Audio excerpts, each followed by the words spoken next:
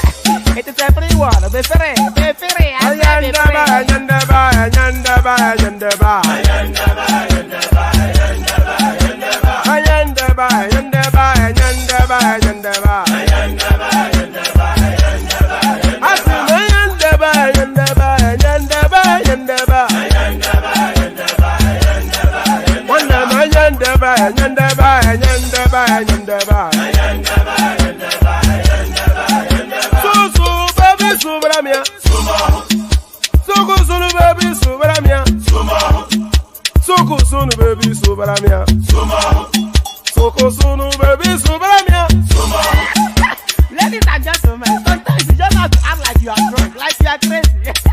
Confuse your enemies, confuse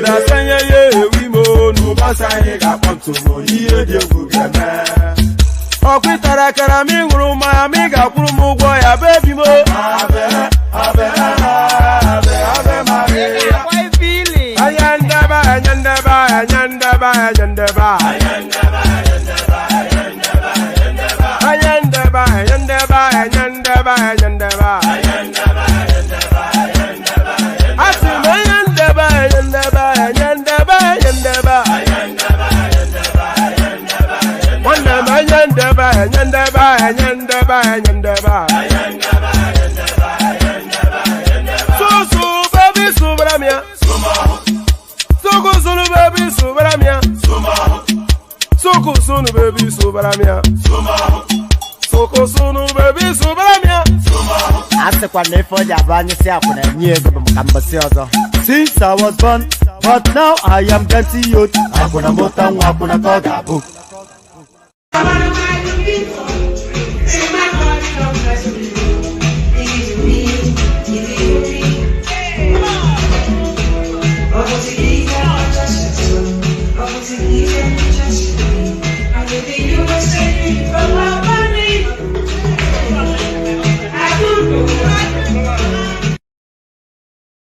And after a suspension as Minister of Humanitarian Affairs and Poverty Alleviation, Betta Edu was denied access to President Tinubu at the presidential villa. This vehicle ferried her out of the villa as she was unable to meet with the president.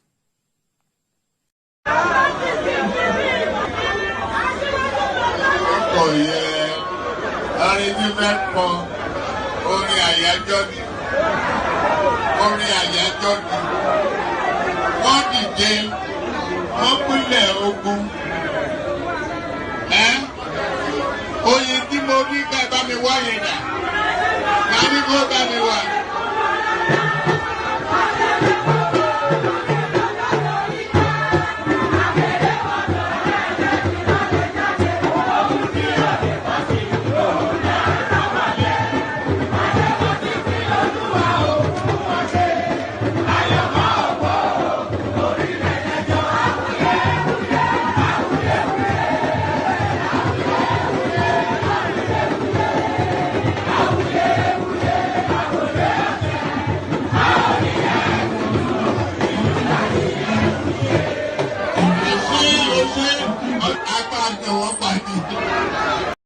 One does not have to be a connoisseur or an expert to appreciate the beauty of their modelling, their virility, their reposeful realism, their dignity and their simplicity. No Greek or Roman sculpture of the best periods, not Cellini, not Udon, ever produced anything that made a more immediate appeal to the senses, or is more immediately satisfying to European ideas of proportion. It's hard to exaggerate what a profound reversal of prejudice and hierarchy this represented. Along with Greece and Rome, Florence and Paris, now stood Nigeria. And there it is right there. I was going to start off with a song, but I thought maybe not. I was going to give you a rendition of O Kingston Town. O Kingston Town, the place I long to be. If you gave me the world, I would give it away just to see. Don't worry. I'll give you. If I get enough encouragement, I'll give you the full rendition of that. I was listening to that. You know how these old songs just pop into your head. Oh Kingston Town. So there it is. Oh Kingston Town. So there it is. Here I am. There you are. And here we go. So here we go again. Another day. Another. There's so much news today that it's very difficult to condense it into one session, but we'll do some readouts, we'll do some headlines, and hopefully the panelists turn up, and then we'll have a robust conversation, because the stage is set for a robust conversation. But before anything can take place, the usual protocol: click on the like button just as soon as you're coming in, subscribe if you haven't done that. You can see the notice on the plea on the thing. We're looking to get over a particular threshold. Thank you, Ola. I love you too. Your voice is terrible, it's telling me. That's not our Ola. I think this is some rascally Ola in the comment section. So you can see the notice on the screen. We're trying to get over a threshold. So if you have not subscribed already, we need a minimum of 10 people subscribing in the course of this session. So if you haven't, then do the platform that favor of doing that right now. So click on like, click on subscribe. And then if you want to come join us on screen, of course, the invitation ever there is an open and permanent invitation for you to come and join us on the screen. If you are joining us for the first time, you might go through a bit of a screening process because we're putting security measures in place for reasons that is who's laughing at me now? Mojo, you're laughing at me. All right, enough of all that. If anybody laughs at me again, I'll sing some more. So yeah, click on like, click on subscribe, click on the hyperlink that says StreamYard.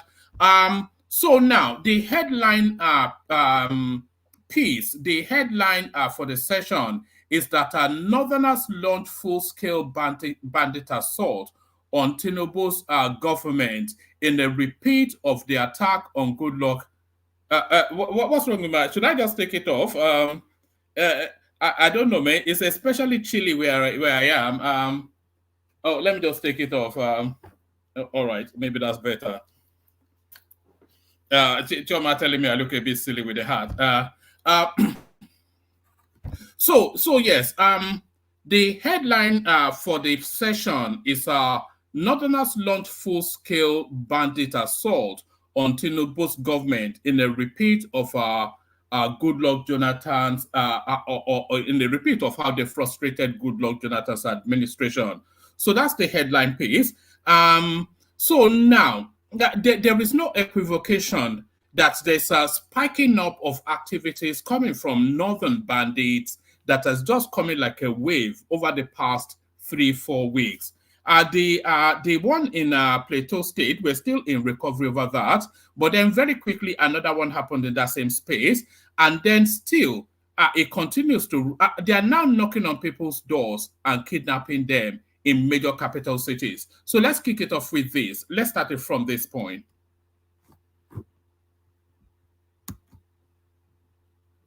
States is the most recent area of the Federal Capital Territory by Sagwari Layout Estates is the most recent area of the Federal Capital Territory to feel the terrors perpetrated by bandits.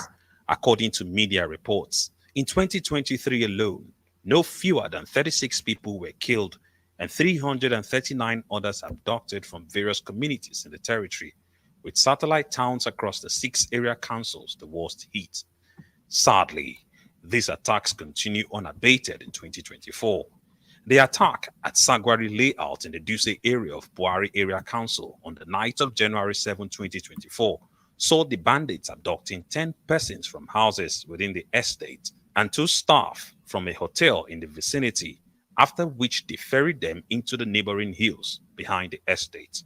Anthony is a resident of the estate and tells us more about the attack. Yeah, with the camouflage, with the army boots. It reached 9, like 10. Military uniform. Yeah, military uniform. Some with the police, black and black. So I dodged. I said, this will not be people go for prayer here. So these people were not different people. Immediately I squad down, I wear singlet. I just remove my singlet. I fold it. I just bend down. I see somebody, one small boy.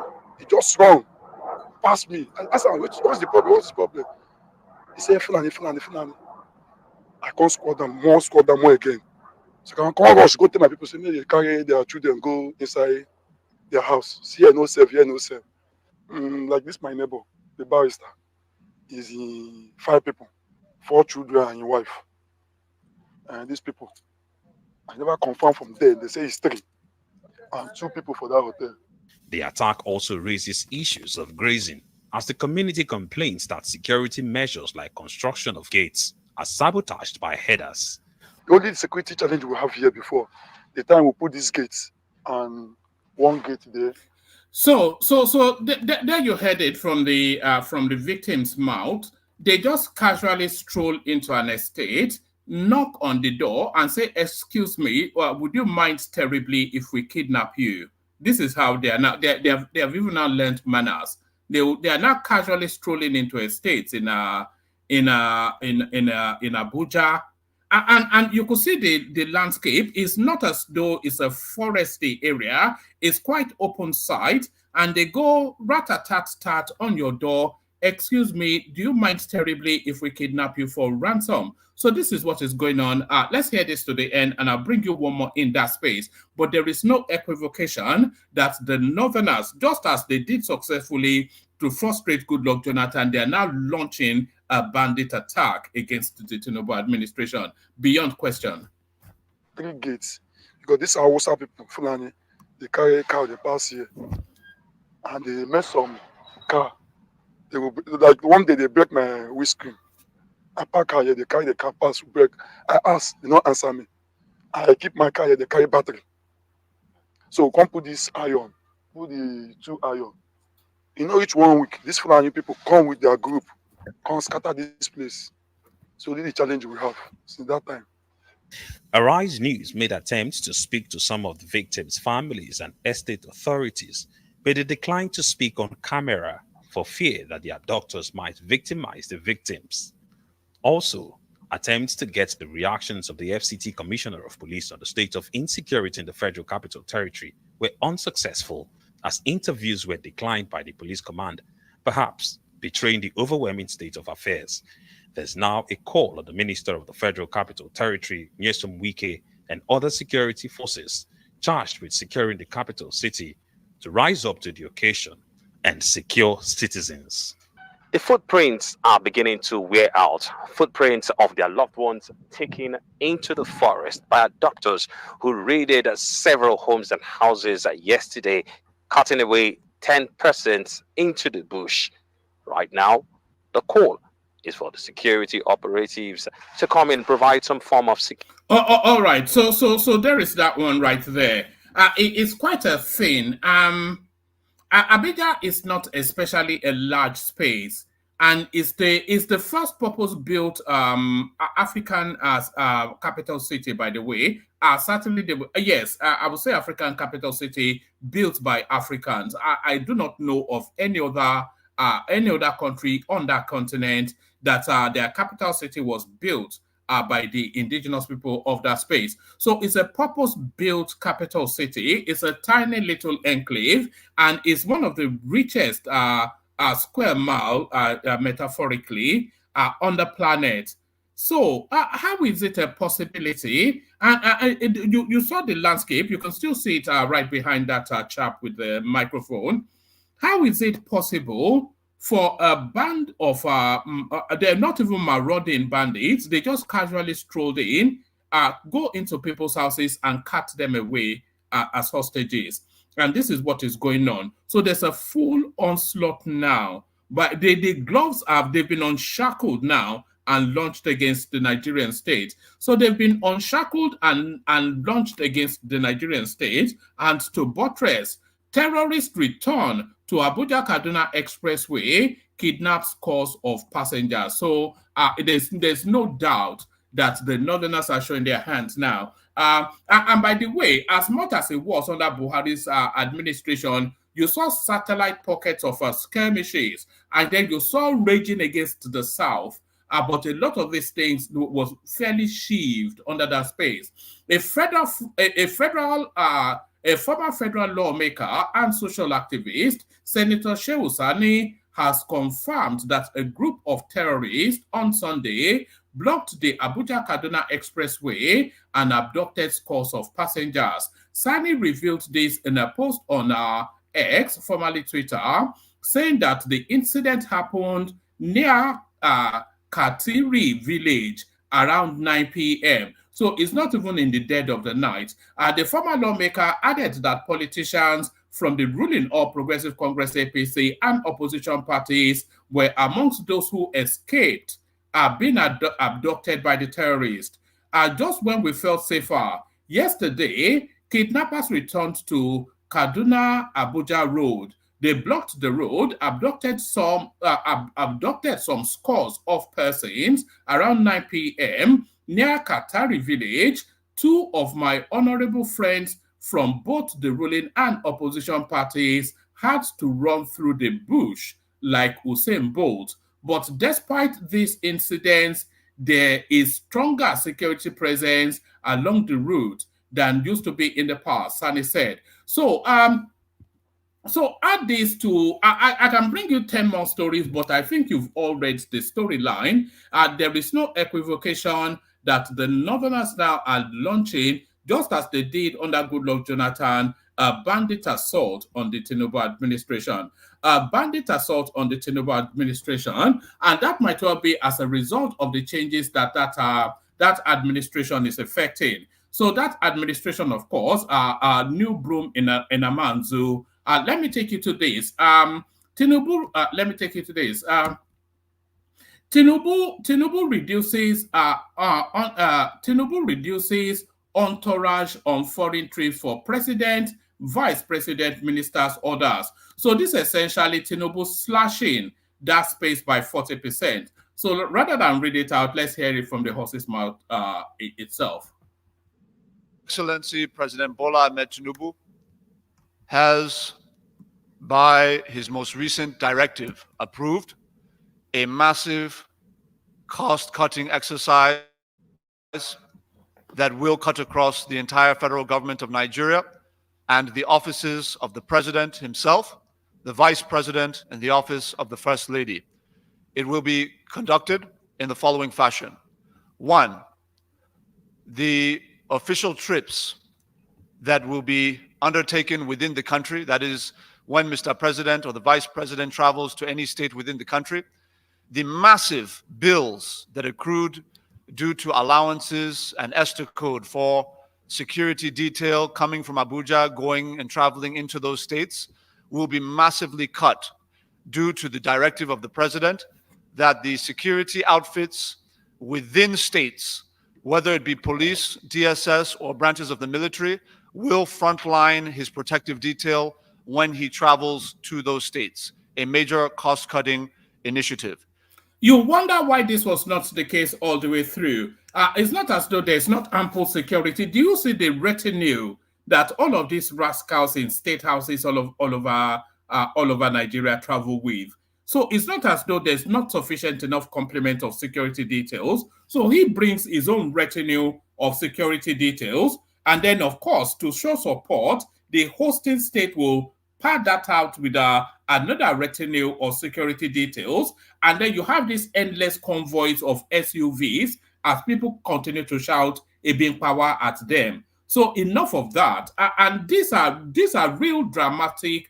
And by the way, I hope Tinubu's administration is not being led by social media. That's just what I'm saying.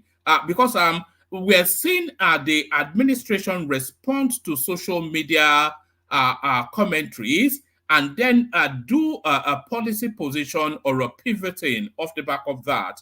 We saw it with Betta Edu. We're seeing it now. This is a response to that 160 million naira SUVs that the obedience were banging their heads against the wall about just about barely 2-3 weeks ago. So this is a response to that. And we have seen just a series of government taking positions off the back of social media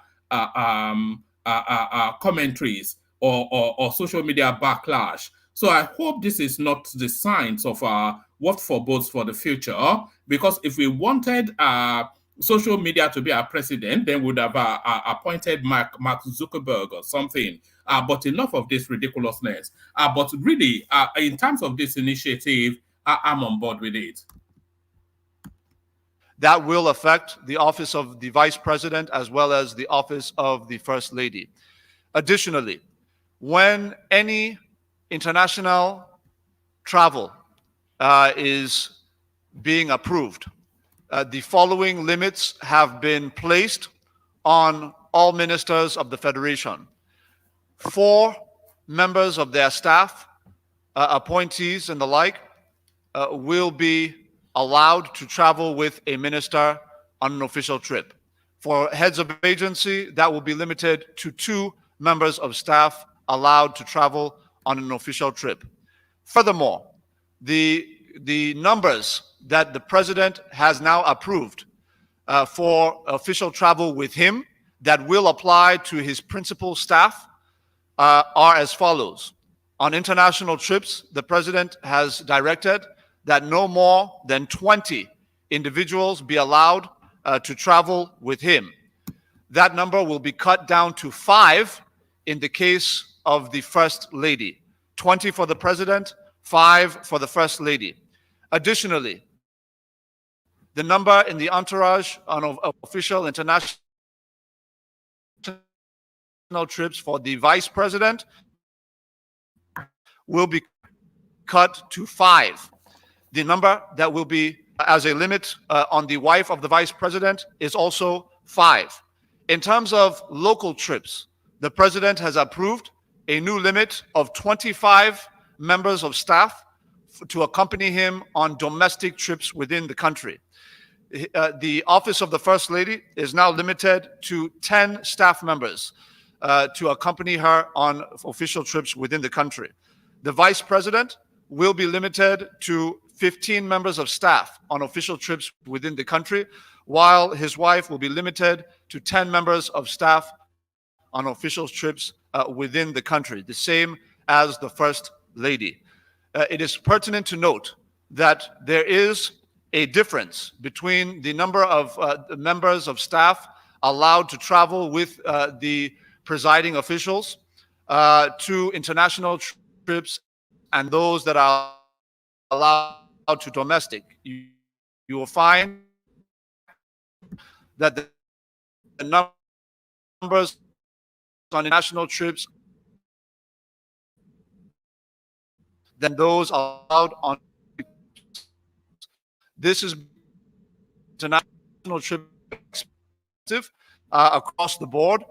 Total sanity, prudence, management of the Commonwealth of our people.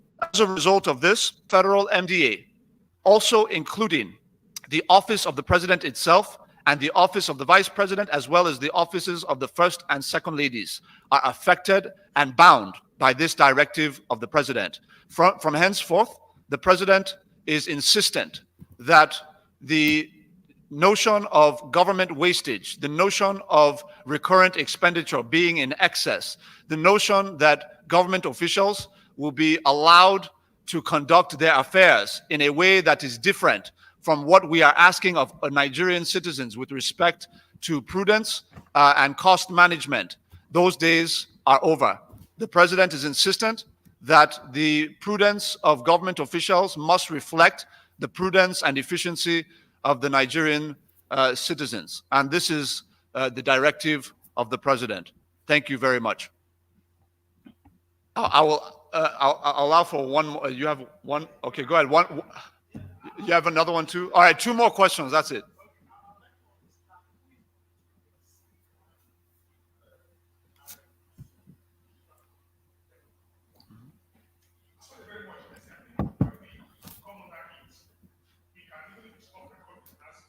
Yes.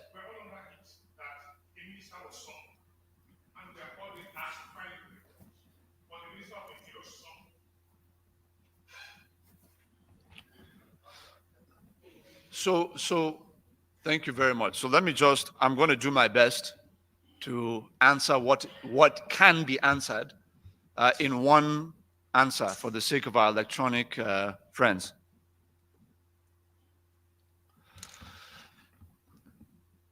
With respect to the adherence to this most recent directive of President Bola Ahmed Tinubu, I believe we do not need to convince the officers of the federal government of Nigeria of the seriousness of the president with respect to how he will implement his directives. If there is anybody who feels that the directive of the president is not binding on them, who feels that the president will not uphold this directive in implementation and seeks to test it, they would do so at their own peril. All right. Anybody that seeks to test the president is doing so at their own peril. So anybody that seeks to test the president is doing so at their own peril. Before we go on to and we're going to what he segued, what he hinted at there, the Tunji Ojo narrative. We're going to segue to that in a moment. But before we do that, let me signpost you in the direction of what is coming on Sunday. Dupsy, of course, she's back, and she was back this Sunday. She carries on next Sunday, and she carries on with a bang. So I'm going to post the link to Dupsy's show on Sunday. Make sure you go and bookmark it. It's going to be a banger. This is what Dupsy is looking to discuss with us. So that's what Dupsy is looking to discuss with us. Some of you may be aware. Those not aware, be aware now. Pope declares surrogacy a deplorable act, but is it right? So that's the headline topic for our Dupsy session on Sunday. So make sure I'm posting the link now. Make sure you go and bookmark it so that you don't miss that session. It's going to be explosive. When is it never not explosive and engaging with the majestic Dupsy? Pope declares surrogacy a deplorable act, but is it? So let's talk about it. Join Dupsy 3 p.m. Sunday UK time. So go bookmark that and be ready to take Dupsy on. So be ready to take Dupsy on. So we go on from what Ajuri just hinted at now. And we discussed this at length yesterday, by the way. It's the narrative of this Tunji Ojo, who some people insisted should fall on a sword or should be made to walk the plank off the back of what some people might suggest profiteering from his position as a minister. Tinubu wants to find out exactly what is going on. contract scandal, Tinubu summons Interior Minister. So there's a new wave now. This is how a country should be run. So, and by the way, the benchmark set by Buhari was so low that anybody that even pretends to do anything near normalcy gets an A-star from Nigerians. So there it is right there. It's not business as usual, apparently, allegedly. Contract scandal, Tinubu summons Interior Minister.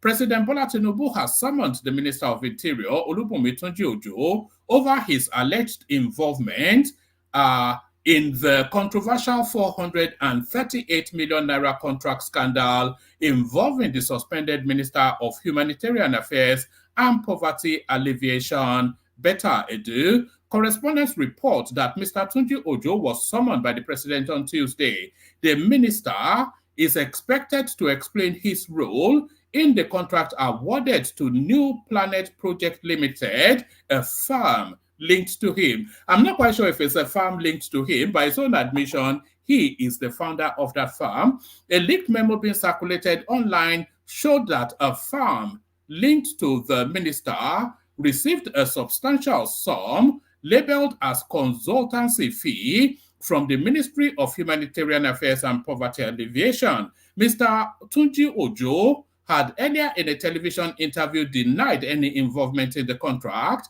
explaining that he resigned his directorship of the company in 2019. So it's a real hard sell to say that it has no involvement in the contract. So they are both Gen Zs that have just come into governance. So you'd expect that there'll be that clique of the youngest versus the oldest in the FEC meeting. They both sit in FEC meetings together. They are both aligned in terms of the governance, and out of curiosity and totally on merit now, he's claiming that his company got this plum job, a company that he founded and is now trying to distance himself from. So tell that to the birds. Tell that to the birds. The minister is expected to explain his role in the contract awarded to New Planet Project Limited, a firm linked to him and also founded by him.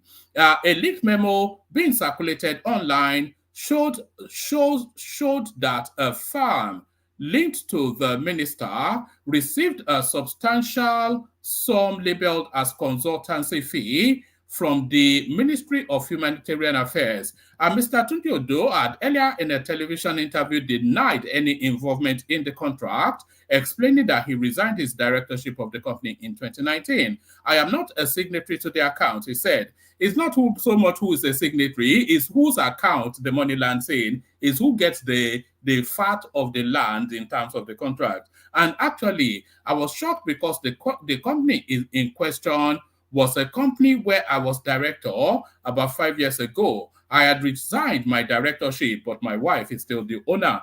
Mr. Tunji Ojo said he co-founded the New Planet Project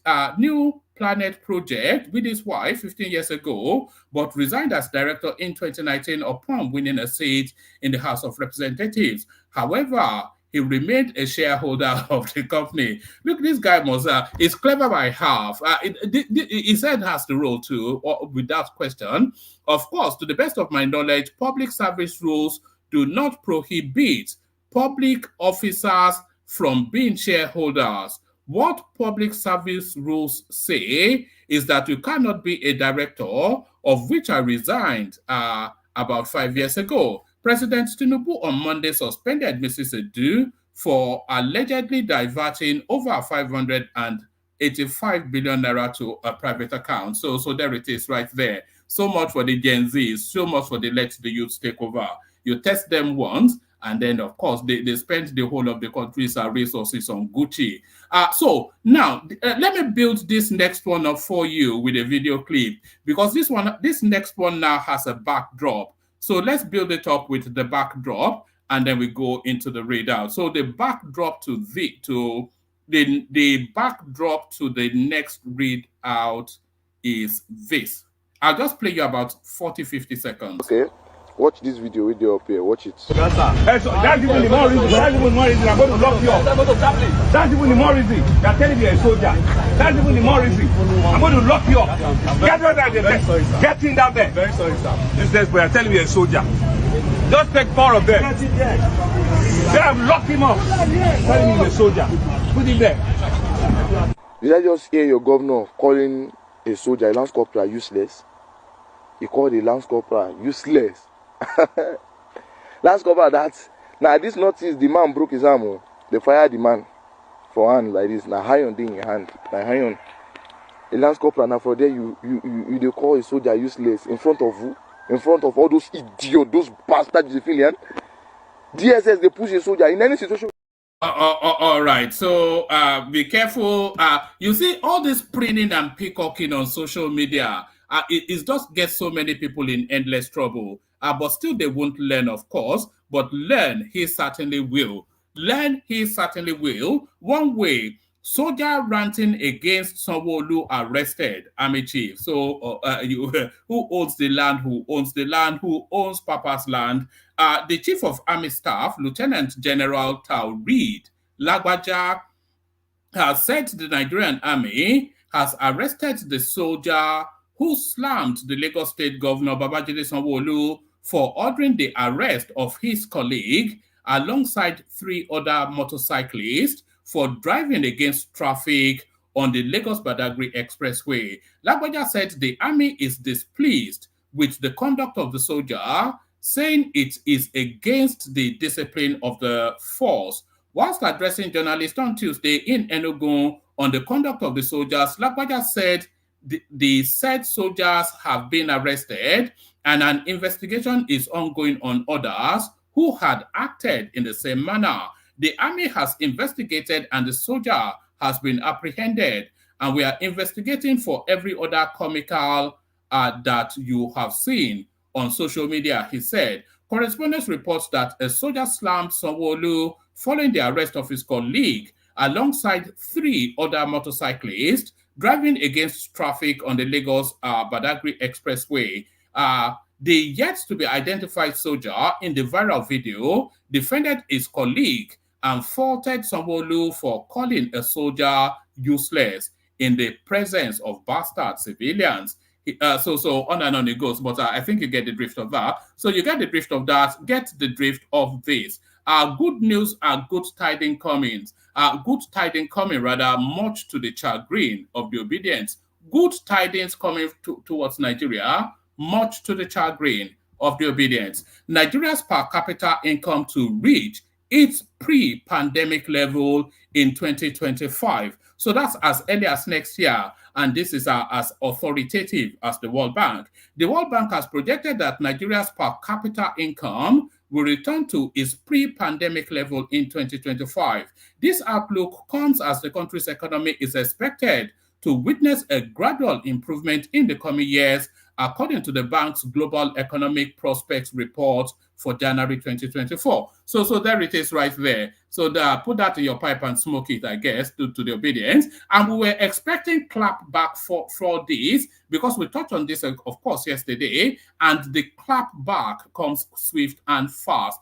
The clap back comes swift and fast. Labour Party reacts to Okupe's exit, says no room for political opportunists. So what do you mean no room for political opportunists? They've inserted you from behind, and then they've walked away after having their pleasure at your pain. The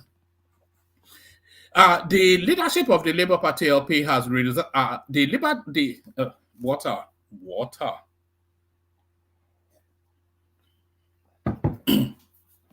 The leadership of the Labour Party LP has reacted to the resignation of Tunji Okupe, a former Director General of the Presidential Campaign Council from the party. In a statement on Tuesday, Obiora Ifo, so this is now the Abure camp responding. In a statement on Tuesday, Obiora Ifo, National Publicity Secretary of the Labour Party, said there is no room for political opportunists in the party. Okupe announced his resignation from the party in a letter on Monday. He said his decision leaves the Labour Party. He said his decision to leave the Labour Party was based on ideological grounds and wished the party success in its future endeavors. In a statement, he first said Okupe's exit from the party is not surprising, adding that he has a tradition of jumping from one party to another. I wonder who else has that tradition. I wonder who else has that tradition of hopping from one party. You see, it's just it's a narcissistic thing, isn't it? Those are the telltale signals of a narcissist who is only propelled by his own self-interest, hopping to wherever his interest is best served, and not at all wanting to build or stay for the pain of graduating a process.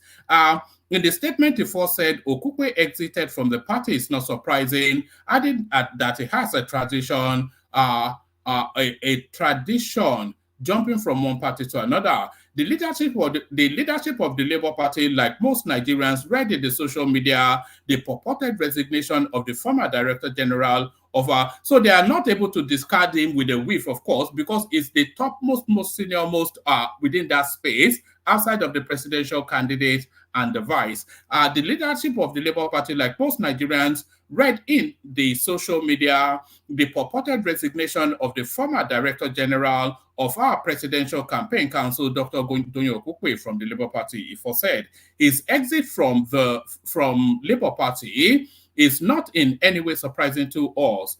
In a true character of traditional politicians who move from place, I mean, we only, I'm sure somebody in the commentaries will mention the obvious, of course. I mean, these people, man, they have no sense of irony, no self-awareness, no sense of irony. His exit from the Labour Party is not in any way surprising to us. In a true character of traditional politicians who move from place to another, he was in PDP, from PDP to APC, then Labour Party. But maybe Abga next, maybe he's doing the reverse of the route. His exit from the Labour Party is not in any way surprising to us. In a true character of traditional politicians who move from place to another, he was in PDP, from PDP to APC, then Labour Party, and we won't be surprised if he goes back to his vomit and embraces either APC or PDP all over again. It is all about where food is ready. Labour Party is an ideological party, but what is the underpinning ideology? Because Okupe, of course, tells us that it's right of center, and Labour Party is left of center, and the ideological chasm is visible for everybody to see. So why was he a top functionary of that party in the first instance? Labour Party is an ideological party. It has a clear-cut ideology which supports equal opportunity and social justice. It is specifically not a place for people like Tunji Ojo. It's unbelievable, you know. There's no lack of compunction, no sense of irony, just away with the fairies. It is specifically not a place for people like Tunji Ojo. And by the way, in a parallel universe, in the land of Narnia, in some twilight make-believe world that will be his president, this guy will be now the chief spokesperson. But now he's not fit for purpose. It is specifically not a place for people like Tunji Ojo.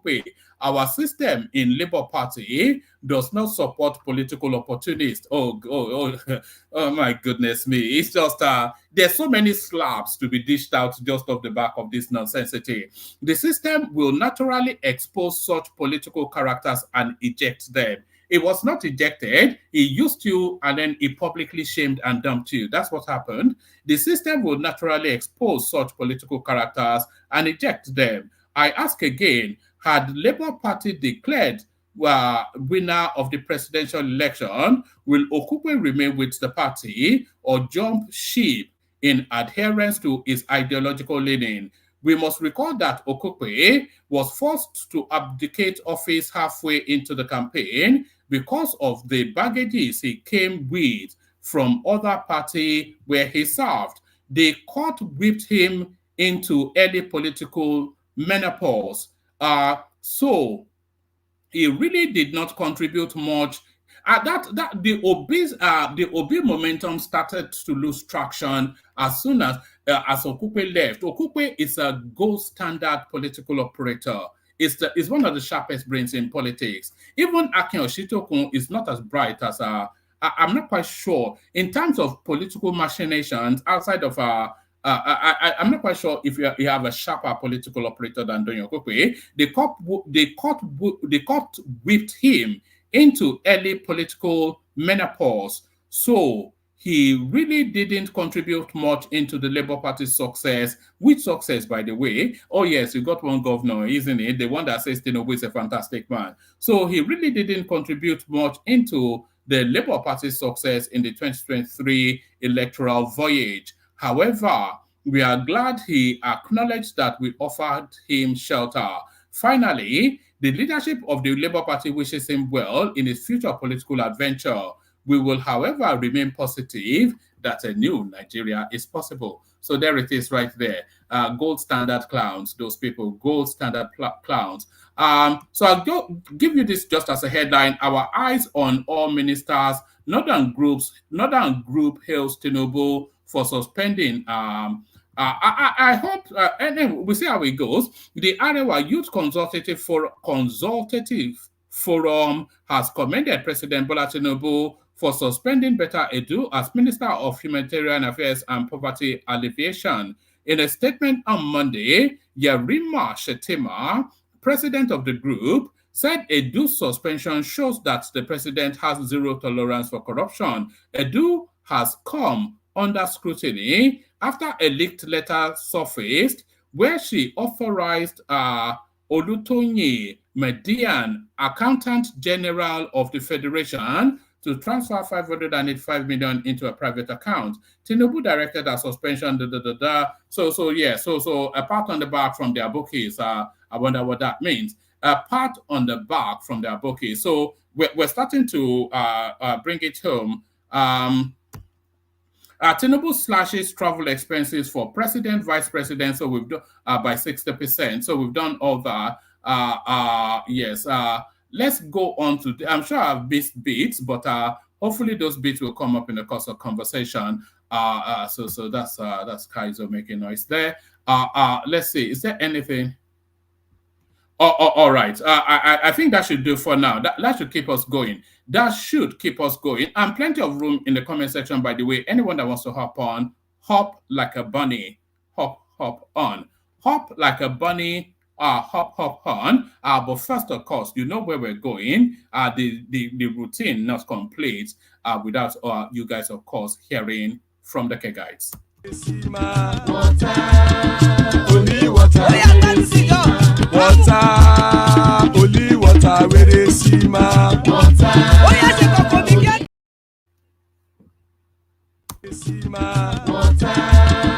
Only water, only water, where they see my water.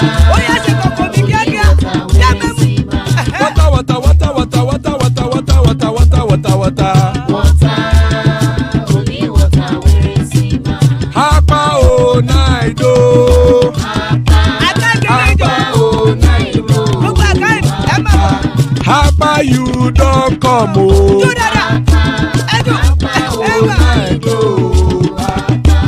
Hapa o naido.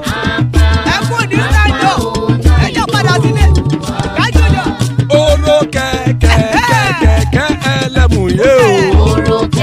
Ide shodi ya keke elemu re o. Obi master keke elemu re o. Chifu file keke elemu re o. Erukulele elemude.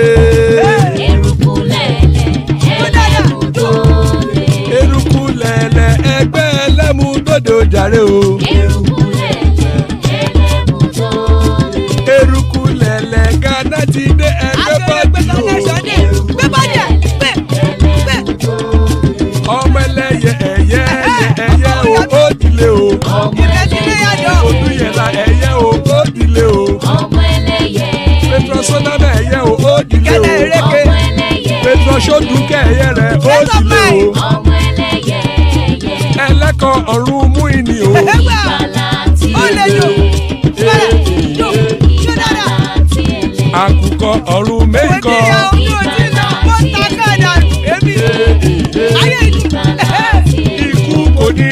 àgbéṣe o.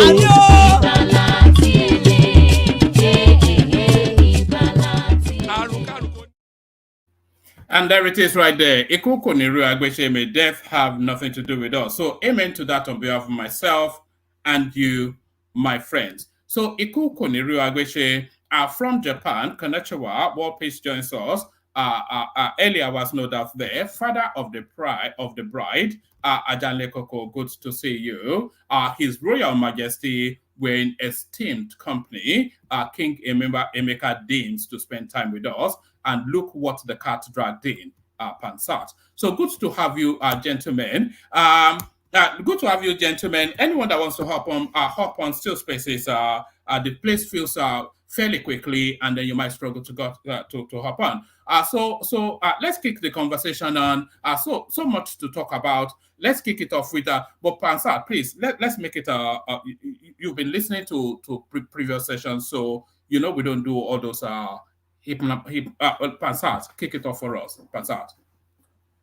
Well, hello to everybody who's on the panel and those listening to us. You have a lot on this episode. So what I'll do, let me just take a couple of minutes to introduce my thoughts. Then I'd like you to come back to me when others have spoken so we can then deal through it more seriously. And the last story that you talked about there, I believe that what we'll be looking at in that Northern Elders Forum part of the back, it's nothing but your good old male chauvinism and Islam, right? You notice that women get weeded out of politics in Nigeria with all kinds of guys. They don't promote theirs. All the women that come from the South that attain prominence are removed with one silly reason or the other. Things that the male are complicit in doing, or even more so. You could remember I forgot her name now, that used to be, what's her name that came from London and was in the administration of Buhari? Yeah, me something. Yeah, I think so. And they accuse her of forging her what do you call this? Yeah, something trivial. Now, I'm not saying that she was the smartest bulb in the room, but you can't be removing women as much a society as we have. We're encouraging the women to come up into politics, right? It's a population, a group that's close to 50% of our population. And they keep removing them because, now, I've made this case, I don't know why people don't pay attention to the little silly takia of Muslims in Nigeria. Number one is that they don't like democracy. Not that they don't like it, it's haram. It's in their tenets that leaders ought to be picked by some kind of council. This is fundamental. We have to fix this problem right here. So weeding out these women from office, like Desiani, who probably took some money, but who isn't taking any money in the Nigerian government? And they're pursuing her, even though she's going through cancer, and they're pursuing her. But in that case, that's what I'm going to be talking about chauvinism and the Nigerian polity.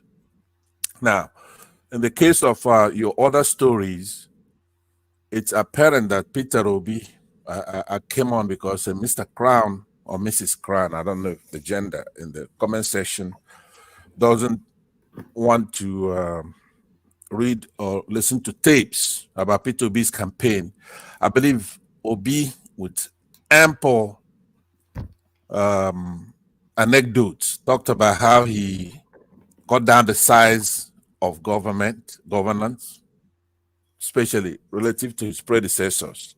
We used to have entourages, people going to Lagos and Abuja with him, and he says, hey, look, I don't know what they're going there to do. I'm the one who's going there to do something. And it got a lot of laughs and endeared him to a lot of people. So it looks like what Tinubu is trying to do is to hotwire himself to become some kind of Peter Obi, and that's just not going to work. Like one man aptly said, he's trying to govern by looking at social media, and I believe it's the right call in that case. But you know what? Tinubu can never transform himself into it's impossible. I mean, number one, you have to have empathy. He doesn't have that. You have to be serious. You have to have credibility. Talking about legitimacy, he has none of those things, and they're very important as far as being a Peter. So we want that question. So now, on the other story, what was the second story you propelled there a minute ago? There's a lot, but the headline piece is that essentially the Northerners are launching the same technique that they used to kick Goodluck Jonathan out of office against the Tinubu space, using insult, because we're seeing a real spike up in incidents. Not that we've ever really gotten over the hump of that space, but we're seeing a real ratcheting up to the point that they are now casually strolling into people's houses and kidnapping them in dense cities and broad daylight. So that same technique that they used to frustrate Goodluck Jonathan back in play. Absolutely. I believe that's a good observation. And there are 2 or 3 kinds of Northerners that are retarding our progress in that country. Obviously, none of them is a good actor. None of them. But there are some that are worse than others.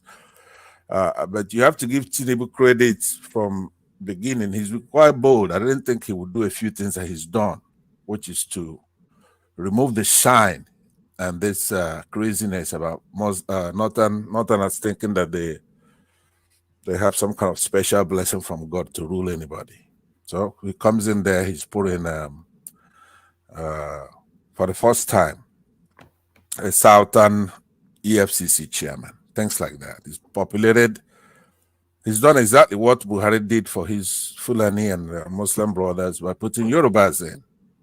So that's a good thing, at least to show that you don't have exclusivity in that kind of thing. But and he's done quite a lot in that kind of in a way to cut off their nuts as far as all the stuff they've done over these years, in the last at least 8 years, trying to render the South effete, right, weak. So Tinubu does get credit for doing a few things like that boldly. And to my surprise, they didn't do anything to him, but these people are very patient. So to answer that point directly, there are 2 types of northern irredentists and violent people, right? They have the more virulent one, which they give tea, things like that. They did it to Abiola and all that. They go all the way out. I don't think that has been activated, but I believe that Tinubu is doing the right thing in this case with that announcement today to curtail and clip the wings of Shetima, because that's who's going to be the vector of this, right? That's who you have to watch. Now, all right. But finally, people such as Awike, you may not know it, when you see some of this violence coming to fore with violence and like things like Chibok girls, who do you find in that crime scene? When you look at it, like in Chibok case, you find, believe it or not, Wike. In the Chibok case, he was the secretary. It was for the state in education, whatever whatever that language is.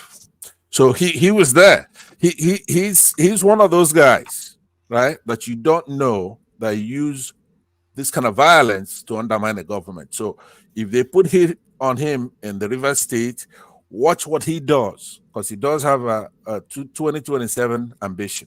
Okay, come back to me later on so I could then deal with what I actually came to talk about.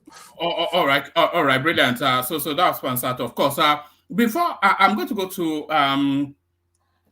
to Emeka next, but before I go to Emeka, a bit of administrative stuff. Update on our One Man Went to More Level Up initiative. As you know, we launched that initiative a few weeks ago, and we were able to raise 955 pounds, which came to approximately 1.3 million naira. So we sent 430,000 to Hassan to find beneficiaries in the north, and then we sent 430,000 naira to Folly B to find beneficiaries in the southwest. So now we're looking to send the last tranche of that money, 430. It's meant to go to the southeast, but we cannot find anybody that is willing to do the legwork to go on. So maybe at some point, if we can't find anybody we've asked the Kenneth, he more or less rejected he wasn't willing to make the effort, essentially. So if we cannot find anybody to take it on, then I'll come back to the platform to see if you want to split that in half and send it to the north and the southwest again. But we had reports from Folly B's, which we saw, but I've been able to put Folly B's reports together. So I'm rendering it now. So as soon as I finish rendering, I'll bring it to the platform, and I'll also post it as a video on the channel itself. But we've also had reports from Hassan. So now Hassan's voice is in whispers, so you have to listen attentively to what he's saying. But essentially, what he did was to split. It was meant to give the 430,000 naira to 3 beneficiaries.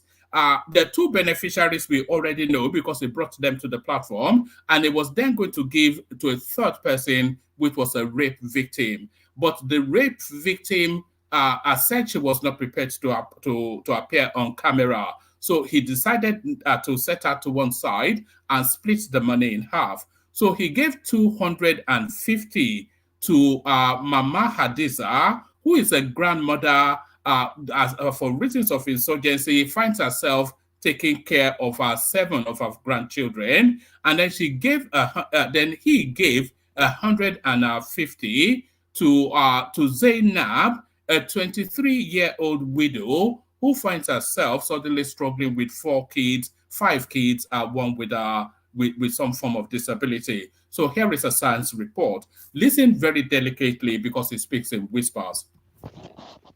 So one man, my conversation with Mama Hadiza is me and asking her if she has received the funds, and telling her that I will send this video to the people who actually donated.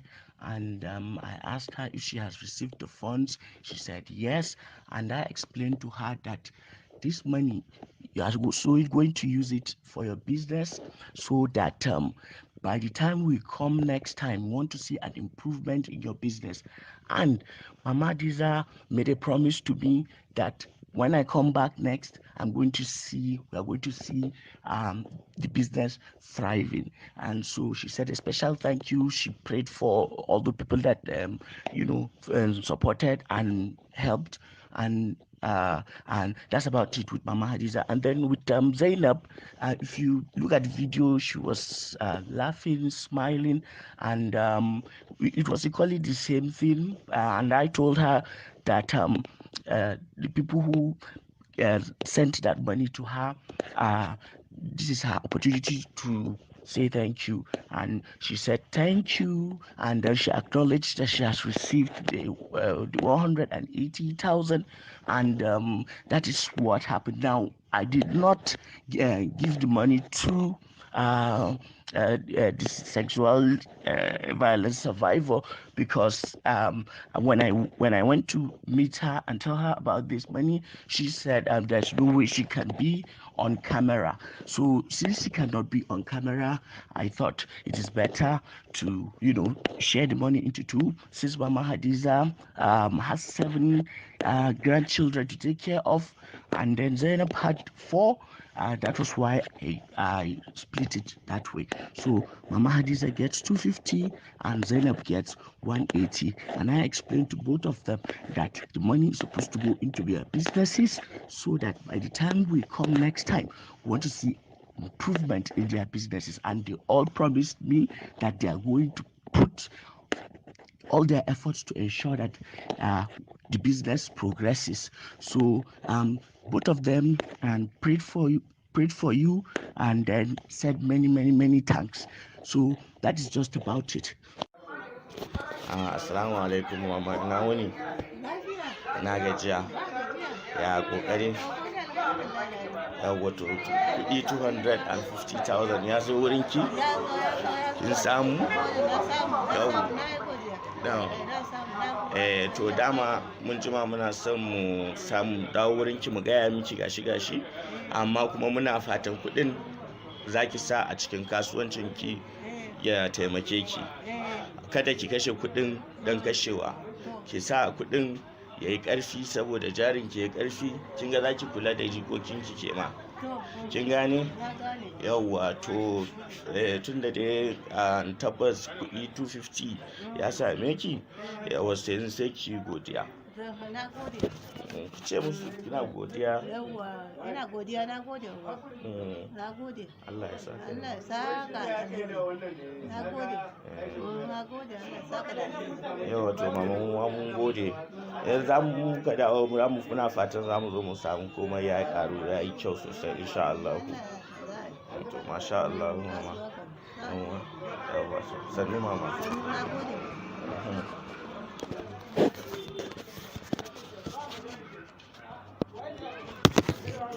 Yauwa to Zainab, na yau kina murmushi kina dariya. Mun ƙara dawowa daga wannan platform. Ina so in sani shin sako ya same ki? Alhamdulillah sako ya same ni. Yauwa to sakon nawa ne ya same ki? Sako na samu alhamdulillah, na samu 180. Masha Allah. Na gode Allah ya saka da alkhairi, kuma insha Allah zan yi abin da ya kamata. Na gode. Yawwa to mu ma mun gode sosai. Shawarar da zan baki shine wannan kuɗin da kika samu ki amfani da shi a cikin kasuwancin ki sa a business ɗinki ya haɓaka. Insha Allahu idan bayan ɗan lokaci muka zo muka ga cewa abin yana haɓaka, har yanzu za mu ƙara iya taimakawa. Allah ya taimaka, Allah ya bada sa'a, kuma duka mutanen wannan platform suna miki godiya da albishir. To me za ki ce yanzu? Na gode Allah ya saka da alkhairi, kuma Allah ya sa haka. To masha Allah. So everyone, and that is the end of it. Regards to all of them. Bye bye.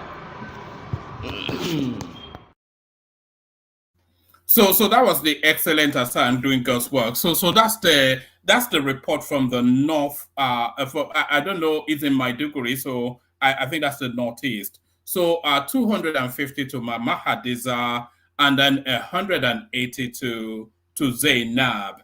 So thank you everyone that participated in that. As soon as I finish rendering the Folly-B's report, I'll play that in the course of this session as well. So those are two trenches now: 430 to the north, 430 to the south, southwest. 430 still outstanding to go to the southeast. But if we cannot find anybody to take it on, and then I'll come back to the platform, and then you guys will have to make a decision. So thank you one and all for participating in that. Back to the conversation, and we go to King Emeka. Mekus. Yeah, good evening, woman, and nice reports from Hassan, and we're hoping Folibi gets back to us. This is a very nice initiative. Special thanks to both of them. I don't know why Kene, who has gone to the village and is enjoying his millet pap. He couldn't even take a moment from drinking burukutu to go and do some good. I will smoke him out this night. Let to come out again. I know what to do to him. I know can you take it on? You're not. I'm not in the country. So, but I will try to smoke Emeka Kene out from where he's listening from the background. I will say something that will make him come to the platform. Anyway, good evening, one man. Like you said, today the new session was buzzing and bubbling with lots of information. And in fact, there was so much that I left out. There was so much news today. Yeah, I know.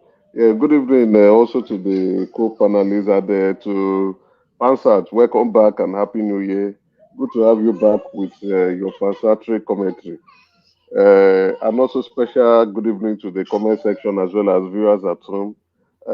We keep don't forget to like when you join the show or the platform, and also share and subscribe and invite your friends, family, and enemies to come and enjoy the one-man show.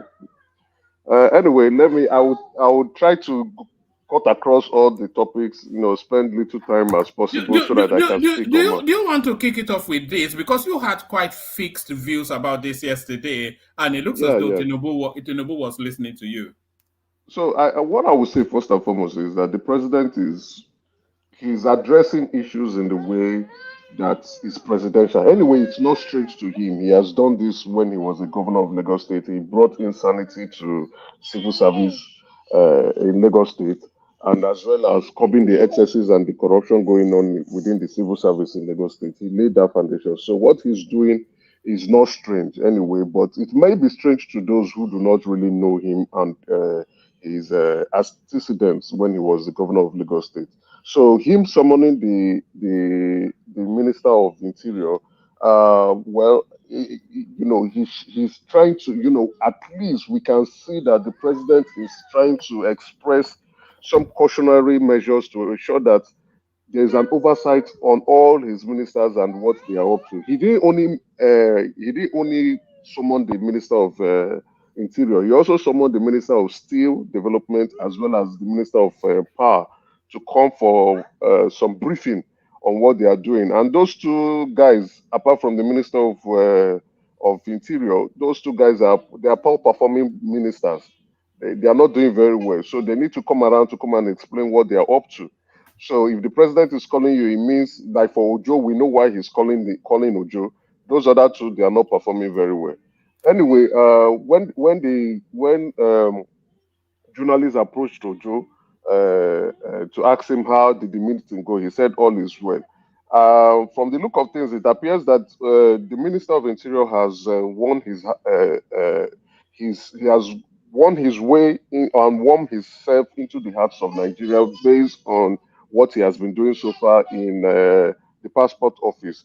I can tell that a lot of Nigerians really want him to continue, regardless of the unethical actions that he took.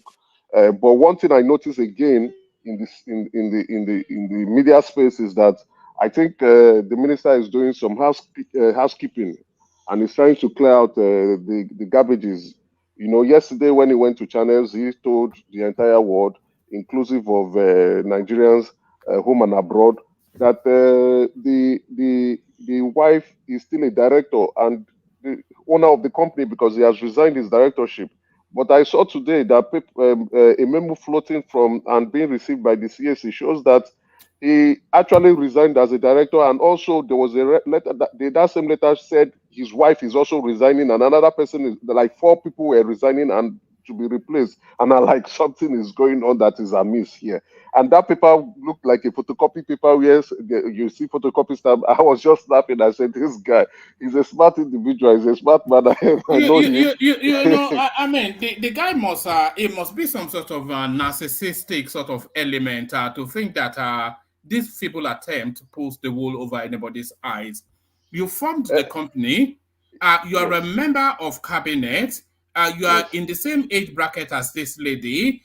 Fortuitously, is one inviting us to believe that it was fortune that lands this now plum contract on in your company, which you are then telling us that you are no longer a director of. But who is the beneficiary of that money that comes in?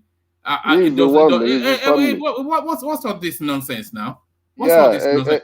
Exactly. Say I took the contract and I executed the job. That should be his defense. But he knows the repercussion when Emeka, good morning. Ojo, he can be academically smart, but he's not street smart. And he should not continue going on this trajectory. He should just keep quiet and let them do damage control. What he's doing right now is I think he panicked. Yeah.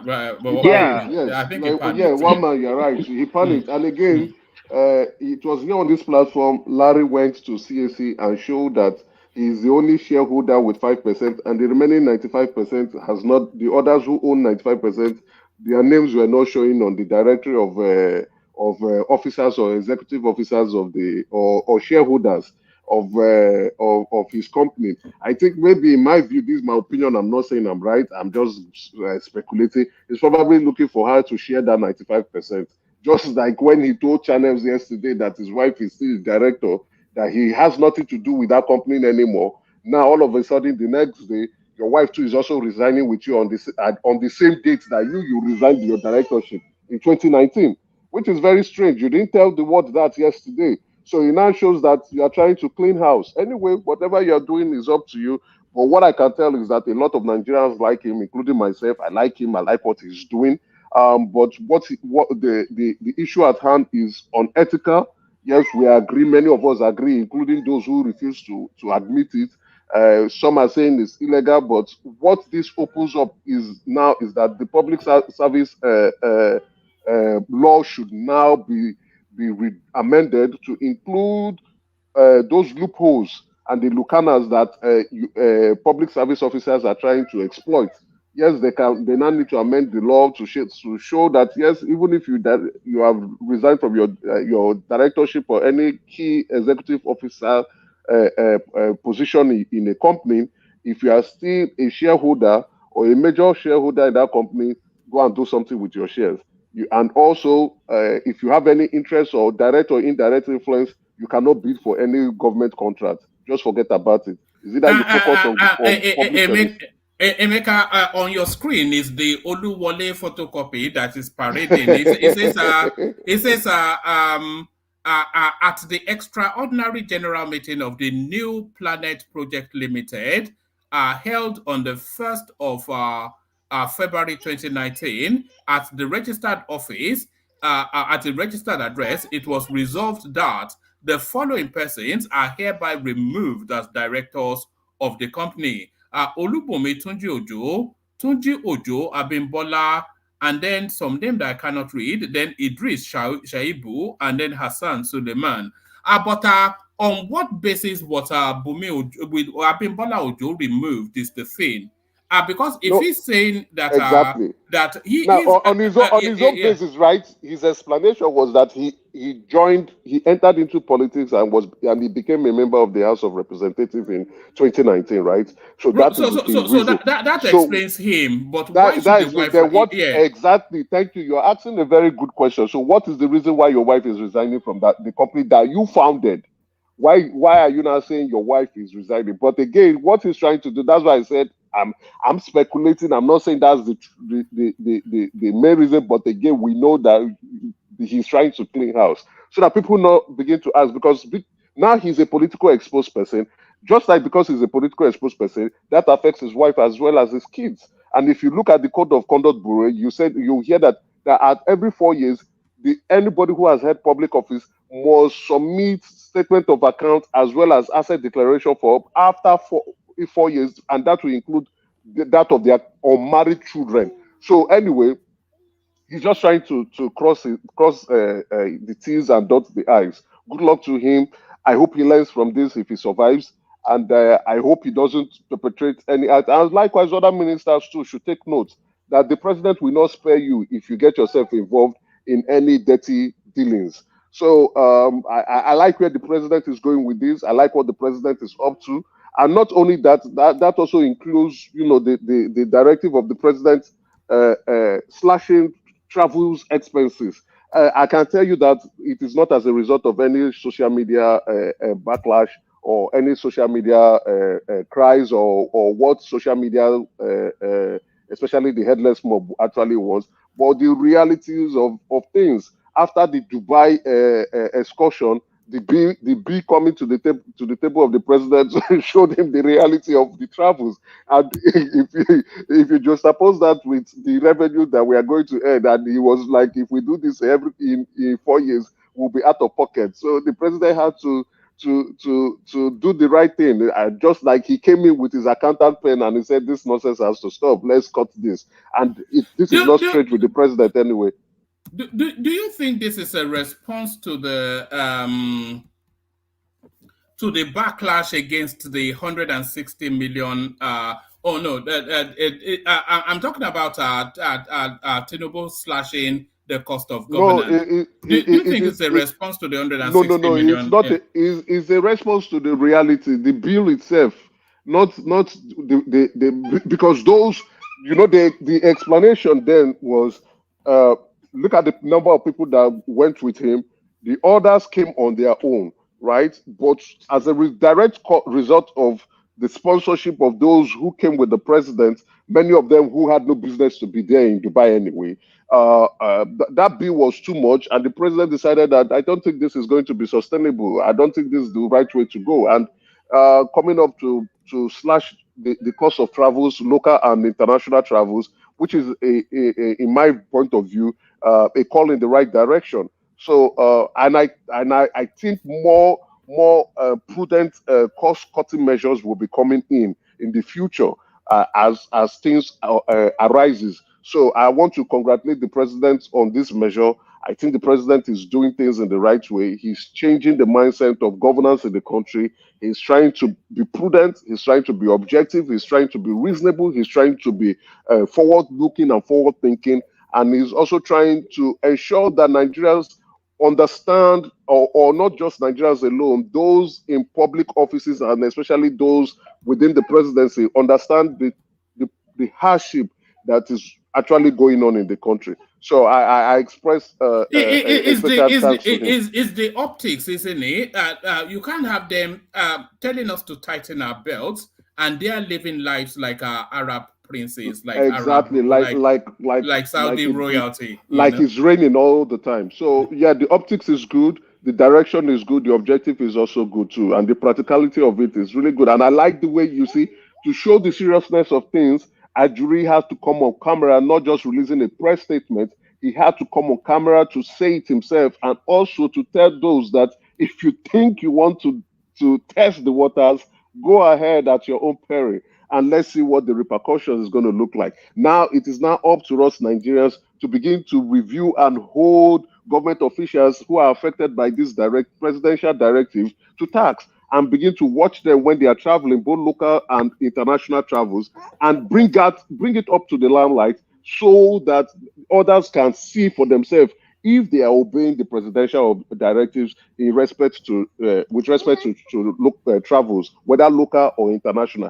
And we can tell that it's cut across everybody, and they're all affected by it, including the president himself. So what this entails is that if the president is traveling only internationally, only 20 people needs to be with him, including his personal security or any aides or special assistants that should be along with him, even his personal secretary or principal secretary.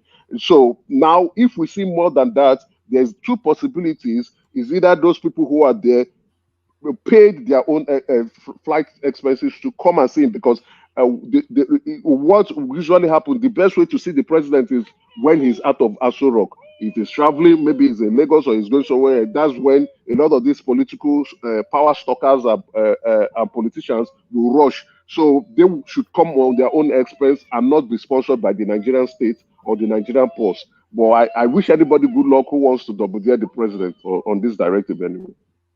All right, brilliant. Let me take you to this headline, Emeka. So it is off the back of Sanwo-Olu's citizens' arrest, and then the backlash from the army, and then the empire strikes back. So is this excessive? One way, soldiers ranting against Sanwo-Olu arrested. So that's the army chief. I knew this was going to be the outcome of things anyway, right? But it also paints the army really in a bad light. You understand? It is really sad for the army to allow their chief to come out to explain their stupidity. It is really sad. And there again, I don't know if maybe because of the cameras we have on phones, if that is really, although this generation of who did not use Nokia 3310 or never experienced phone when they were young, when they were growing up, You know, I think there's something hypnotic about phones and their cameras that people begin to tape themselves and express their opinion on camera, and then not only that, publish it to the entire world to see. You know, I won't particularly want to hold that soldier responsible for that careless and silly act, but you could tell from especially with the Gen Zs that they are so excited to put themselves on cameras and express their opinions or express some activities that you look at and you say, do these people have families, or are they all right? Do they need pills? You get it. But what I've looked at, I just say maybe, you know, they grew up with phones, iPads, you know, electronic devices. When we were growing up, we grew up with throwing stones at each other and picking sands and playing, you know, tente and the rest, and jumping treadmill, or you know, what would do? I've forgotten this. And doing sway and do, you know, counters and those stuff. You know, that's how our childhood lifestyle was all about. But them themselves from childhood. Remember when we used to spin tops? When you spin a top, that was yes, that was our own that you know exactly, you know. But they grew up with, you know, with iPads and electronic devices, so that may be my own reason for the soldier. You should. I knew they were going to arrest him, and they are going to. As a matter of fact, I think he's going to be dismissed. So, you know, you don't go about making such kind of careless statements and expressing your opinions, especially when you are in a professional setting. You are a military officer. Well, he's not an officer, but you're a military personnel. You shouldn't be careless with your statements. You shouldn't be careless with your words. And then again, you are putting the Nigerian army with your statement, putting the Nigerian army in disrepute. So I knew it was going to end up this way, and that should be a warning sign to the rest of them, especially the low-ranking and junior cadres of the military, including the Nigerian army. You be careful with what you say, and then you have to also give respect to the Nigerian Navy and the Nigerian Air Force. You barely hear their low-ranking personnel engaging in these shenanigans and this silliness. All the indiscipline from the military is usually from the Nigerian army. Now, the latest is Nigerian army flogging somebody in Rivers State, and they were videotaping it. These behaviors, I just don't get it. And it's really sad for your chief. For your chief, that's your highest ranking officer who is responsible for the army, coming out to be explaining why his boys are indisciplined. It's very embarrassing. I think they should go the high route. And I also heard him saying that the officer responsible for signals and administration has sent signals to all the cantonments to inform them of this marching order and to ensure that the Nigerian armies are well disciplined. So anyway, let's see how it goes. I'm not hoping the next time we want to see the chief of army staff is not on these frivolous issues, is to tell us that they stop insecurity in the country and not explaining somebody who is on camera and cannot respect himself. All right, Emeka, the green shoots of hope starts to spring. Nigeria's per capita income to reach its pre-pandemic level in 2025. This is as senior a space as the World Bank, their annual report, and as early as next year, the recovery starts to become visible. Most definitely, right? With you see, that was why I was trying to explain to some other on the different platform that you see. The last administration, we didn't know, the bus driver didn't even know where he was going to. He was just driving blind, right? But with this administration, in view of the challenges we're experiencing currently, the bus driver is telling us, I know where I want to go to. I know I might not know the route entirely, but I know my destination. He has clearly explained that he wants to grow the economy to a $1 trillion economy. He has also explained that he wants to expand the economy productivity-wise, as well as create more jobs, and then improve on our resources, our mineral resources, so that we can be economically strong. And he's not just saying it, He has shown that with examples by going to different countries, going to different summits, engaging with different heads of states, and trying to sell the Nigerian project to them. So what we are going to begin to see with all these plans is that from next year, which the World Bank has actually predicted, we'll begin to see some growth.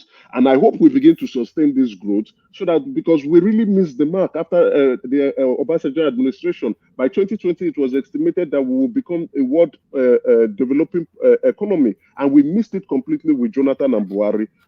And that is really, really sad that we missed that, because if we were going at the rate at which Obasanjo was trying to grow the economy by then, by 2020, a lot of things would have been going on very well for us. And I don't think the Japa syndrome would have kicked in. Those who want to travel would have traveled by choice and not by force. So anyway, I think can I interject you, Emeka? I have a question for you. Let me land this point. I think the World Bank is looking at the economic policies and the blueprint of the Tinubu administration and their plans, and they are making that prediction, that growth predictions on how the economy would look like or shape like. It may not be. I will not let you get away with such an assertion. That is completely inaccurate. Hold on to Nigeria. It is a prediction. It is a prediction. It may not. So you are saying it because of Tinubu's administration's policy. Yes, that's what the report is even saying. It's a prediction of what the economic outlook will look like in 2025.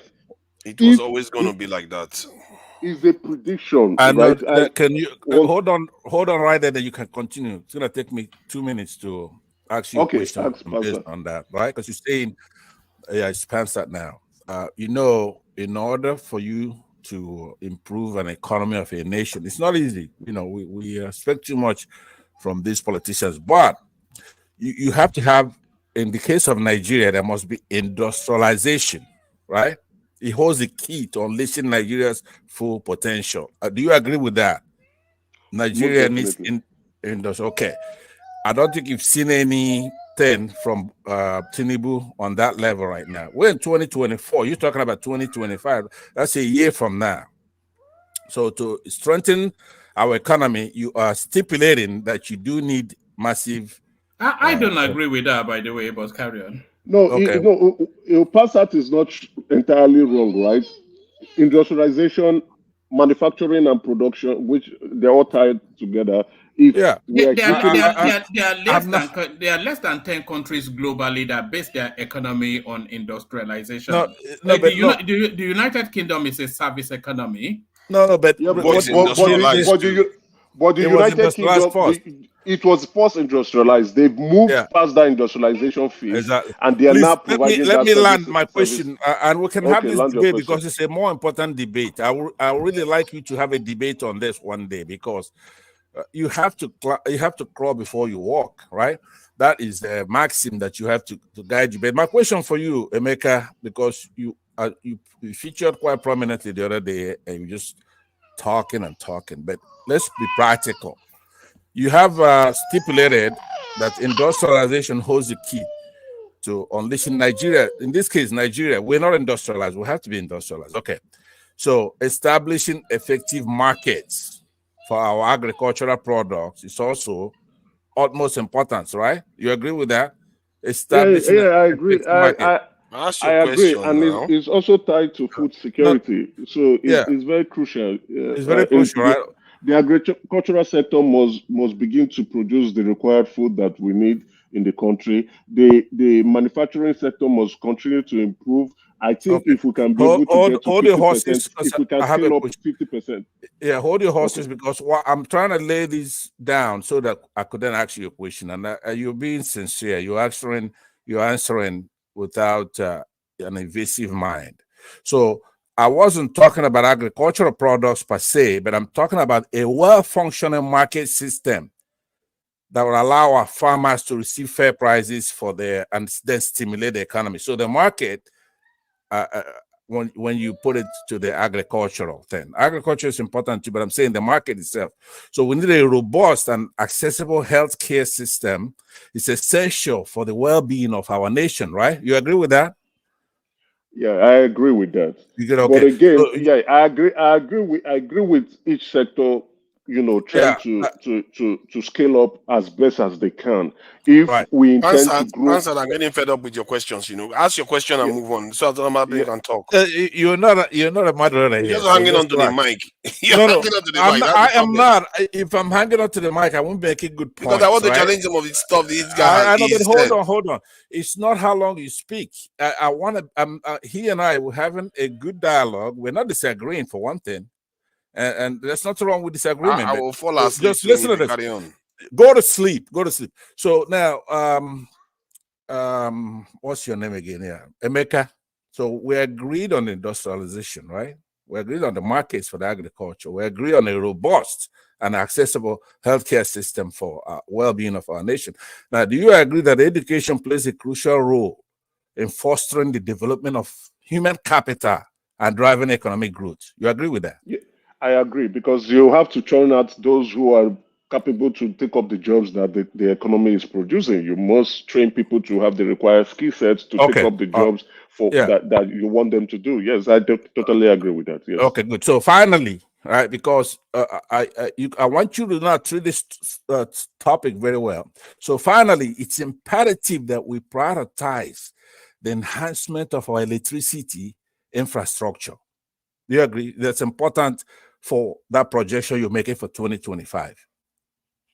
Not just 2025, not just only 2025. So that 2025 is a projection not made by the Nigerian state. It's a projection made by the World Bank. Okay, so let's distinguish. Yeah, but you agree that electricity, that infrastructure, electricity is important. Correct. Okay. Then again, So now my question to you is that what's the milestone achievement so far of this administration, that even if it's 2026, but you're saying 2025.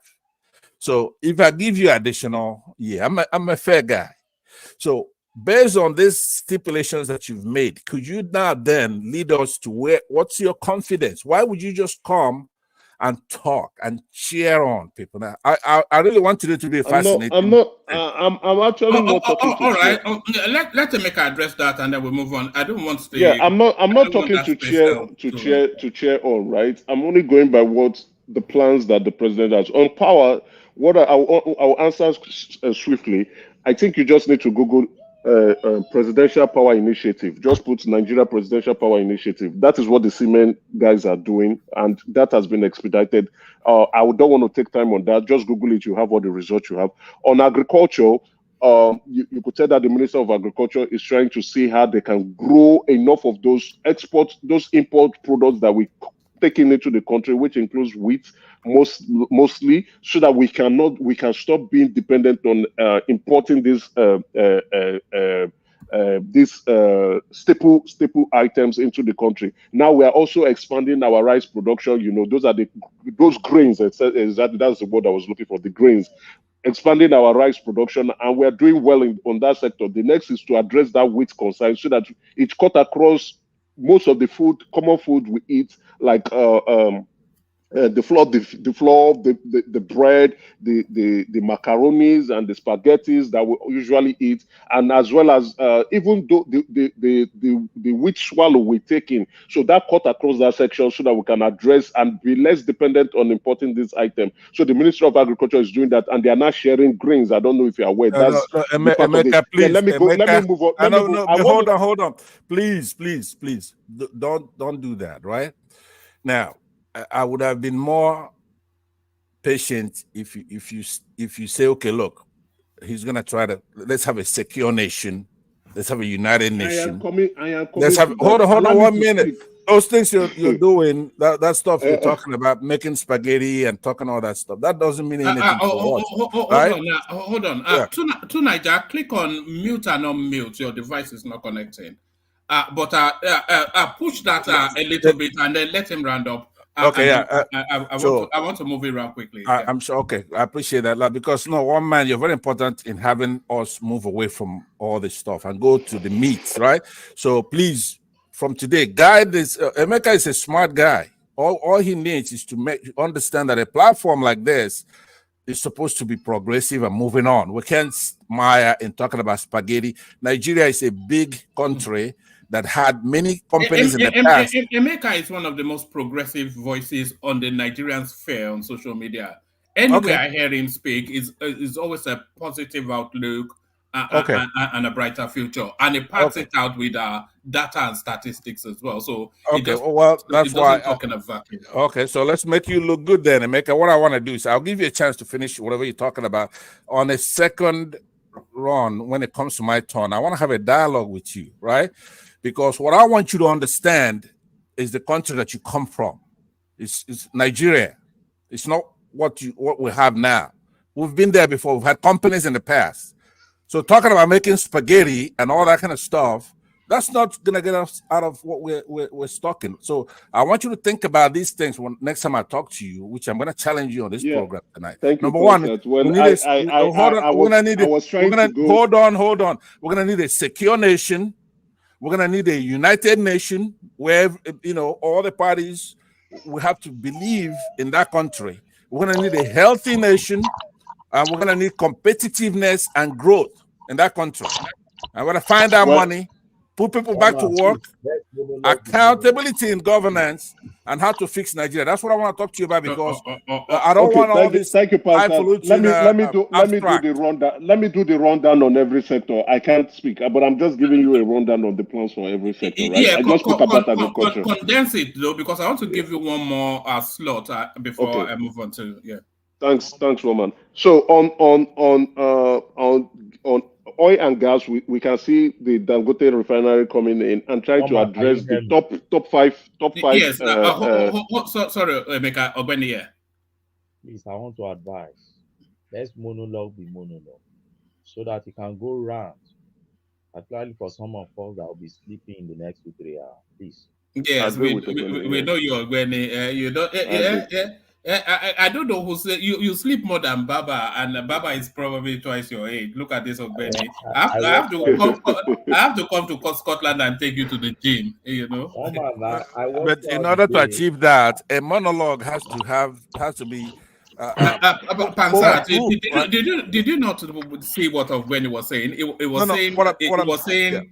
Don't disrupt. No, listen to me. I agree with that, but what I'm saying, in order for a monologue not to be challengeable, it must be so tight that there's no ways to poke holes in it. If you come out here and you're saying the sky is pink, at some point somebody's gonna come and say, no, that's not true.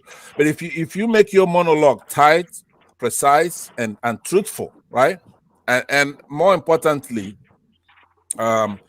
relevant. Do you understand? So I agree with that. So if you have a way to do that, then that's fine. Yeah. All right, brilliant. Ogbeni, I was waiting for you to come to the show so that I can ask some certain questions. I hope Ajale Koko told you to come today, and I want to take on this Ojo guy. Ajale Koko is here as well, but let him make a round off, and then I'll go to back. Emeka, should I just push you on to the next topic?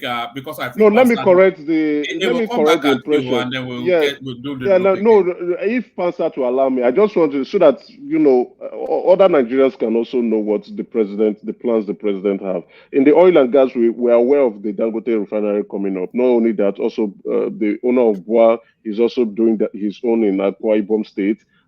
We now have NNPC being on its own completely, and the plan is NNPC is trying to clean up their books and they will go public. So we are going to they are going to be divested from the Nigeria state, and now it will be a public limited company, and that will be responsible, where they are currently responsible for their own operations, revenue, and expenses at this moment.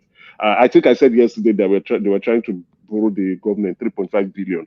Anyway, the main concern that we are currently having now is the FX issues, which they are trying to address. And then if we go to the educational sector, which Pansa brought up, we saw that there's a 50 billion student loan to those who think they want to go to school but do not have the funds to go to school. So we are now preparing the next set of generation to acquire the skill that will be necessary for the output of jobs that may be coming out as a result of these economic plans going on. Now we also have Bosu Tijani, who is now saying he wants to train 1 million Nigerians for IT skills acquisition and to make Nigeria the technological board. He's already opened a portal for that.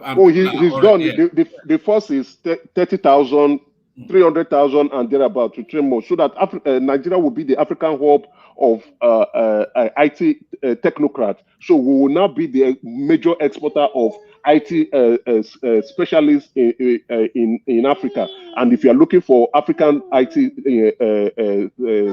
individuals, those who operate within the IT space, definitely Nigeria will be your hub. So we are going to be exporting these highly trained, skilled workers to the rest of the world, which is currently going on now, and that's good. It's now preparing the next generation, the youth, for the next phase of life and the next phase of the industrialized world. So now the manufacturing sector, which Pansat has actually spoke about, what they were saying is the FX issue and power, and that's why I referred Pansat to the Presidential Power Initiative. Let him go take a read on it and then educate himself properly on what is going on in that space. And then with other economic plans that is coming up, we're seeing that the president is putting up plans that will move us closer to take us back to where we are supposed to be during the Obasanjo phase, and from there we can now see if we can move further. But the industrialization will come when we begin to can you move me to the next space? Yeah, it's going to be a tiny little soup on this one, just a tiny little texture. The Labour Party reacts to Okupe's exit. Says thank you for we were discussing this yesterday. It was it's a gift that keeps on giving. That Labour Party is just honestly speaking, I almost forgot about that space with Pansat interjection, but thank God for redirecting me back to that place. You see, the Labour Party, right? This statement they gave, they would as well as not just written anything. They would have just completely just ignored Okupe. Whoever wrote this, the national secretary who wrote this, I think he did a very poor job. You understand? Or when I was reading the statement, I thought he was describing Peter Obi, and then I just looked, I saw the name and I saw the picture there. So okay, it's Doye Okupe. All the characteristics he described are the characteristics of Peter Obi. The jumping from one party to another party is what Peter Obi did. The lack of ideology. Peter Obi lacks ideology. He said that he doesn't believe in mandate. And all of a sudden, they drew his attention back again, and they said, "Oh, we have to do manifesto. We have to do a manifesto for the political party." So all the description and the descriptive statements that they wrote on that stuff, that's this, and it's for Peter Obi. And then again, what they are saying is, when they were now referring to the court case, the issue of the money laundering issue of Doye Okupe. Doye Okupe actually was the one who resigned as the Director General of that the Peter Obi campaign. It was not the Labour Party that said he should resign. He said remember his statement, it is actually on his tweet. You can just go on his Twitter feed and you will see it there. The Labour Party did not say we are suspending you or we are pushing you away from this party because you are a convicted criminal. He resigned himself. So when they are referring to that, is that the Labour Party actually housed him.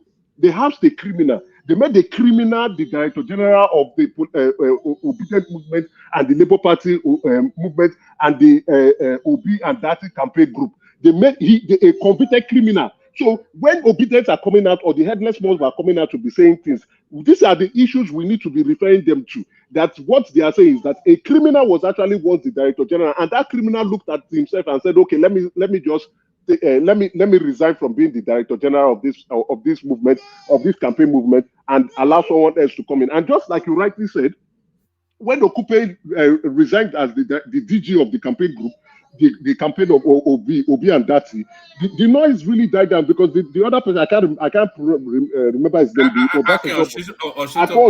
That guy didn't do much. Okupe was actually still directing the show in the background. So it's a shame. It's a shame for the party. It is a shame. Hold on. I'm delivering. Allow me. Don't let me not lose my train of thought. This is my highlight. This is my highlight, and I want to deliver. One man, please tell Pansat. This is my highlight moment. I want to deliver this properly, this statement, so that it dwells deep into. You don't have a highlight. You don't have a highlight. It dwells really deep into the scores of the obedient movement and Ekene. I hope I spoke Ekene out and Joel of Nazareth. Let them come and explain themselves that they allowed a criminal, a convicted, not alleged, a convicted criminal. What was he convicted of? money laundering. Money laundering. He was convicted. Okupe He is was convicted of now. money laundering, and there's no one on the other parties that have been convicted of the same. Eh? No. There's no. This one convicted. The court has convicted you. They've convicted you already. He's a convicted criminal.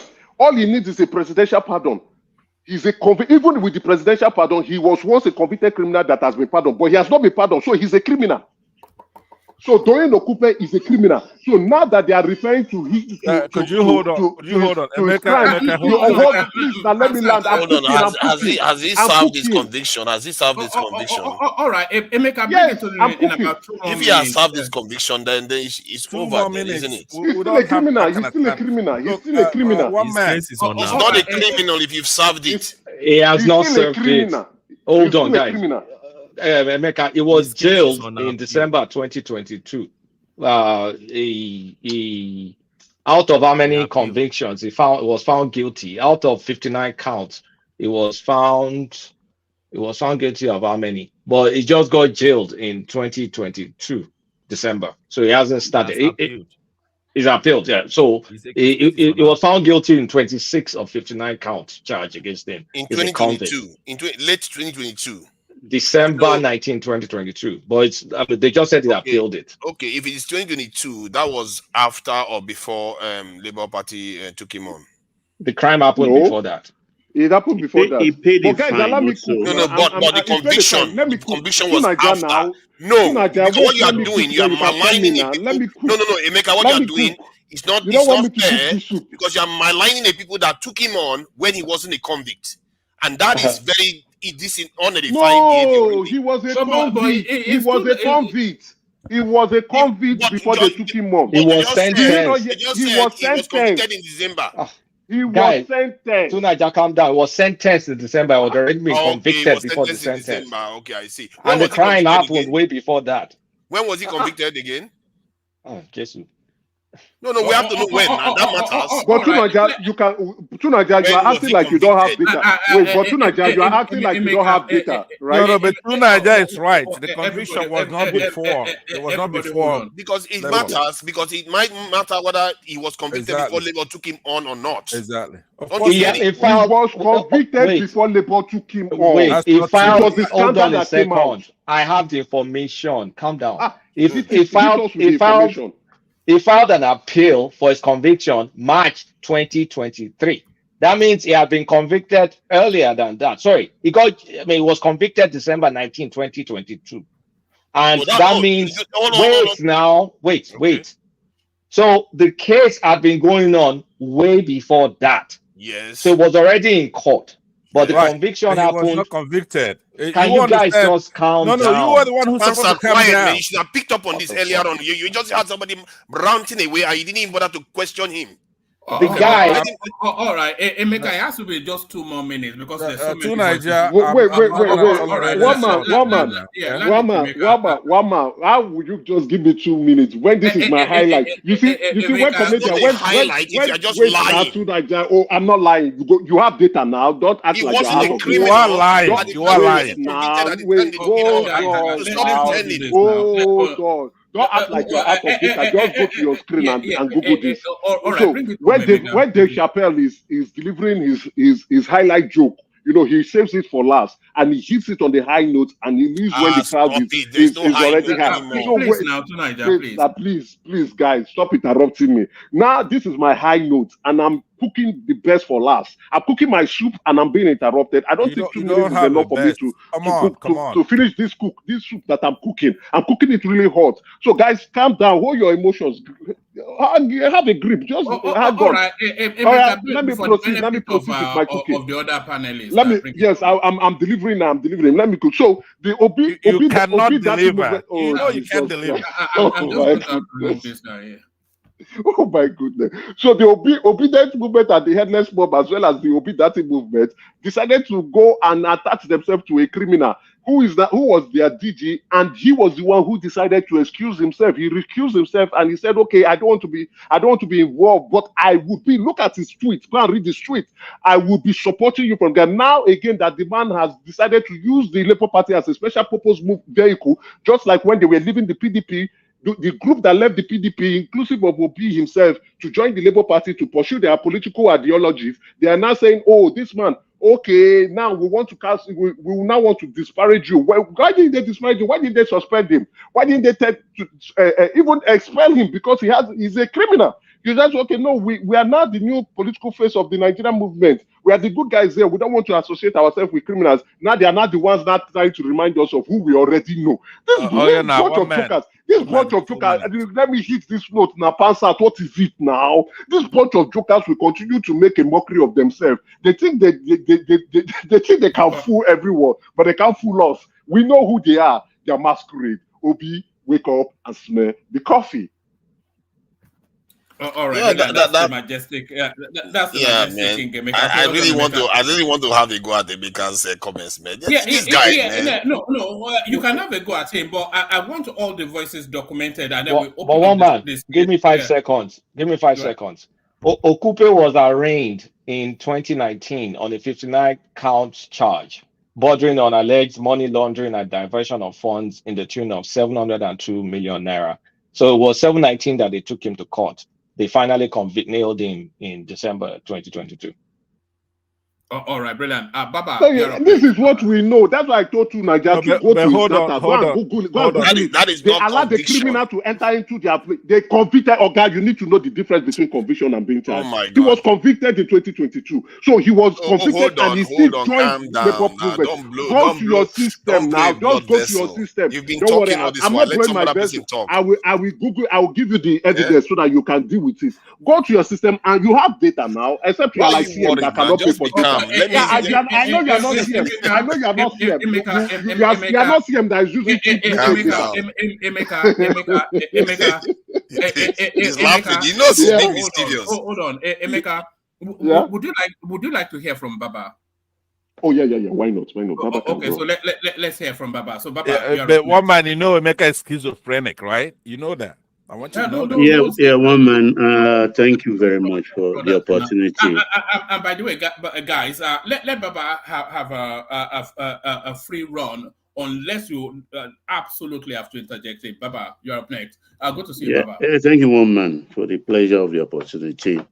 I salute your gentlemen of the platform and my favorite people. Are you including Pansat in that description?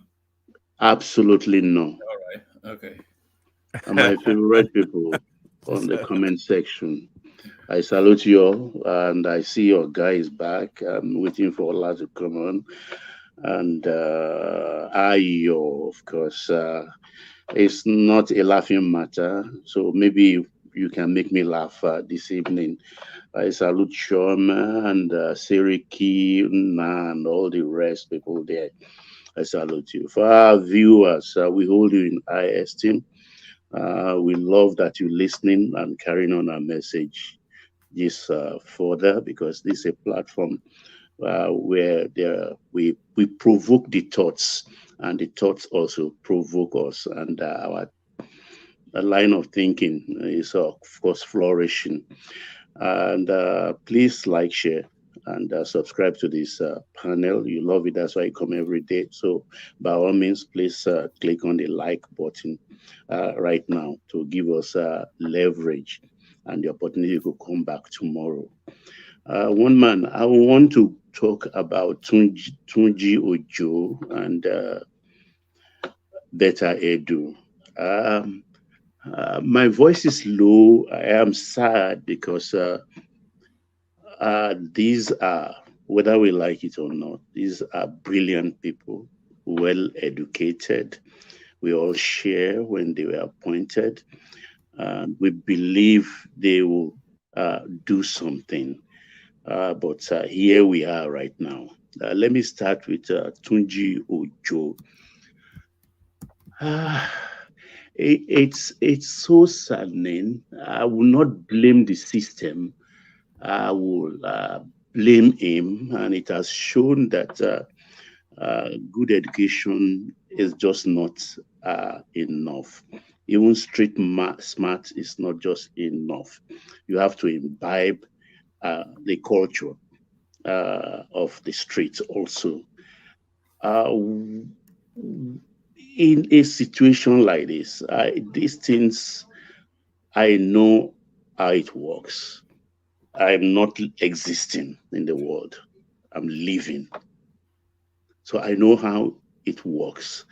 And there is no way, as the ethics regulations are at present, there is just no way you will not be tempted to do such things, because when you are a director of a company, a shareholder, you operate the company and you are going into government, there is no, whether you give your share or directorship, you submit it, you resign, or anywhere. First and foremost, we are not angels. We are human beings. If you give it to proxy, who is the proxy? Your friend, your cousin, your children.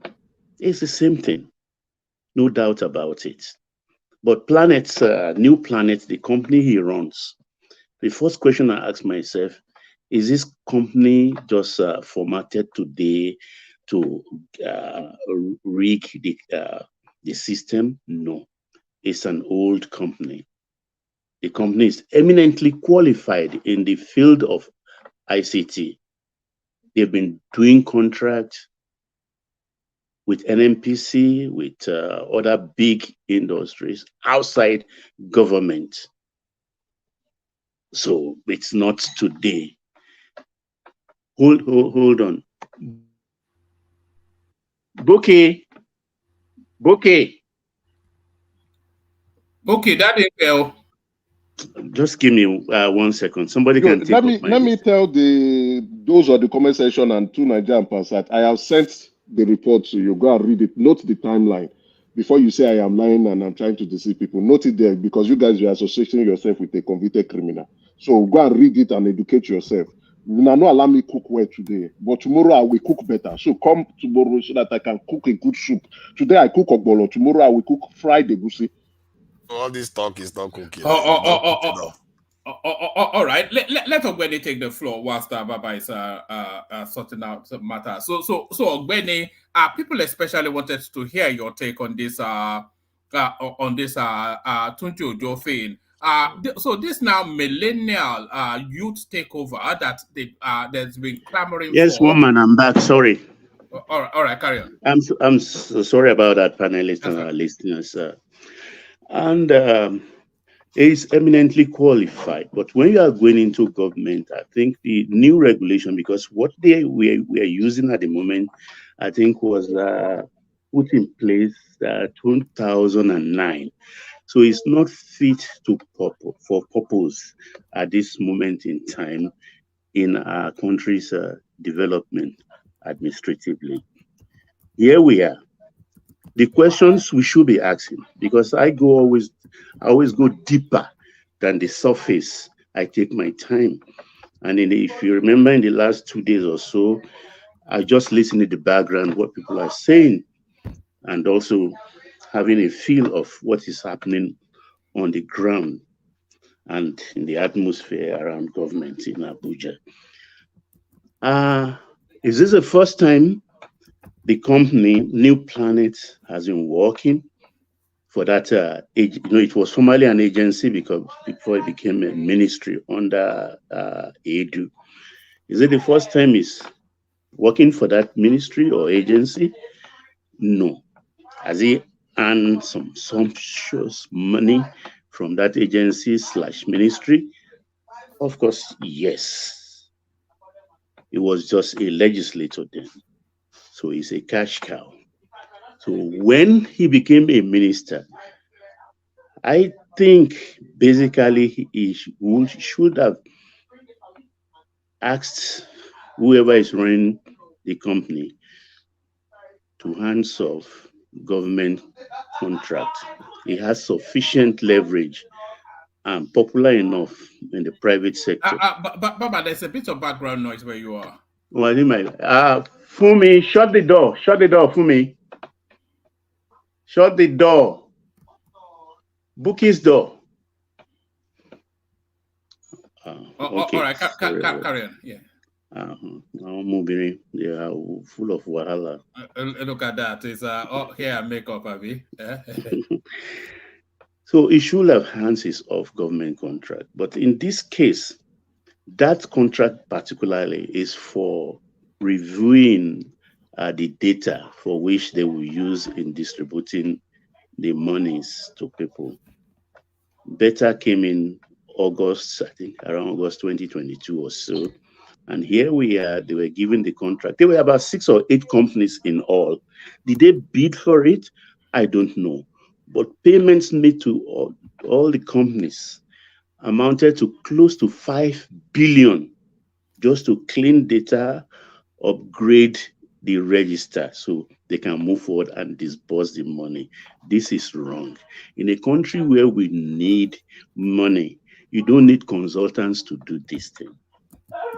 Because that 5 billion can still cover a lot more people. It can make the dragnet very, very wide. So why waste that money for these people? And one of the companies given this contract by Betta Edu is an interior decorator. An interior decorator. So how much of these incompetent companies are amongst the 8 companies? And can they check with CAC in Abuja? Because this is the usual practice. Do these 8 companies have common directors, a thread of directors flowing out in and out of each of these companies? So for us to establish whether it is a cartel or not. So for only 1 month, these consultants use in checking the data and everything of the registrar. How can you use 1 month to cover people you want to reach in the remotest parts of the country, the poor of the poor? It's not possible. It's not possible. So they didn't do anything. In my own considered opinion, they just shared the money. And in this light, like I said for Betta Edu 3 days ago, that she has to be suspended. So I'm very happy she was suspended eventually yesterday. And in the light of what has come up with Tunji Ojo, brilliant young man. He's done very well. I think he's the brightest star of this present administration, doing so well. I doubt if anybody can do what he's doing now. But then, do we cut our nose to spite our face? But does that excuse this though? Because they clamor for a more. Yeah, that's where I'm coming, one man. Yeah, I think it should not be pushed. It should not be shoved down the mountain. He should just ease himself out of the administration and resign. It is the proper thing to do. It's painful, very painful, because the things all of us are clamoring for, we are sharing him for instance, the passport thing. I'm sure we are taking about 5 steps back in that area of his administration. We can never have it so good, for we can kiss that goodbye. But do we say because of that, because of his competence, we have to? Because is this a demeanor or is it a felony? Sir, Baba, can I ask you a question? Yes, Sir Kulata, come in. Should he resign because it's a crime or because it's a moral dilemma? It's a moral dilemma and a misdemeanor. No, we have to set standard. A misdemeanor is a crime. A misdemeanor is a crime, so it's definitely. But a lesser one. It is a misdemeanor. I can say that. I don't think it rises to that level. Well, why I said this is that, look, first, he resigned. Let's take his story. He resigned as a director. Let's go further. Verified or not, he's no more even a director. His wife is not a director, but he formatted New Planet. This is his company. He's been doing works with government in the last 10 years. He established it. So why didn't he have the street culture? Let me put it culture, not say smart. I don't like the word smart. To say, look, no, I will not do government contract anymore. I'm now a minister. I work for the government. But he went ahead. They got 480 million. The question we will ask ourselves, which I want those who will look into it ask, was it the first time he got that money? Did he do the job? Did he do the job? Is Baba breaking up, or is it my system? Maybe your system. My system hardly breaks that down. So this is my dilemma. I know it's not a felony by all standards. It's not a felony, but I think it ranks within the periphery of a misdemeanor. Because you can't tell me your wife runs a company or your son, even your proxy. Let's go to the extreme. A proxy doesn't just appear. You appoint a proxy. We all know that, I mean, putting a meat in your mouth and making it disappear is not magic. So this is where I am coming. It's a hard thing for me, you understand? But I just say for peace of administrative, how do I put it? Peace. It just have to step aside so that we can move forward.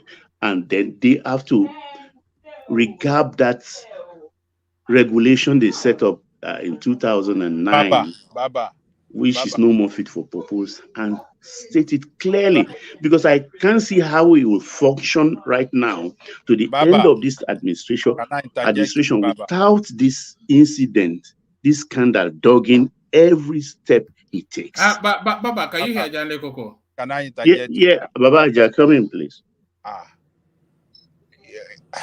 I mean, what immorality has this guy committed when he no longer serve in that company, when he no longer he is done away with his directorship and he doesn't party? What immorality did he commit? What as immorality it stands today, personally, hold on, sir. What immorality has he personally committed that deserve him, as we are calling for him to step down? What immorality? Yeah, this is the thing. He works for the government. No, I'm talking. No. His company. Yeah. Because they give that job to his company, on that basis, you are saying on the basis of moral, he must leave. I said, what immorality has he committed? That's what I'm trying to explain to you. That that company does contract with the government he works for. He was a director. Let's follow what he's saying. He was a director of that company. That is established, even though he has resigned. Even if his wife is no more a director, the wife also has resigned. You understand? Who are the present directors? Who appointed them? Who are signatories to the account? Baba. Yes, Kulata, please come in. But Baba, he has no decision-making abilities. If he's resigned as a director, that means the day-to-day operations of the company, the decision-making of the company, he is not involved.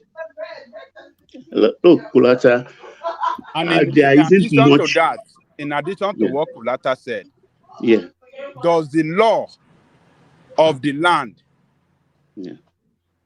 not allow his company to function and take contracts from the government? I mean, we have to look at this. Does the law deny his company, or is it illegal for his company to do business with the government of Nigeria? If then he has committed nothing. He has not done anything wrong. Okay. I will address that. Does Ajande know anything about conflict of interest? Let me say something now. I will address that when it comes to my turn. Yeah, thank you, Ogbeni. That's why I'm saying this explicitly. There is morality. There is law. Law is law. Moral is moral. Even, in fact, there is 11th commandment. Thou shalt not be caught. You understand? In this aspect, there isn't much I could really say here, because if he allows this to drag on, quote me here, the can of worms will be opened. And that could really destroy his political career right now. Because how did they come about the contract? Did they do any work? They didn't do any work. Let me interject you a little bit for 1 minute. No, I'll give you 30 seconds. Thank you. Now, Ajanle Koko and Kulata, the standard for a conflict of interest is what they call appearance. That is the key. It's appearance. It's not if somebody's been convicted or has even been accused. If there's an appearance of conflict, that is sufficient to put it in this process that we're going through right now. What are you even talking about, appearance? Okay, let me give you an example. Carry on, Baba. Carry on. Let me give you an example. When John Mahama came into government, he took over from Atta Mills, who died. But when he won his own election, just like Jonathan, he appointed just the same scenario we clamor in Nigeria. He appointed a young girl under 30. I can't remember her name now. She was driving to work one morning as a minister, and she was conversing with somebody and telling that fellow, I think a friend, close friend, that all I want in government and I want in life is just, by the time they ease me out of the government, she was less than 30 days in government too. Let me just have $1 million. If I can make $1 million, I am made for life. The driver was recording her. She did not realize it. The driver leaked that tape to the press. The driver leaked the tape to the press, and there was public hoopla. And she was sacked. She was sacked just for a conversation she had. That's the kind of standard that this kind of situation, when you work for government, that it demands. That is what morals demand. I'm not saying he has been caught with his hands in the cookie jar. But for earning, a company has run before, bidding and earning from government, it is not morally correct. He shouldn't have done that. He shouldn't have done that. That is my take in this. And to come to better, and I see today that some Calabar group, people from Cross River, are putting up some fight to say it is our daughter. For God's sake, we have to stop all of this. I know she comes with a very high connection. I mean, she started the wife of Ayade is her colleague, because that one too, a medical doctor. She was the one who introduced her to the husband in the first place. Before under 30 or about 30, she was made an advisor. And I think 2 years later, she became commissioner for health in that state. So they are coming up with these things right now. They should just let sleeping dog lie. Yes, woman. Yeah. Bring it home, Baba. The background sound is heavily causing into. Yeah. Once they found themselves trouble. Yeah. So the thing actually is, I think we should stop this. It is my thief, your thief thing in Nigeria. if something, because we are going in a new direction in this country.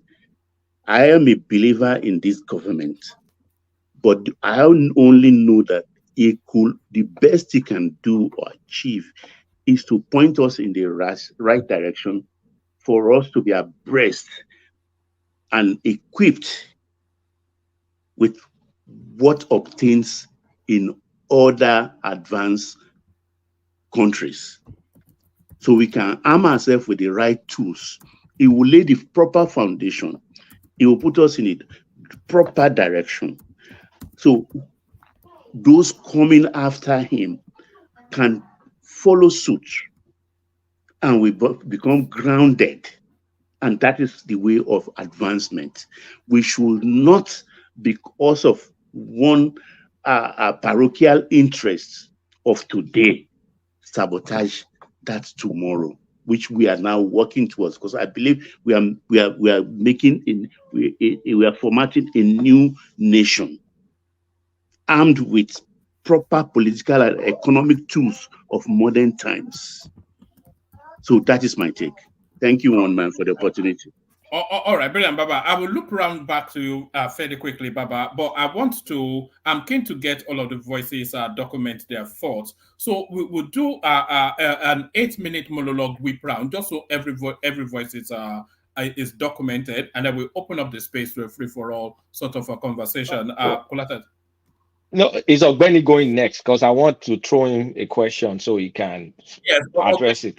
Yeah, exactly. So Ogbeni is going next, and then I'm glad. Okay. Ogbeni goes next, then to Niger, then yourself, then War Peace. War Peace will tell me that he came in first, but War Peace, with your permission, Ogbeni, let's hear from you. I think you especially came in for the Tunji Ojo case. Yeah, can I throw the question so Ogbeni, whenever you form your thought around it, that's fine. A conflict of interest only becomes a legal matter when an individual tries to influence the outcome of a decision, not by happenstance, right? If an individual actively tries to influence a decision, then it becomes a legal matter. Otherwise, it just remains a moral matter. Like, okay, I was a director, but if I'm not actively trying to influence that decision, then it's just, well, conflict of interest, coincidence, whatever. So my take is, do you agree that it's only when you're actively trying to influence the outcome, and that's when it becomes like a legal matter, when you can say, okay, you better go and resign? Okay. Good morning, everyone from Scotland. Please like and share our page and subscribe too if you have not done so. All right, Oma. See, this Tunji Ojo's matter has two legs. First, legal, the other one moral. Let me start with the legal one. Has Tunji Ojo breached any of the laws that regulates his office or his position as a public officer? Before I answer my question, let me tell you the 3 laws that banned Tunji Ojo, or the most relevant laws here. First, your Code of Conduct, Bureau and Tribunal Act. What does it say? Section 5 of that law explicitly states that a public officer shall not put himself in a position where his personal interest conflict with his duties and responsibility. Please mark those phrases. His personal interest conflict with his duties and responsibility. That is 1. 2, Nigerian Procurement Act. If you are applying for a contract as a company, what do you follow? What you follow is our Procurement Act. You must follow it. If you don't follow it strictly, if you breach anything there, it amounts to breach of our law. Now, what's the 3rd one? Public service rules. What does it say? Then probably the last one, your constitution, which your constitution doesn't really regulate that area, because it has already donated power generally, or authority generally, to the Code of Conduct to make law for themselves, make National Assembly to make those laws, and all sorts of laws. So what has happened here? Summary of the fact of what happened here is this. Tunji Ojo claimed to have established this company like any entrepreneur in Nigeria, New Planet Projects. Did he just establish it? The answer is no. He established it 2009, 15 years ago, right? And they've been doing jobs, they've been getting contracts from governments over years, and they've been executing and delivering their contract. It's not a new company, it's a company well known in the IT solution and consultancy field in Nigeria. If you are conversant with that area, you will understand that it is not new. I lead one called Sino Software. Go to my LinkedIn, you will see I'm the team lead there, and we're doing some contracts we've done some in Germany, we've done some in US, we are presently in Afghanistan doing contracts there. So I understand that field very well. A New Planet Project Limited is not new in that field. So yes, 15 years ago. So what that's not laying a foundation. I'm sure you know that. You didn't lay a foundation by saying that. Please, can you keep quiet? We have no way of verifying what you're saying. Can you keep quiet and let me complete just let him speak. Let Ogbeni cook. To agitate. After all, some folks like you came here to defend Peter Obi when he was awarding contract to his family company. So no, I don't regard people. Ogbeni, stay on track. Don't let people. So my point is this: off the track. So when you look at all these 4 laws, he said he established that company, and in 2019, his first time to enter into active partisan politics. He resigned. So the first question you will ask me is that what the law prescribed? And I will tell you yes. Ask me which law? Public service rules. The public service rule says you cannot be a public officer and at the same time be a director. It doesn't say you can't be a shareholder. Let me give you an instance. For instance, if I purchase shares in Microsoft today and I become a minister today, should I stop Microsoft or Elon Musk to apply to Nigeria or to get contract from Nigeria? The answer is no. The reason why that law is there is because as a shareholder, you cannot control anything. It's the directors that are the head and the brain of any company and not the shareholders. So I believe he remains a shareholder if he's ever one, and then resign as a director. Now, that is what public service rules provide. I believe he has a lawyer who advised him that what the law requires you to do is to resign. So he said he resigned. So should the company stop getting contract from government because an ex-director of the company is now a politician? The answer is no. Our law doesn't say so. Our law doesn't say a company that have been having government as a major client before or customer should stop getting contract from that customer, okay, because an ex-director who can no longer control what the company does has become a politician. So fast forward it to what. Could I push back on that, please? Let me. You're not a lawyer. What are you pushing back? No, let me push back. Let him land first. Let him land, please. We are looking at the legal angle here, please. Pansat, I will make it a legal issue. I want to. No, please, sorry, I will have to remove this guy. I'm sorry. I apologize. Calm down, poor man. Let No, I cannot abide the guy. I'm sorry. Law is tomatoes selling. Better go to law school and go and spend 10 years first before you understand all this. So first, when you look at the Nigerian Procurement Act, that's the first thing I will look at here. Is there any breach here? I would say no, because this man has become ex-director of that company as at the time they apply for this contract. Even if they had applied before he got to the government, what the law requires is the moment you get to the government, you've been appointed, you must resign as director so that you are not in control again. Secondly, as this guy breached Code of Conduct Act, don't forget, What does Kondo had said? I've read it to you the other time, section 5. He said that a public officer, now let's say Tunji Ojo. So what he's saying now, Tunji Ojo should not put himself in a position where Tunji Ojo's personal interest will conflict with Tunji Ojo's duties and responsibilities. That's the simplest way we read law. So you put the man's name there. So in this case now, my point is, what is Tunji Ojo's duties and responsibility? Tunji Ojo's duties and responsibility is the Ministry of Interiors. By collecting contract by his ex-company now, collecting contract from Ministry of Humanitarian Affairs, has that put Tunji Ojo in a conflict of interest? The answer is no. The answer is very simple as far as I'm concerned. As far as that law is concerned, Tunji Ojo does not have duty and responsibility in the Ministry of Humanitarian Affairs. So there is no way Tunji Ojo, assuming he has interest, assuming he's even stayed director in that company, there is no way Tunji Ojo company will be a conflict of interest as per Tunji Ojo. Now, everybody has a legitimate ambition, okay? It's a legitimate one to have your company. And everybody has a legitimate ambition to be an entrepreneur.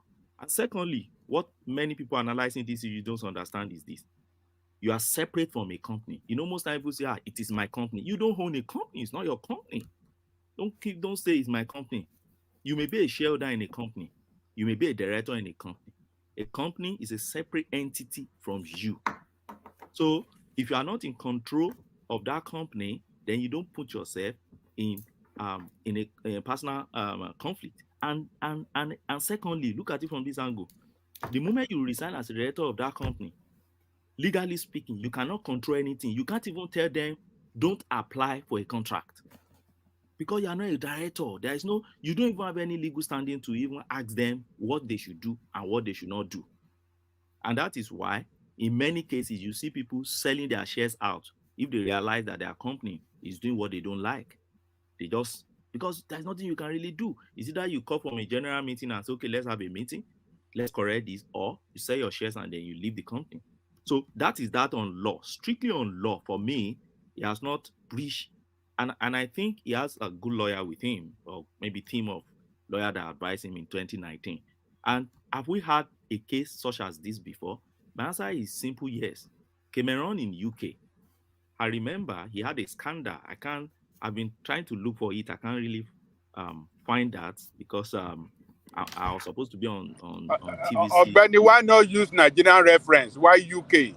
UK has nothing to do with us. We operate the same legal system now. Do we not forget that UK? No, we don't care about UK now. What is UK got to do in Nigerian matter? No, Ogbeni, let me put something forward to you. Let me tell you the reason why I like going to UK, you know. We look for international best practice, Abi. And most times when you are looking for international best practice, we look at all these advanced countries, US, UK. That's where we always look at to get inspiration for our own system, right? So my answer, and that's why I look for examples in all this space where, okay, do you have, what was the system there? Has it happened before? Then what happened? I remember Cameron case. It was a director in a particular company. He resigned as a director, but it became a scandal when he got to government. And his simple answer was that I've resigned. Why do you? I can't control what is happening there again. And that was what excused Cameron back then, that he has resigned. So what else do you need? So the company should die because the director has pursued his own personal ambition. So the company should not also pursue his own objective any longer.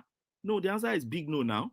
Because if this man finishes as a politician, he can still retire back to his company. So he should pause his company because of personal ambition. The answer is no. That's for that. Strictly on law now. Staying on that. And lastly, can I stay I'm coming. Staying And on that. lastly, two on law. Corporate Affairs Commission. You see, there is this problem Corporate Affairs Commission have in Nigeria. And the problem is this. They hardly update their files. And that is where I think Sahara reporter got his information from. The early update. I know of two companies now, my farm and one other company that was the director before, that, for instance, my farm I've shut down and I've wound up that particular part. For the other company where I used to be a director, I've resigned. Yet as I speak now. If you go to internet, you go to CAC, you still find my name there. They hardly update their website. So too bad for Tunji Ojo, but for me, in all this, I've not seen the man breach any law. Let me, I told you 2 legs to it. Let me Well, go to Ogbeni, just before you move to the second leg, assuming I work in Ministry of Culture, you work in Ministry of Power, but you have shares in Julius Berger. Sorry, I work in Ministry of Works. Let's use practical example. You work in Ministry of Power. You have shares in Julius Berger. You are not a director in Julius Berger. My ministry awards Julius Berger contracts for road. It's exactly the same thing. So how can that even be conflict of interest? Because it's just a shareholder. Kulata, I've given you an example of Microsoft, which fall exactly to this example you have given me. I have shares in Microsoft. I'm not a director in Microsoft. I'm not a minister of Interior. Should Microsoft now stop getting contract from Nigeria because one of the shareholders is now a minister? The best Microsoft will do is this. We will not approach that ministry, but we can approach other ministry because Microsoft is a going concern. So you won't. Ogbeni. Yeah. I know you're a lawyer. You want to speak truth to power. Just notice the pattern you are stressing this your first leg. Make sure you stress your second leg like this too. Because me and you will have a naked dance. We will have a naked dance on King Square if you now beat it down. So I'm not interjecting you now. Right? Continue. Continue. Just continue. I would talk on morality. First, I don't know how much you know of jurisprudence. If you know, too, I don't know the university you went to where they taught you jurisprudence. But in my own University of Ife, where I learned jurisprudence, I learned what they call moral relativism and moral universalism. And my school of thought is there is nothing like moral universalism. Okay? What do I mean by that? The moral standard for me, as Ogbeni Kole, will not be moral standard for you as world peace. We may have different moral standard. So, for instance, if somebody accused Bankole of hate, and Bankole believes that I did not do that hate, but the way I'm trained in Ekiti, I would not shift a beat because of what you are thinking about me. It doesn't matter to me. You can go and dance anywhere you want to dance. It's not Bankole's trouble. But for world peace, maybe every single accusation, whether you do it or not, you just bow out and you resign. That is your moral standard. That's what they call moral relativism. So there's no moral universalism. That's the keynote. That's the point I want to start with. Now, let me go into morality. So what is morality here? So morality is this, conflict of interest. That's the only morality I see here many people speaking about. So and I asked myself the question, so please, what's the conflict of interest? First and foremost, does Minister of Interior has any responsibility in the Ministry of Humanitarian Affairs? My first question is no. That's my first big question. No. Minister of Interior doesn't have his office inside the Ministry of Humanitarian Affairs. Minister of Interior doesn't sign any paper on humanitarian affairs. Minister of Interior cannot order or instruct Minister of Humanitarian Affairs. Minister of Interior does not share meetings on contract in that space. That is one I'll talk about. Secondly, people talk about your wife is still a director in that company. So the next thing I look at is, okay, my wife. Can my wife pursue her own personal ambition separate from mine? Or because I have my own personal ambition, I should hurt my wife's personal ambition too? The answer is no. We've had cases of governors. Would that contract have been given to his company without his influence? It's possible, because when you look at the antecedent, that company has been getting contract from government over time, not even Tinubu's government. Don't forget, it was a company established in 2009. and he told you that I've been collecting contracts, I've been delivering contracts before now. So if the company has been delivering, it's not the first time the company is entering that industry. I asked my question, so where's the morality? So the morality is that I should kill the company and shut it down because I'm now a minister. Even at the time when people believe that as a minister, you shouldn't even go there to embezzle. You should go there to only serve people and come back to your life you were living before. That is one. Now, when people talk of appearance of conflict, what do you mean by appearance of conflict? Let me tell you what they call appearance. Appearance simply means what appears or what seems like a conflict. So in this case, the best you can talk about what seems like conflict is that, oh, maybe Tunji Ojo will be the one whispering to the wife to apply. Okay, but is the wife the one approving? So when you talk of appearance, you talk about the approving authority. Okay, let's say he's the one who even say, go and apply in Ministry of Ministerial.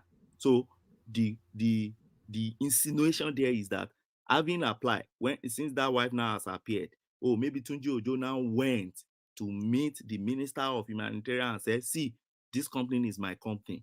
I want you to award a contract to this company. And my answer to that is that unless you find an evidence to show that, at least a little evidence to show that, because already this man has said, I've been collecting contract over time. It's not today.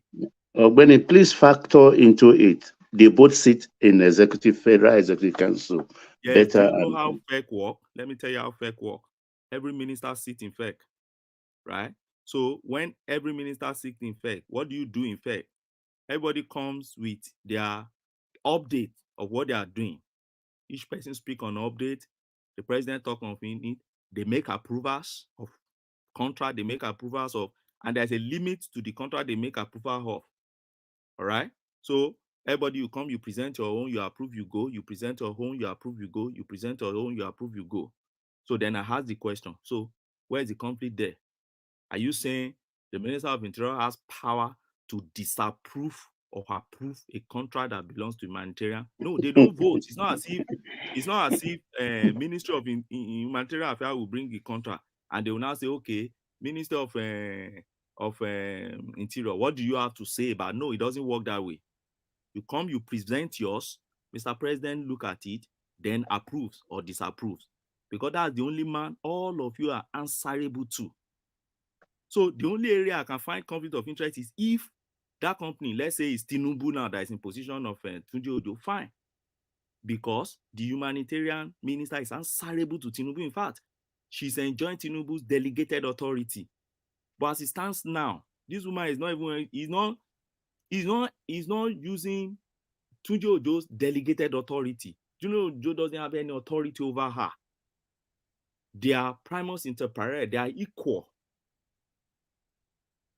So that's the way I see this. Now, that is morality. Now, what's the second leg of morality? Which the only way out for who are the opposition or people that are calling for his head now is that there's a possibility for two ministers to meet and talk. And I agree there is that possibility. The two ministers come here and say, Sue, that is my company. Please try and get something done for my company. Then he said, okay, no problem. Just send that letter and I will sign it. And then they sign it. Probably for promise for another contract also in his ministry. But everything I just said now will remain in the realm of assumption unless there is something to show. So that's my take on this. And I don't think Tinubu government should allow media, Shahar reporter and all these guys to bully the government, to kick out somebody who is performing and who has tried his best to follow what the law says. There is no moral universalism anywhere. He has followed what he thinks. Ogbeni, are you done? In law, yes, I'm done. Ogbeni, okay, everything you just said is based on your opinion, and you just make it clear. Yeah. No, it's your own legal opinion and law. Yes, his opinion. No. One man, calm down. You're not talking to a dumb person. It's on any legal opinion. Opinion. Is informed. No. One man, calm down now. Calm down. Educated opinion now. One man, I can speak for myself. I didn't study. I didn't study law in school. I studied public administration. Though I didn't graduate, but at least I passed through 4 years of university. That's why I'm standing with 10 panelists talking. If I'm dumb, I'll be at a ginger or other media platforms talking. I'm not dumb, so take it easy. No, carry on. It wasn't. More carry on. That wasn't what I meant. But... Yeah. Ogbeni just spoke for a reason. That's how I see it. And again, as a lawyer, he has to speak to a common man, a layman perspective. So whatever you just said is, I send you a sheet of one man. You proceed, people that receive proceed. Now, not every information you have, you say you save the best for the last. It even worse for Tunji Ojo to even rush to the news media to defend himself, knowing that there's investigation going on that department, past administration and this administration, involving his company. You know that, Benny? Hope you know that. What do you say? The Betta Edu ministry is under investigation for 2 administration, the past administration and this present administration. You know that? Past administration? Yes. That's the ministry, right? The ministry. Yes, yeah. And his company is part of, he has been receiving contract from that company before, subject to investigation. That one is on ground, pending. Yes. Now there's a new one again, involving that same company again. Yes. And you're telling me there's no conflict of interest. And this new award just came in when he became a minister. And you're telling me there's no conflict of interest. That he has not done anything wrong. Hold on, calm down. Hold on. Of conflict of interest first, so that will be on same. Yes, like you said, it has no moral standard, not yours or mine. But because the government know, because the people in power have access to information, that's why they put a lot of gag and leash so that that information they not make use of that information, because it will be lopsided. Conflict of interest. Let's start with that. Conflict of interest have no, as I said, it has no moral standard. If where I work has a problem, seems to indict me, there's no way I can really defend it. In as much I have myself, that somebody. Sorry, what piece? Are you talking of the conflict of interest as defined by Section 5 of Code of Conduct Bureau or your own? I'm not using that. I'm just saying on moral standard, like you just said. All right. Yeah. So we're not talking about there's legality. Wait, before you go to moral, did you agree with the point that I said he has not breached any law, or you are disagreeing with that? Like you said, you're following this program since yesterday, and nobody was talking about the legality. We were talking about the moral standard, which moral. In any word, in every word, same word. In Japan, they used to name the former Minister of Agriculture. Hope you know that last year was a moral standard, 400 million yen. What happened to him? So he committed suicide. He almost arrested. He committed suicide and killed himself. What happened? Is a moral contract to his own company. He worked contract to the Prime Minister's wife, ex-Prime Minister's wife. He sold the land, a school, former school. Now. To the but he's no longer a minister. Hold on, he's no longer a minister. Answerable to the Prime Minister. No, ex-minister, ex-Prime Minister, ex-Prime Minister. Okay. Yeah, the wife. But you see a conflict of interest. He was supposed to go to jail. He hanged himself. So there's no standard moral standard for it. Why they say just desist from so that your name does not appear, so that the government can vouch for you. You cannot be in a song where they say don't stand around among criminals. They came to raid 10 criminals. You're inside. They say I'm innocent. Even though you're innocent, you're not innocent. Let me ask a question. If you are in the position of Tunji Ojo, what would you, if you heard that company applied for a contract, what would you have done? First of all, I don't know what question you're asking. We are shooting the goalpost here. I said, we are shooting if you are in position of Tunji Ojo, you have resigned from a company. The company applied for a contract. What would you have done to avoid? If I'm in his position, first of all, that company will not be involved in federal government contract. Just like you said, there are so many contracts you can bid for. Now, I said you have resigned. What would you have done? No, I'm not doing yesterday now. Not like what I have done. I'm not there yet to do anything. But what has been done, that's what we're sticking to. He came to China. Hold on now. He came to China. Hold on. Hold on. Sorry, Ogbeni. You are talking about moral standards. What Ogbeni is interrogating is your moral imperative.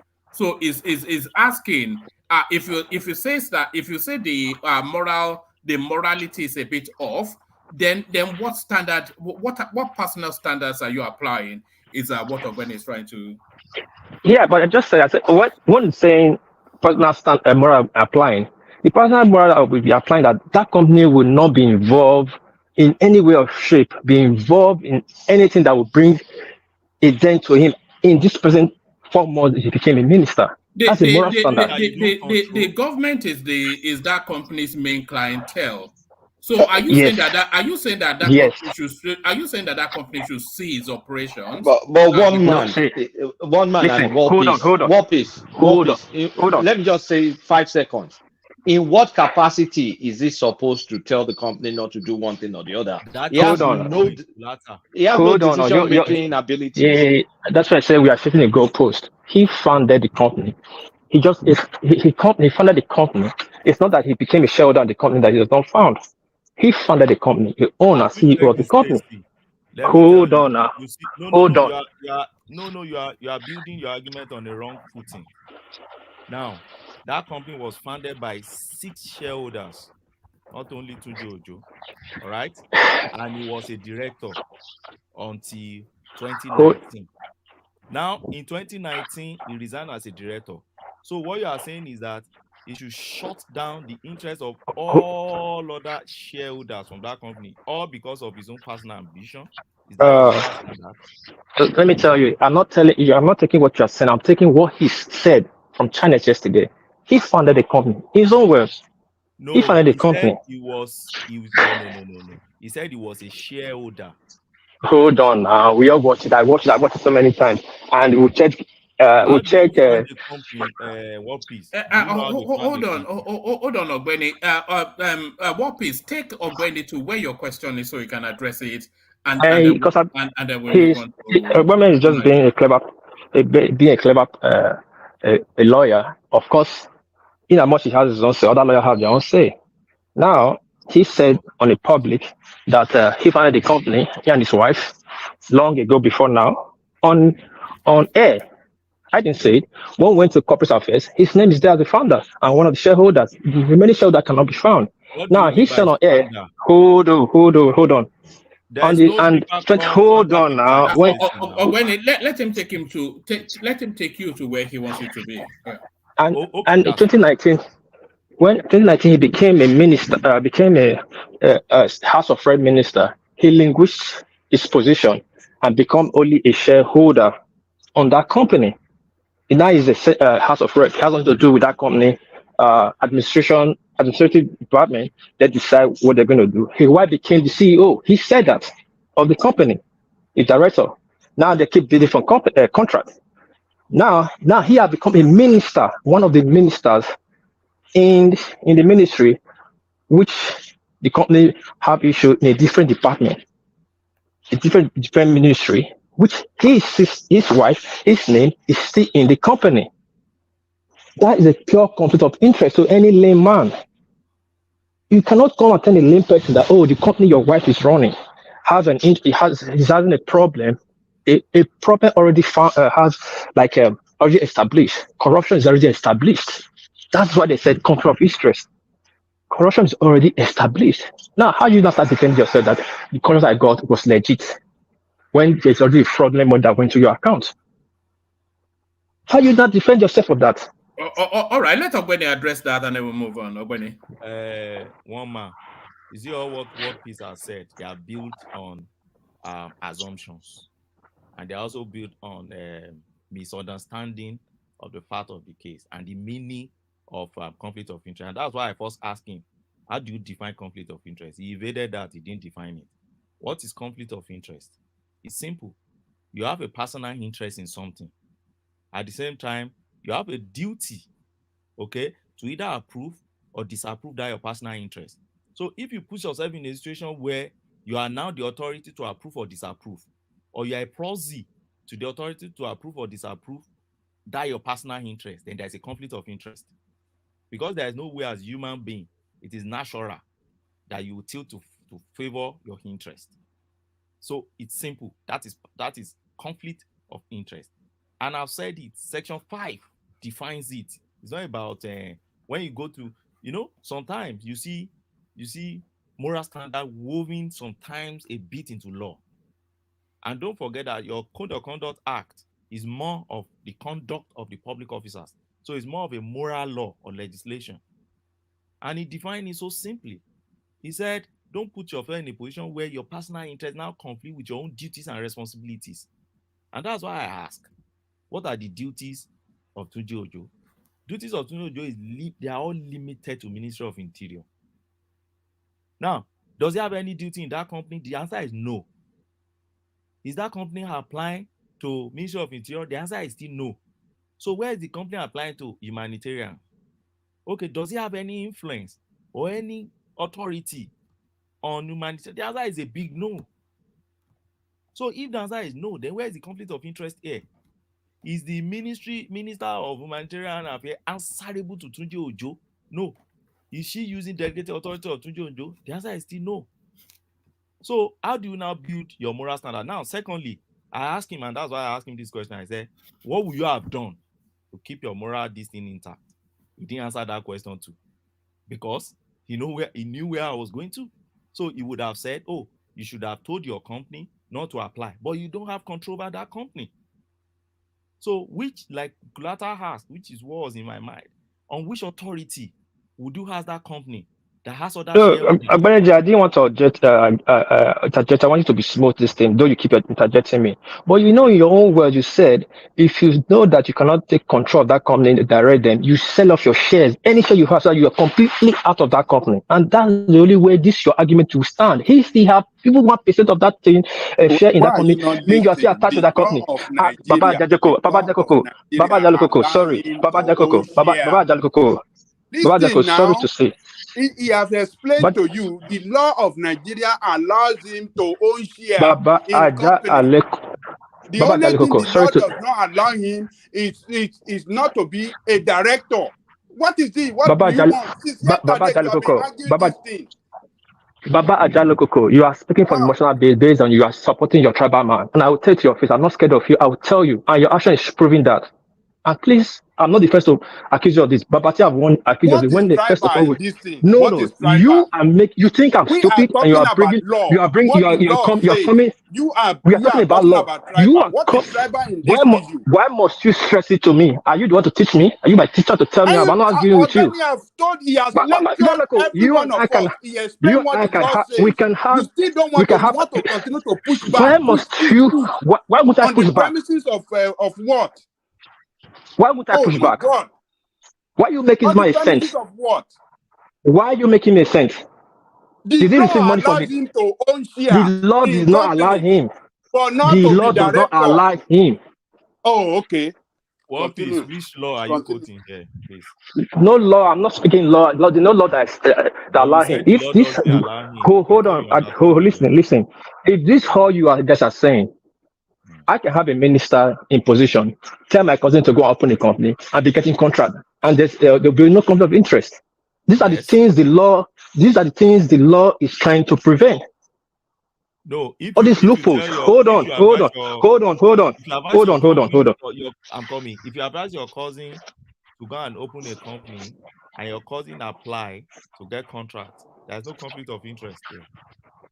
But those are the things the government is trying to prevent under written law, so that it will not happen. Hold on, not the argument. Listen, you just said the argument. But what piece? You are repeating yourself now. I mean, you said you are not quoting Nigerian law. It's your own version of morals. I'm quoting Nigerian law.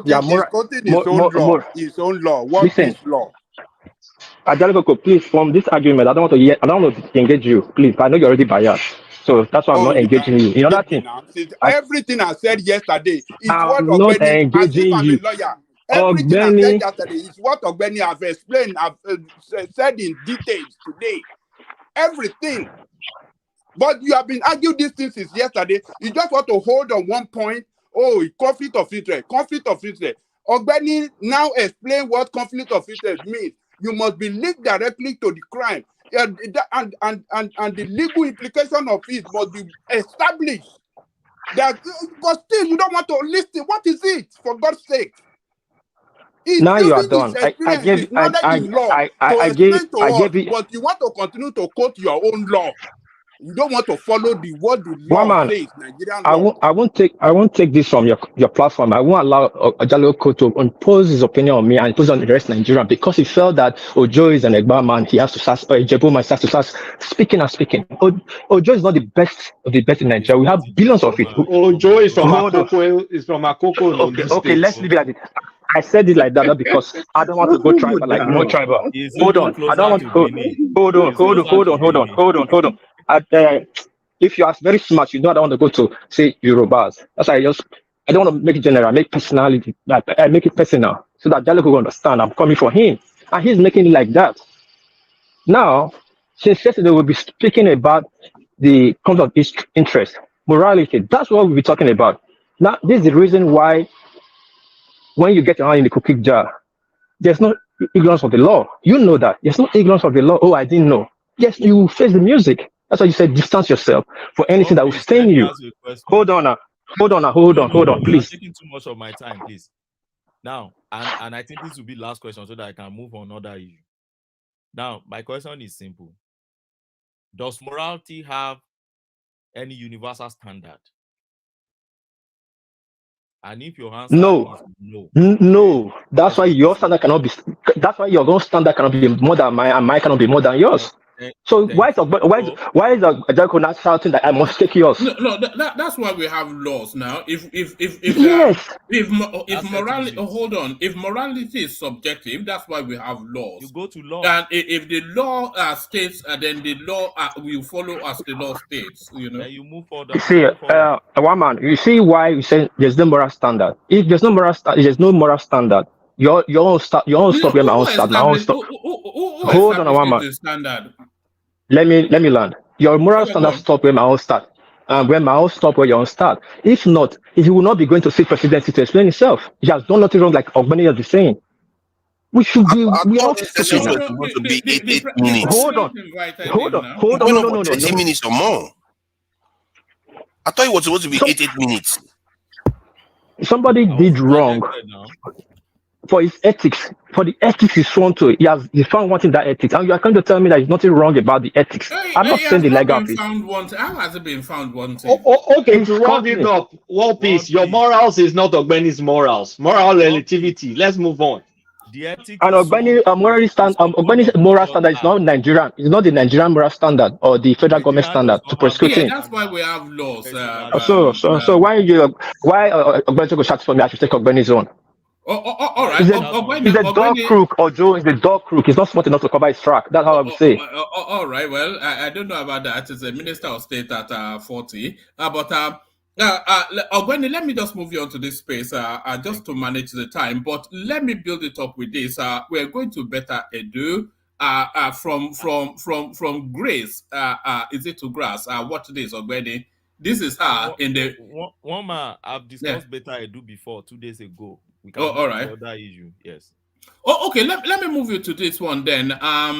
This new initiative, long overdue. Tinubu reduces entourage on. Let me show it from here. Tinubu reduces entourage on foreign trips for president, vice president, ministers, others. So they've said that they've done the math, and it's essentially a 60% slash in the free for all that has always obtained. One man, I think it's a good development.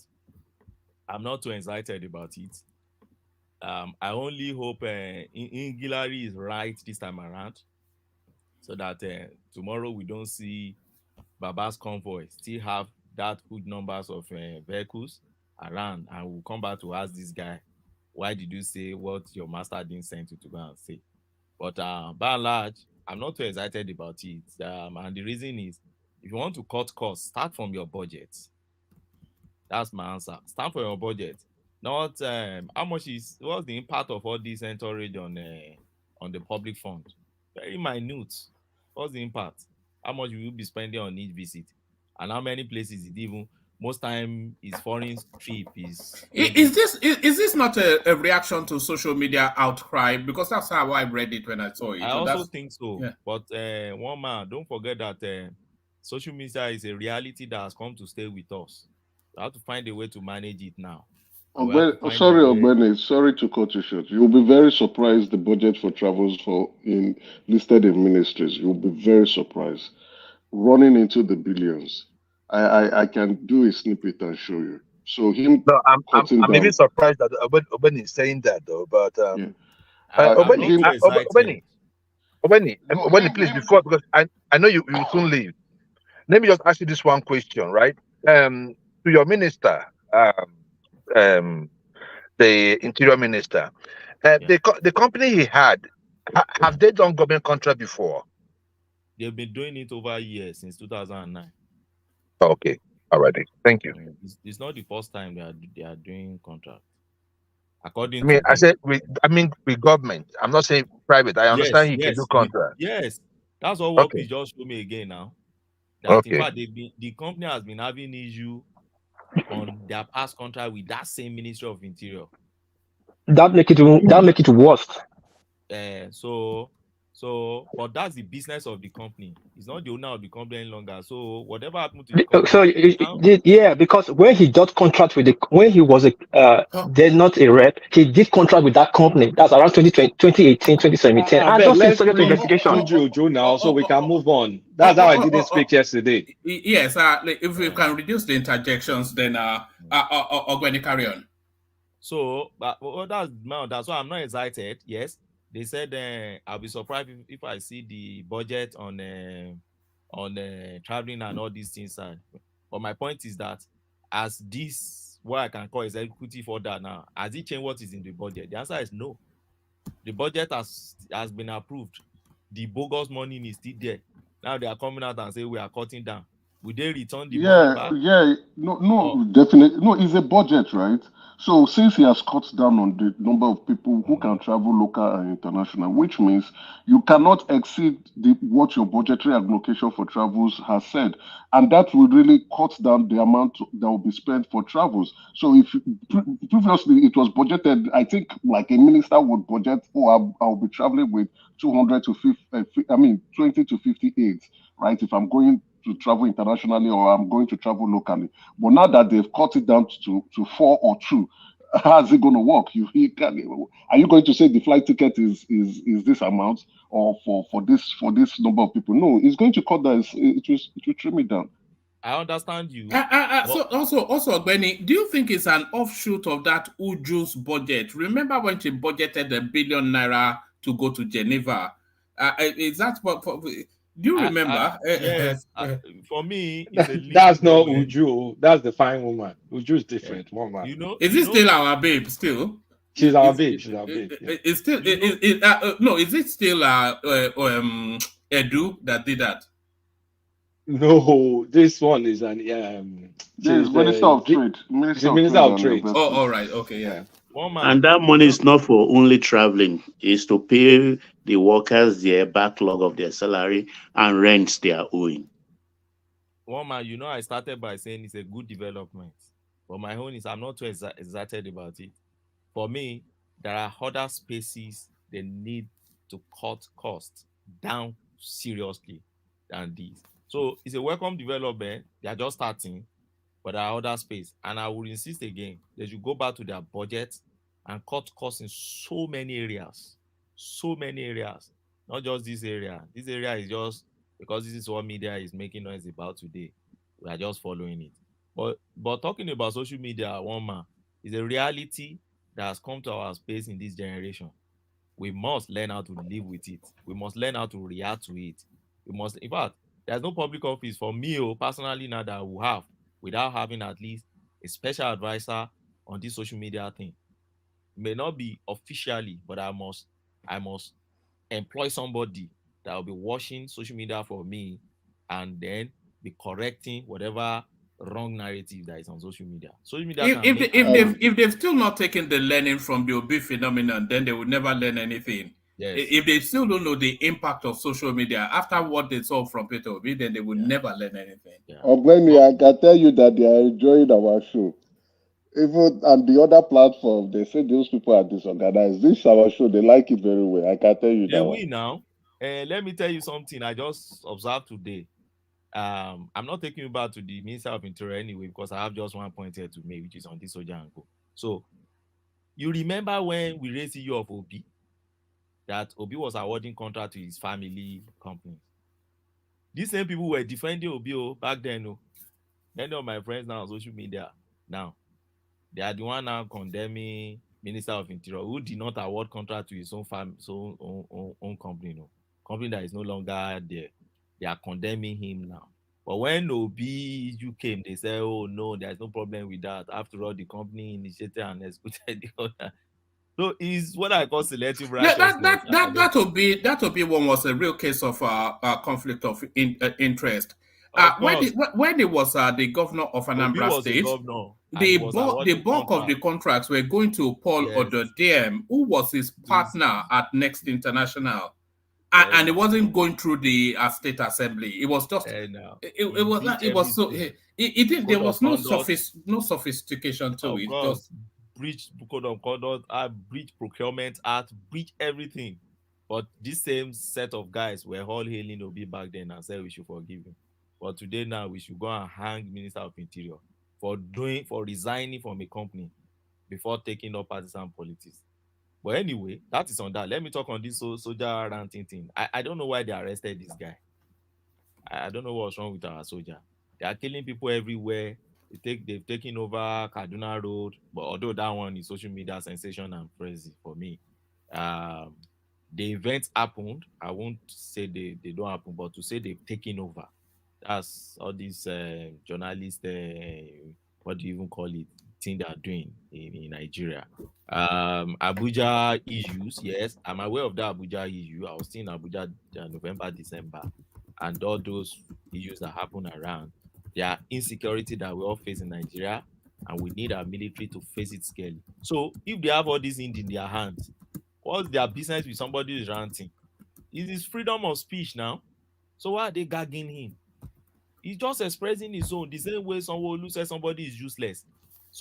Why would Sanwo-Olu say a military officer is useless, even if he has breached the law? Why would you say he's a useless man? So Sanwo-Olu expressed his own, enjoy his own freedom of expression. Then this soldier enjoy his own freedom of expression. So why did you arrest the soldier? I don't know. Maybe there's a code of conduct for military officer. That's the only one I don't know. There is. They are not supposed to talk to the press or post anything. They are not supposed to do whatsapp, because Sanwo-Olu is not a CNC. Sanwo-Olu doesn't have a direct command over that soldier. Sanwo-Olu is just a public officer. Maybe there's something that's okay. I don't even know. I can't even know where to it's coming to the press. You understand? If they look at, out of all of them, it is that first soldier, the one in a military environment, the one with khaki camouflage, who talk about Ojo Road. The rest of them are skit makers. Yes, skit makers. Okay, even I saw one, the man was wearing blue beret of UN peacekeepers. He is a skit maker based in the US, and he's claiming to be a soldier. So these are the things they are trying to avoid. Soldiers don't speak. Thank you, Ogbeni. But why would they soldiers don't? I'll go and check that law. I know soldiers speak. They speak. The only thing I know, soldiers must. No, check it. Even civil servants are not supposed to speak. No, they can speak. See, the only law I know is that you don't speak about your operations. You don't speak about private and confidential matters of the military, and you don't put yourself in a position that will bring the high esteem of the military profession down. Bring the military to disrepute. That's exactly under the purview. The area they are now looking at, but it's a bit that's what he did now. He brought the military in Nigeria to disrepute. See, it's a bit tricky, because when you juxtapose this now with his own constitutional, don't forget that constitution prevail over all these laws. So when you juxtapose that now with the constitutional right of freedom of speech, where do you sit this thing? It's a difficult one. And if anybody will even pick the army chief now, you are not ordering to pick, and you have a lot of things in your hand, for God's sake. I think all these things are just petty. There are a lot of things they have in their hands. It's a hangover from the military regime. All right, let Ogbeni bring it home. I've gone to. Or was what it to Nigeria? On the Plateau issue? Has Tinubu gone there? As the army chief, or I expect all the 4 army chief by now to be in Plateau and consult those guys, talk to them. Then Tinubu even himself should fly down to talk to them. And these are the things they should be doing, not to be arresting one soldier that is just on social media. Maybe the guy has not even collected the salary for the month and he just ranting out of hunger, and you're not arresting him. I don't know. I don't see anything really they are doing in all this. If a whole service chief should be having time to be dealing with somebody. So if don't forget, he made that allegation that when he wants to do his dirty job, he engages soldiers to do it for him. That's heavy, serious stuff. Okay, the guy said so. Yeah, he said so. The real soldier said so. Okay, they should just call him for interrogation now and put him in guard room to learn lesson. But it shouldn't make news. All right, brother. It shouldn't even be a major headline. All right, brother. You even notice that all these are newspaper, they don't even carry real news again. They now they have to carry news themselves now. You know, who wants to carry who carries real news these days? They want they just follow. They want sexy news, not Sometimes you see them referring to Instagram of one faceless people, and they will make it a major headline. They will now, when you now read into it, you now see on DGX Instagram, he reacted. I said, so that's why you are making major headline. Where do you put journalism these days? I don't know. Anyway, thank you, one man, for the opportunity. All right, brother. Before you go, Ogbeni, let me signpost this. This is Dupsey's session. I suspect you might want to turn up for this one. So this is Dupsey's session coming up on Sunday. So Dupsey is taking on that thorny issue, the delicate issue. The Pope came out just a couple of days ago to declare surrogacy as a deplorable act. But is it right? That's the question. So that question will be taken on by Dupsey on Sunday. So whoever wants to join Dupsey, the link in the comment section, bookmark it. So a real delicate conversation to be guided by Dupsey on Sunday already. Okay, thank you, Oma. I'll watch the show, but I won't join anyway. It's still delicate a topic, Abby. No, you know, I've told you now. Anything morality and religion, you don't have a certain standard. Everybody just talk their own and go. All right, it's not really productive for my intelligence. So, but I will encourage people to join. Now you are talking. I get it. All right, brilliant. Let's go from your Ogbeni to Tunaija, who I think is just about ready to come on now. So Tunaija, to the conversation from whichever entry point you'd like. Tunaija. Yeah, Woman, thank you for having me, and greetings to everyone on the panel and to the chat and the viewers. Yeah, I think since there was a bit of a talk, the last one was about the soldier that was arrested. I think it was right to arrest him and discipline him, because they are not supposed to do that, and they know it. Anybody that is in the military knows that you are not supposed to come out and start commenting on public issues, not to mention going after a governor, which is silly, really. And at the same time, it's like the governor, the way he handled the matter wasn't exactly edifying, if you want to put it that way. And it's like the soldier that was driving in the opposite, going the opposite direction of a traffic, did something wrong. The governor did something wrong, and the soldier that commented on it did something wrong. It's like 3 wrongs. How does he ever make it right? So I think it's good that they arrested him, so that at least they set an example. Because you can't have soldiers coming out that can lead to indiscipline very quickly.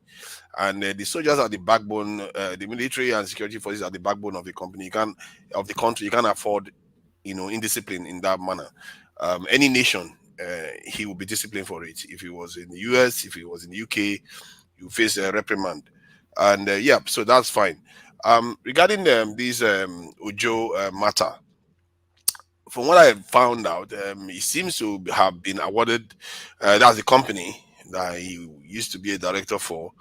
Was awarded I think they were given about 400 and something million naira, which is equivalent to 400 and something thousand naira, within how many months of being in government, and for what they quote consultancy something, which sounds very, very sketchy too. There's nothing concrete there. So we don't know what the company is supposed to be doing, not to mention his link with the company. And if you want to judge that things, it's quite straightforward.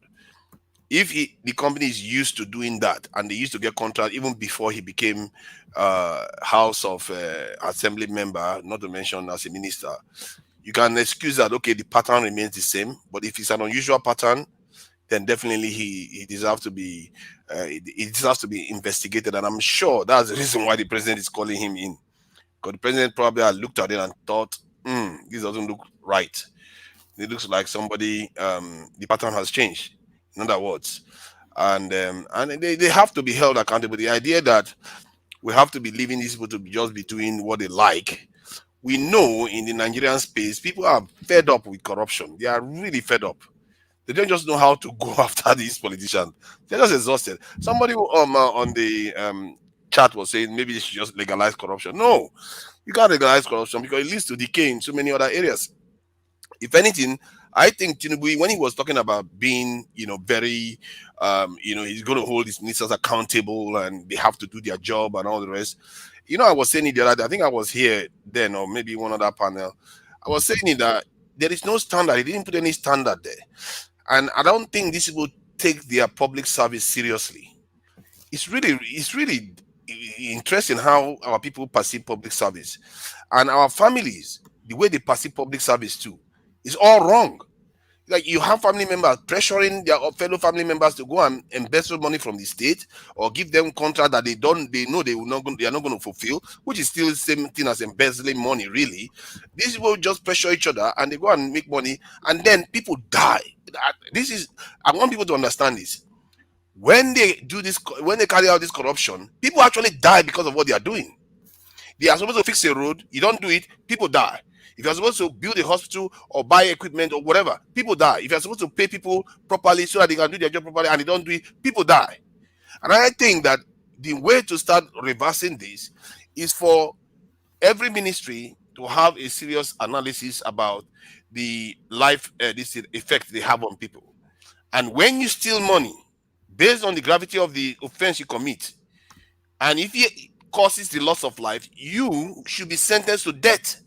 Because you can't keep having people steal resources from the nation, and they just get a tap on the wrist or putting them in prison and they go away. No, that's not how it should be.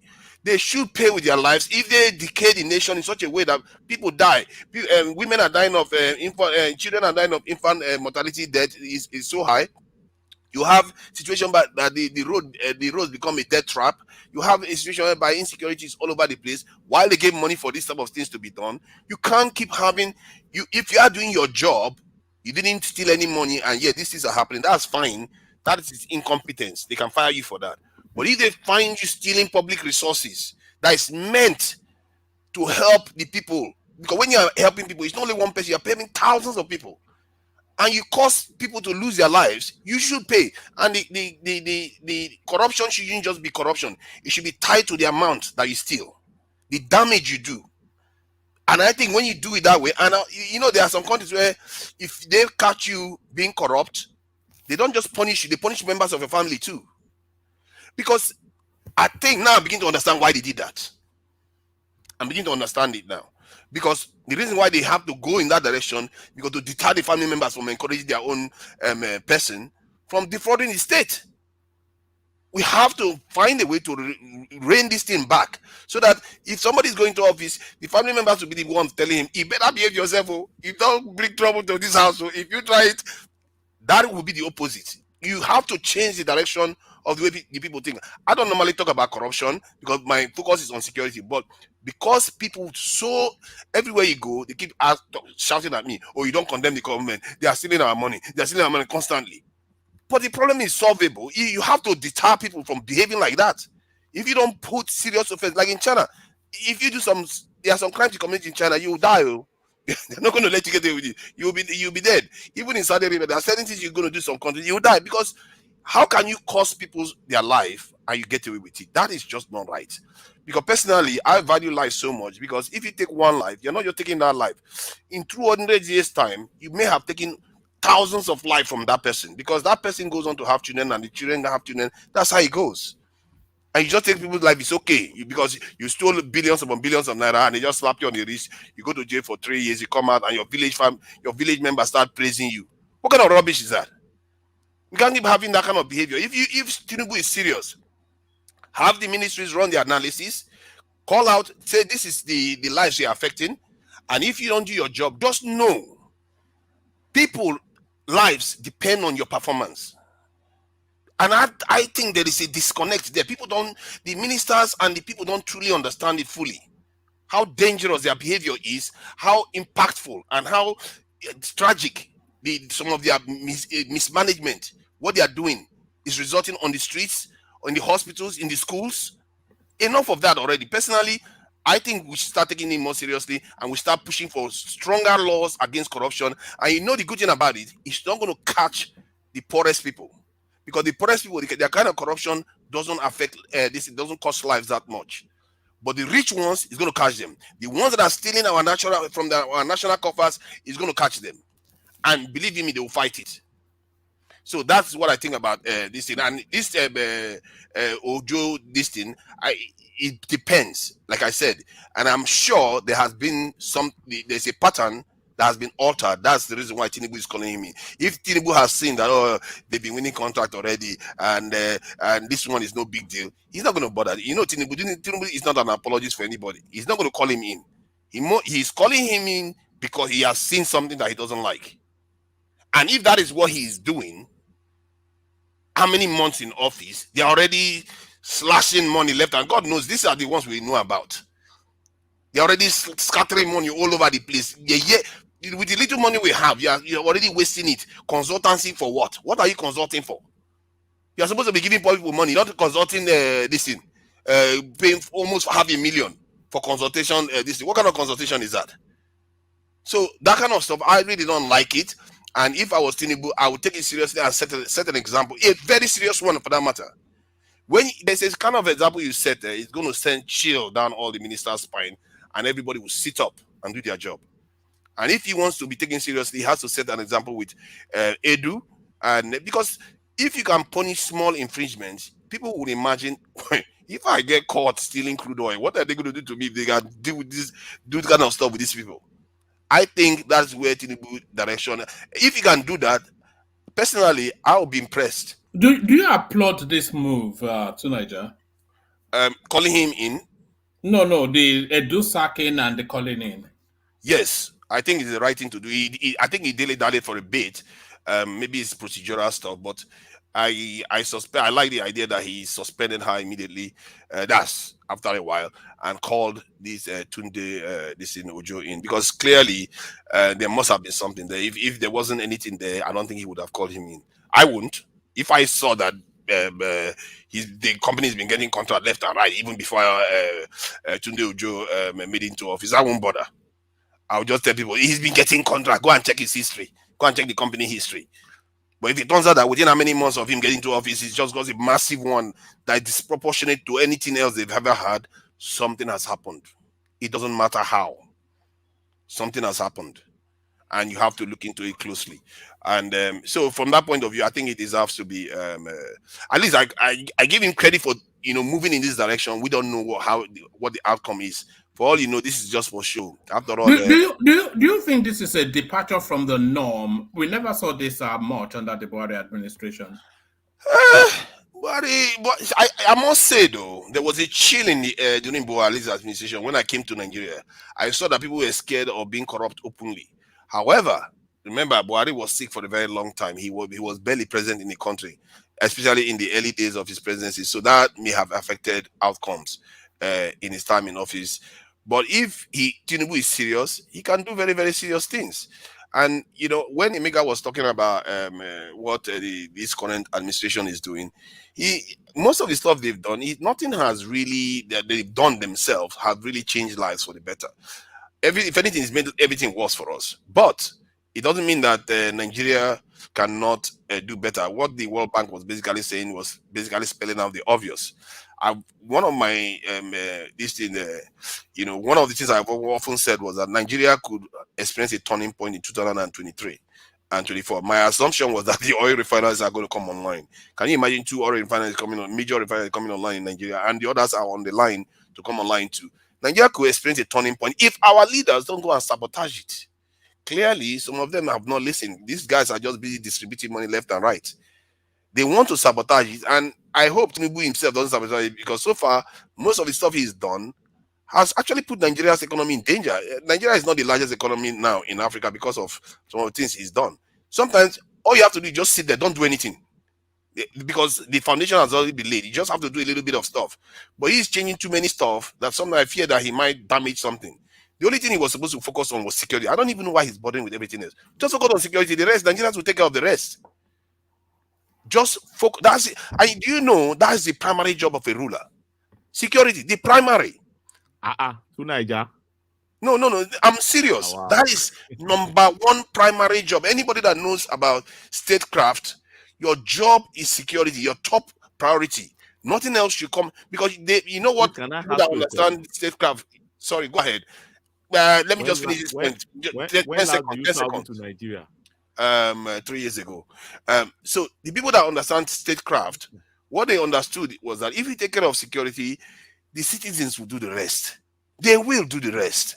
So that's what they understand. Will come on its own, because if somebody start doing good business, making money, they will organize. Electricity will come on its own. Yes, because they will organize. They will organize, and the government. Will come on its own. See, I'm not saying government don't do stuff. Government will not make a difference. What I'm saying is that the lift will be a lot. It will not be that hard anymore, because everybody will align. Common sense reigns when people are not fearing for their lives, and systems are not being undermined. Common sense can reign very easily. You are not losing people. And do you know how we've lost 141,000 from Nigeria already? These are some of the best minds from Nigeria just last year alone. To Niger. Yep. We've had good security in the past. Why is Nigeria? Why is it that we didn't develop back then? I think, you see, my thing is that everybody thinks we had good security in the past. It's just that it wasn't manifesting itself. We were always insecure. We did in the 90s. In the 90s, I used to fly Yola to Lagos. We call it Good Morning Lagos. You shall grow.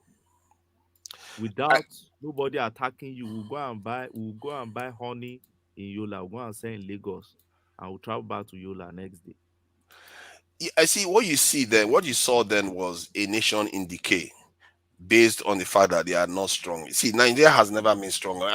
This is, for me, this is the only thing that I differ from a lot of people. They will say, oh, it was good in 1960. It was a coup that caused problems. It was good after the Civil War. First attack. No, I just saw a decay coming over. That's all I saw, because people assume that Nigeria has always been strong. Nigeria has never been strong.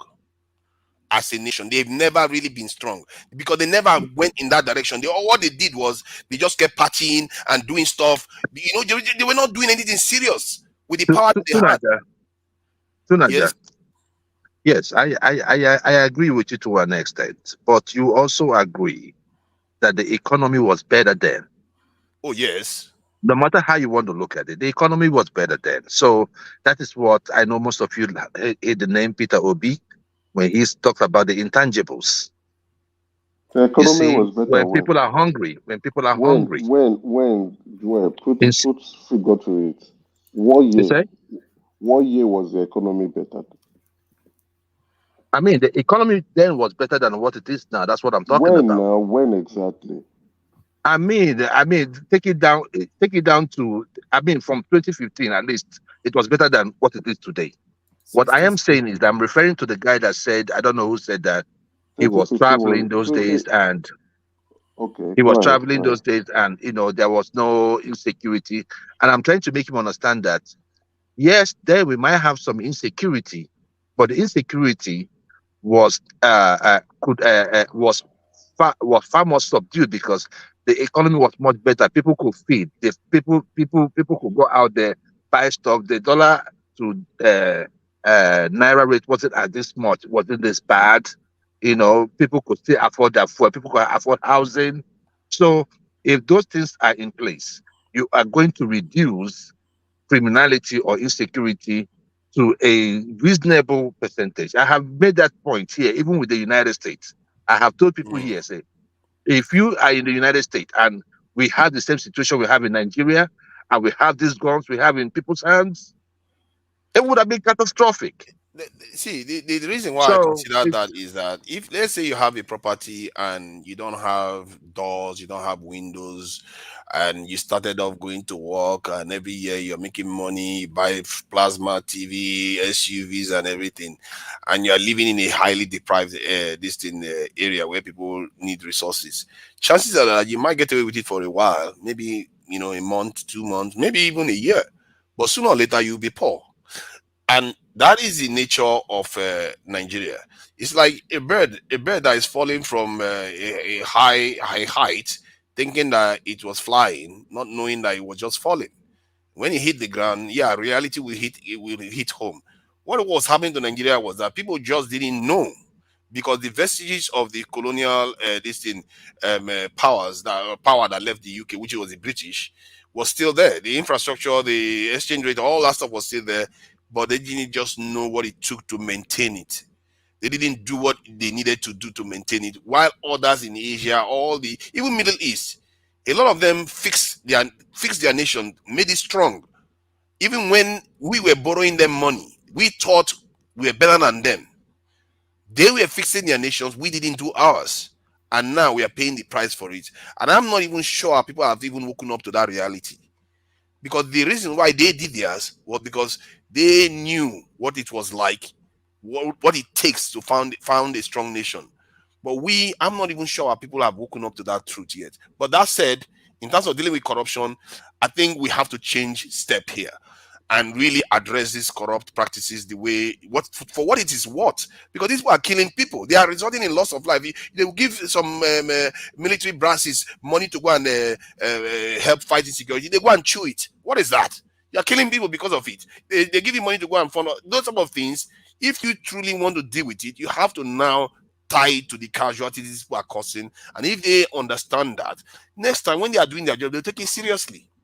Their family members will take it seriously if they know this. So it just shows you what I'm saying now. It just shows you that there are solutions. It's just a matter of thinking about it and pushing for it. There are solutions everywhere. All right, Tunji, take us to the Donyo Okupe space. He resigned from Labour Party, and then they clap back from the Abure faction. Yeah, I don't mind. Okay, I think it's fair point. It's a fair point to be making it about political opportunism, to criticize them for doing that, because clearly everybody's, even P2B is moving from one party to another. So yeah, you shouldn't. I don't see why you be making that kind of. I don't know why people do this type of stuff. You are saying stuff you didn't even think about what you are saying. Like, what is that? Why are you talking about that when you know full well that P2B is doing the same? It described the Labour Party as a special purpose vehicle that they just used to them for the election. Yeah, that guy just whoever is writing that nonsense didn't know what he was writing. And there's the political class in Nigeria right now. They barely have any ideology. I don't know why they even bother calling it a center right. Do you know what right means? Right means you should be strong in security, but they are not. So they are just center money. That's all they're after. Wherever there is money, that's where they want to go. But is there some veracity to that? Because that seems to be the understanding of everybody as well. There was no ideological meshing together. The obedient movement going to Labour Party. Donyo Okupe said that we left PDP abruptly and we were looking for a special purpose vehicle and we went to Labour Party. So it's just a cynical exploitation. That's what it's always been, and to an extent, in a way, that's what I wouldn't say Peter Obi was doing. Okay, I could say that too, but that's what Peter Obi technically did too. He used maybe this thing, but he has not left, so you can't say he used them. He's there, staying there. So, but in the case of the statement released by Labour Party, criticizing him that he just used the party. No, I don't think that is advice, because clearly this is the name of the game. If they used Labour Party as a special purpose vehicle, is that not indicative of a lack of principles or sort of? Yes, there's some argument there. But you can't help but when you are using somebody as a means, after you are done, you leave, isn't it? And that is what Okupe has done, but P2B hasn't. So one cannot actually, if he leaves now, tomorrow, you can say he just used the party, isn't it? But he hasn't. It's like saying you use the babe and you just leave the babe. You have to have left the babe before you use the babe, before somebody can accuse you of that. If you stay with the babe and marry the baby, nobody can say you use the baby. See what I mean? Do you think Peter Obi believes in the ideological thrust of our Labour Party? Peter Obi will be on the center left if he was part of the Labour Party.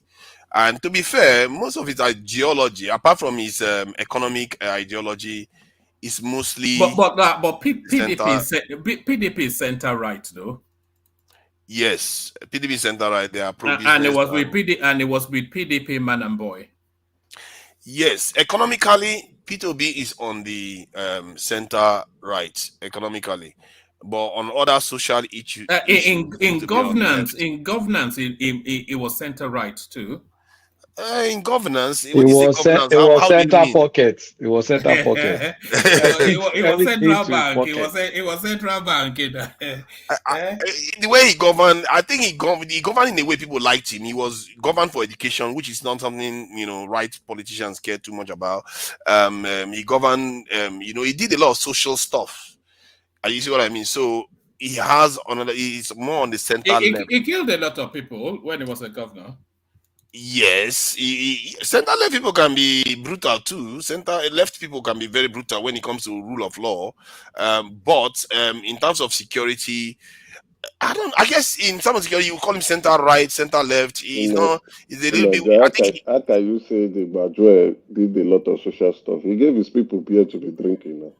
But what social stuff did he do, sir? No, exactly. I think he worked with schools and churches, and there's no governor that did not work with schools. Hospitals to help increase access to this in the healthcare in the state. Which hospital? Let them no. To be fair, I know of cases where they said he did some work with missionaries and all these faith-based institutions to provide healthcare.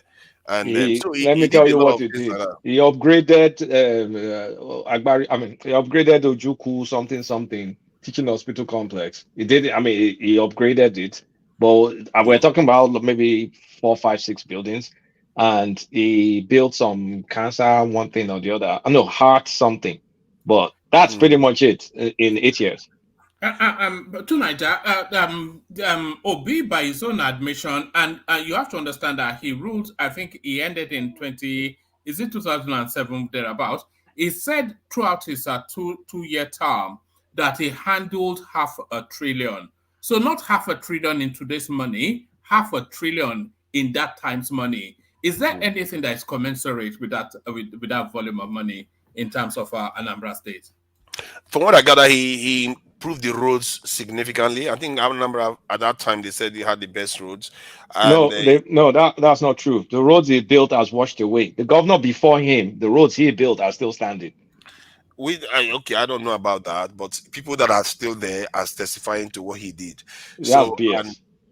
But you can, I don't know, man. People that live there are telling us that this is what he did. Maybe they are lying, they are the ones traveling on that road. So I can't, just take your statement on that. But however, it doesn't necessarily, just because it's on center right doesn't mean he cannot run the Labour this party. After all, the UK, we experience that all the time. Tony Blair was not exactly proper center left anyway. He's more of the right wing politician, and so you can see that when you are on the left, you tend to have center right or center left politician leaders, and then that, especially when you want to make it to become this in the ruling party.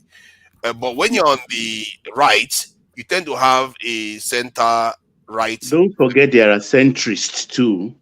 Yeah, exactly. Okay, you can use the term centrist. So they can lean right, they can lean left, depending on the aspects of the economy or the state that you are talking about. That you can call them centrist. Those are the ones that tend to make it to become prime ministers and the leaders of most of the time. Tunji, you are trying to paint this man, this Badre, as somebody who knows his ideology. That man is confused. You think all these things you are categorizing him into, you think he knows? No, I think he has an ideology. I think the topmost, P2B is a nationalist. Make no mistake. No, he's a nationalist at the top of it, because the pattern, the way he behaves, and it's also a Pan-Africanist, the way he behaves, the way he talks, you can tell. Because like if he goes to a party in the UK now, like I saw him in a party in the UK where people invited him, and one of the things, instead of him to be, I came to the party, but one of the things is that we could be doing this in Nigeria. You see what I mean? So his whole thing is about is focusing on Nigeria as his first priority. I'm sorry, what's in his record? I'm not talking about appearance. What's in his records that shows he's an African, Pan-Africanist? He went to, from what I know anyway, from what I gather, he went to Haiti to go and assist with earthquake victims. And in terms of this in African, this in participation in African affairs, I think there are a few things he's been involved in, but I don't know. I don't have details on that.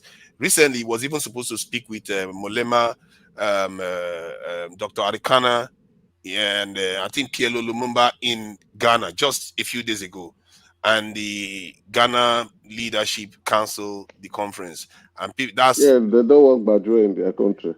So.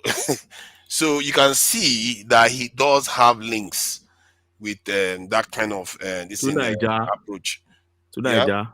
Yep. All those things are not links. Let me tell you that Haiti, for me, I know that Haiti is one of the major tax havens in the world, and I know Peter Obi name surface in Panama, and they deal mainly in all these tax havens.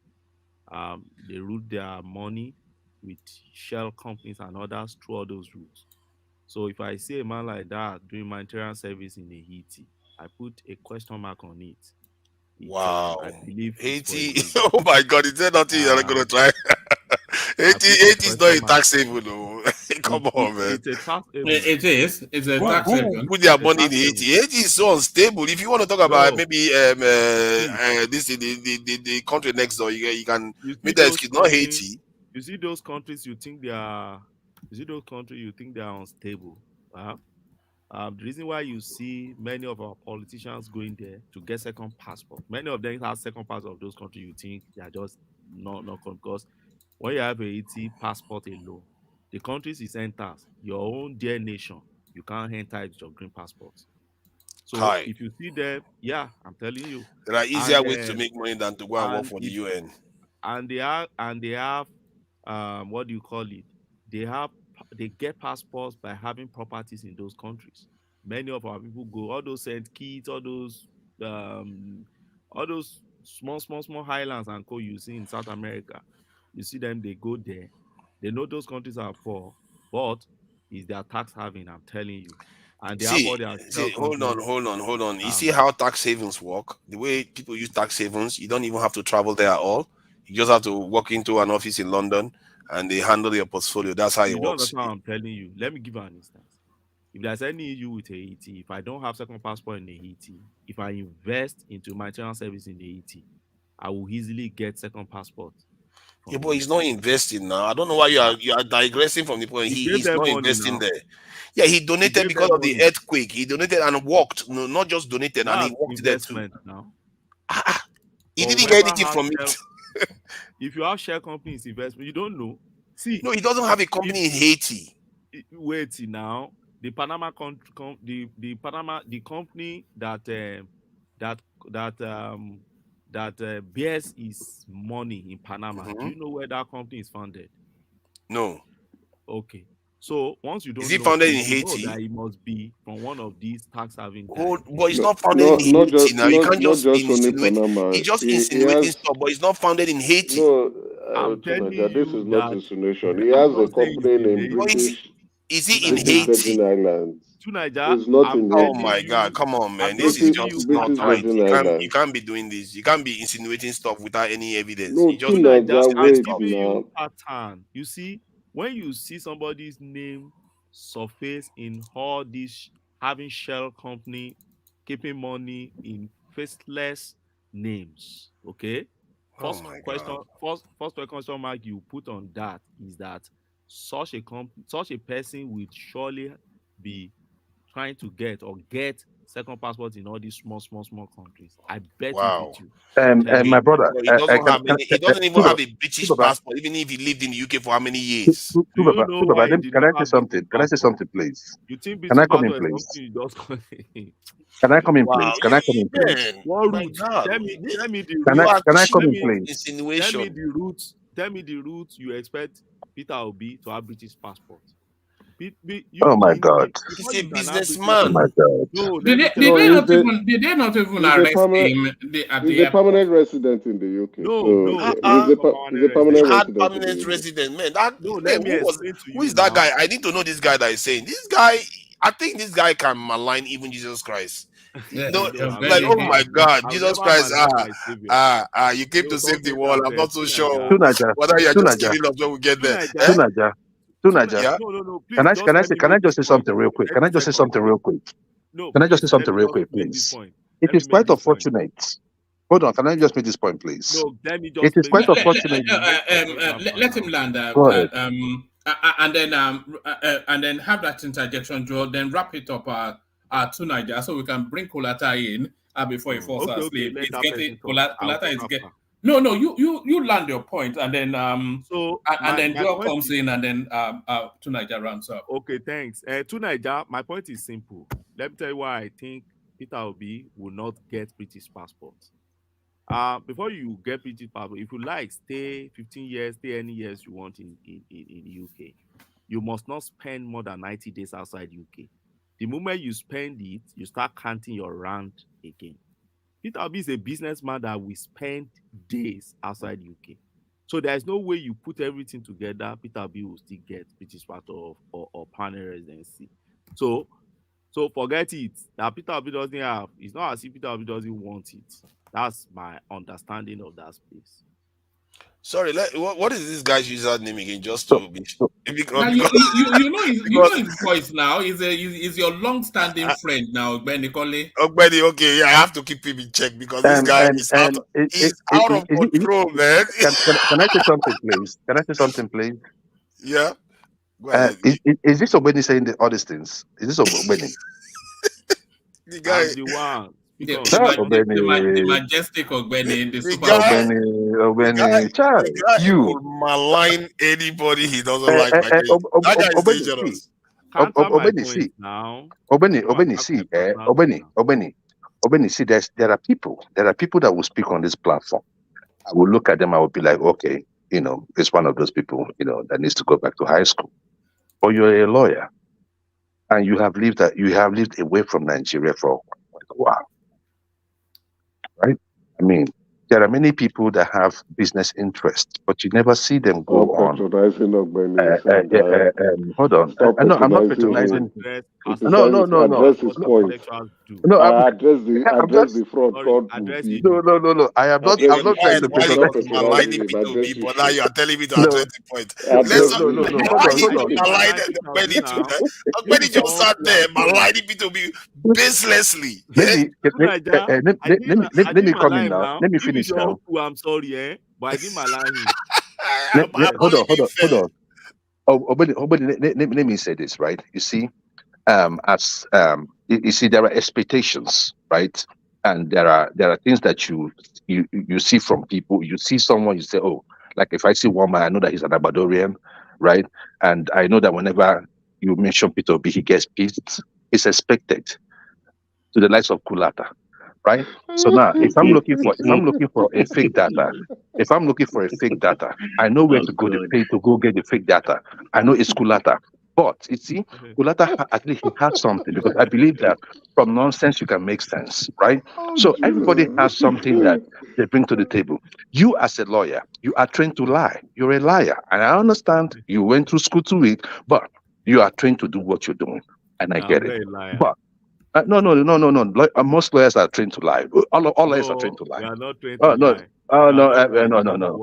Don't worry. Anyway, you guys are trained to lie. But I mean, that is my opinion, right? But the issue there is this, right? It is not nice whenever we see someone trying to do something for humanity, then we try to tie it to things that we are not really, really sure of. If you were sure of what you were saying, how does that apply to Peter? What's it doing for humanity? Because no. Going to Haiti. Hold on one man. You live abroad, one man. Right here. I know there have been cases of tornado that happened in my state. I left where I was and I went there to help. I do not come out to say it, probably because he's in the public space that he has to say it.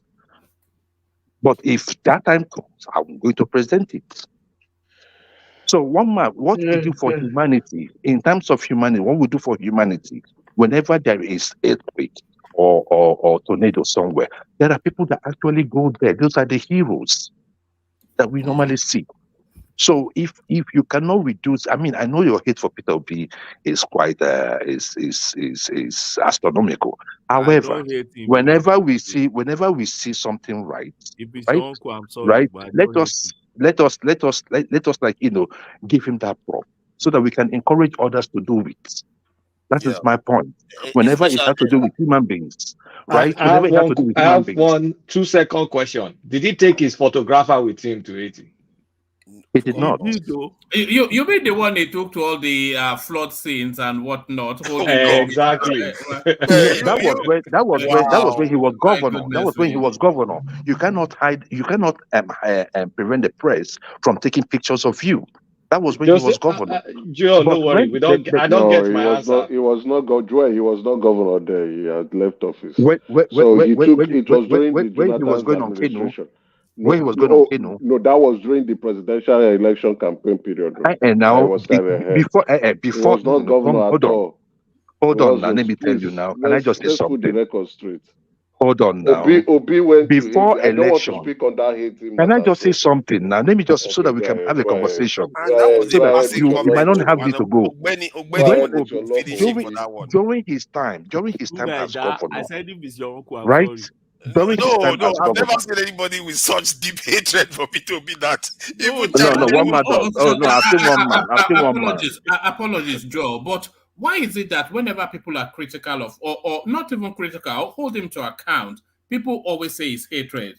No, but it's hatred because it comes from the point of hate. Why is it hatred to hold people to account? Because it comes from a point of hatred. Because it's not based on fact. From platform to platform. Let me take that. No, because it's not based on fact. One man. It's not based on fact.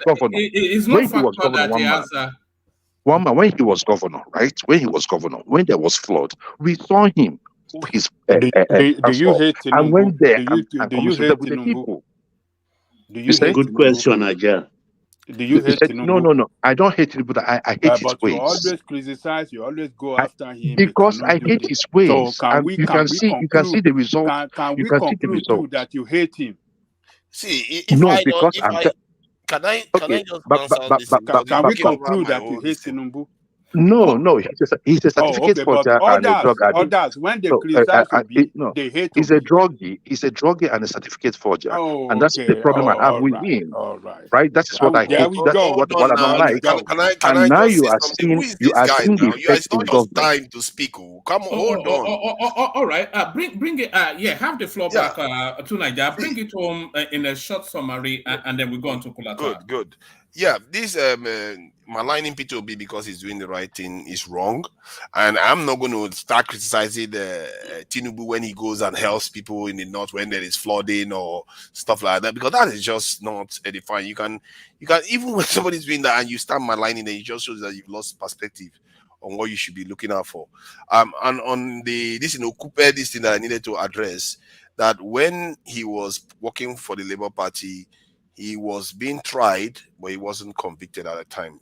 So it was before he was convicted, he resigned his position. So the way Emeka came earlier on to shout, "Would they employ a criminal?" and all that wasn't the case, and I just thought I should correct that. Regarding this insecurity. Wait, Tunji, what are you correcting?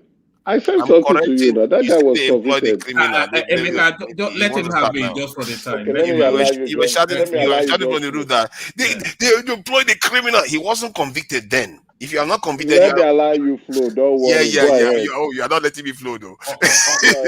You're like, they employ the criminal. He's a criminal.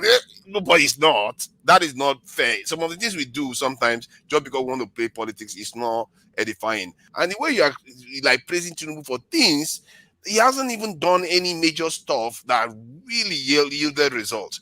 I gather that maybe there's things that are going to be happening. I just hope it doesn't ruin the country before and the good things starts coming through. That said, regarding this terrorist stuff, I will just finish with this terrorist one. Yeah, but make it brief though. Yeah, very, very brief. This terrorist one, I don't see. There's always going to be up and down, and at the same time, if Tinubu is not responding to the threat, it's going to keep happening. And maybe, it's true, it might actually get worse under his time, because the northern part, there are some elements in the north that were held back a little bit because they had a northern leader. And there is a way Tinubu will act in the north. He will be more careful than just the way someone like Buhari would have been.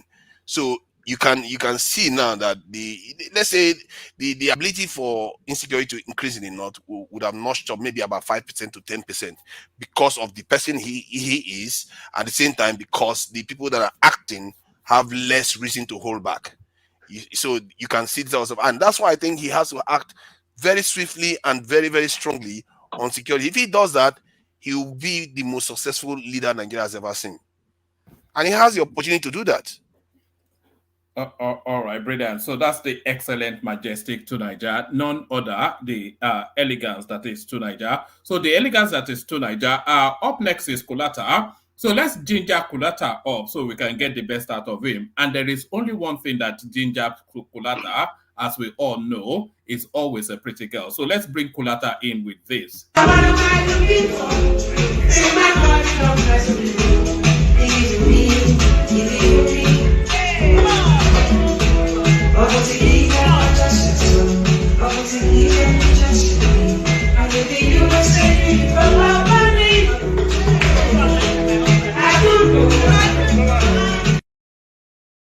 So there it is, Kulata.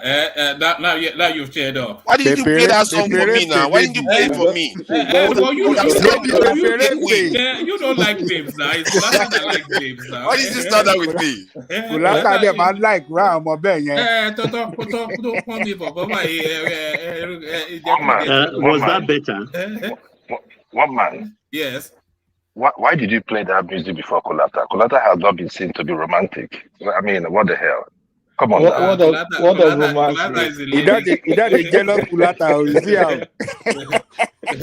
Is it by doing Ofana guy? Is that a jealous Kulata? Anyway, that Betta, that's a. I mean, she dealt a death knell to all this. Let's get our youths. That's a youth, though. Sad. Did you, Kulata? Did you see the clip? I've been trying to download it, but I can't. Did you see the clip where she was give me address $1,000, $1,000. Yes, I saw it. I was just shaking my head. I'm just giving like $1,000, just like, I mean, it was the way just you acting like somebody that won the lottery. Some last class. You know, the thing is, she was a commissioner before in what's it called, Calabar, Cross River State. So you know that this is not new rodeo for her, because you will not.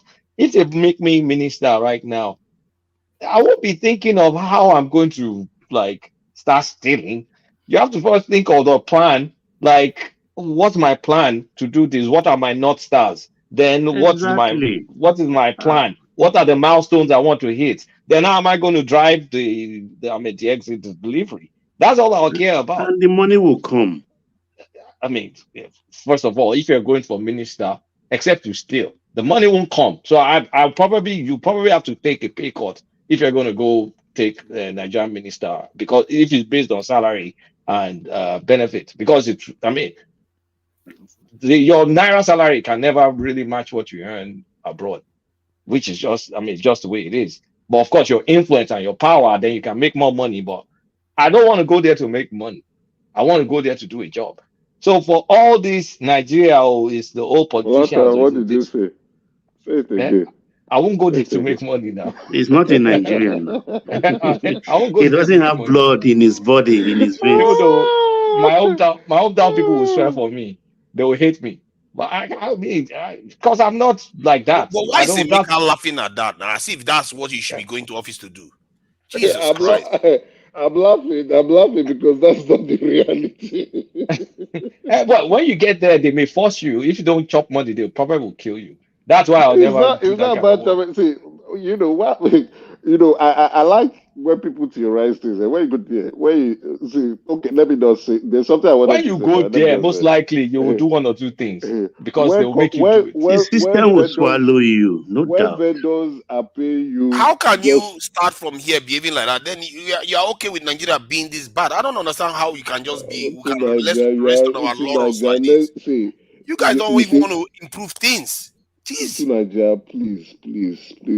We theorize a lot. The reality of things, it differs. We live in a real world. But all what we say start is from the point of trying to improve things, not conceding ground already. It's part of the okay. My bedtime done the pass. You know, I be old man. So what's it called? The Betta whatever. I mean, it's a disgrace. But it goes back to the larger Tinubu conversation. When Tinubu selected this as ministerial list, and I looked at it, I think Ogbeni was saying, I was too judgmental, I was too early. I looked at that list, that this is a shitty list.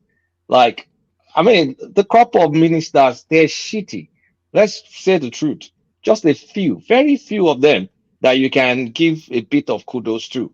Very, very few. I mean, look at the likes. From Uju, that's Joel's auntie, to even that Zita's friend. They're not performing to all these health minister. You know something? Do you know they spend about 2 hours every morning to do their faces? All the women ministers, they turn out as if every day is party time. Thank you. It's crap. Even I'm not going to talk about women, men too. What are they? I mean. Very few ministers are doing something tangible.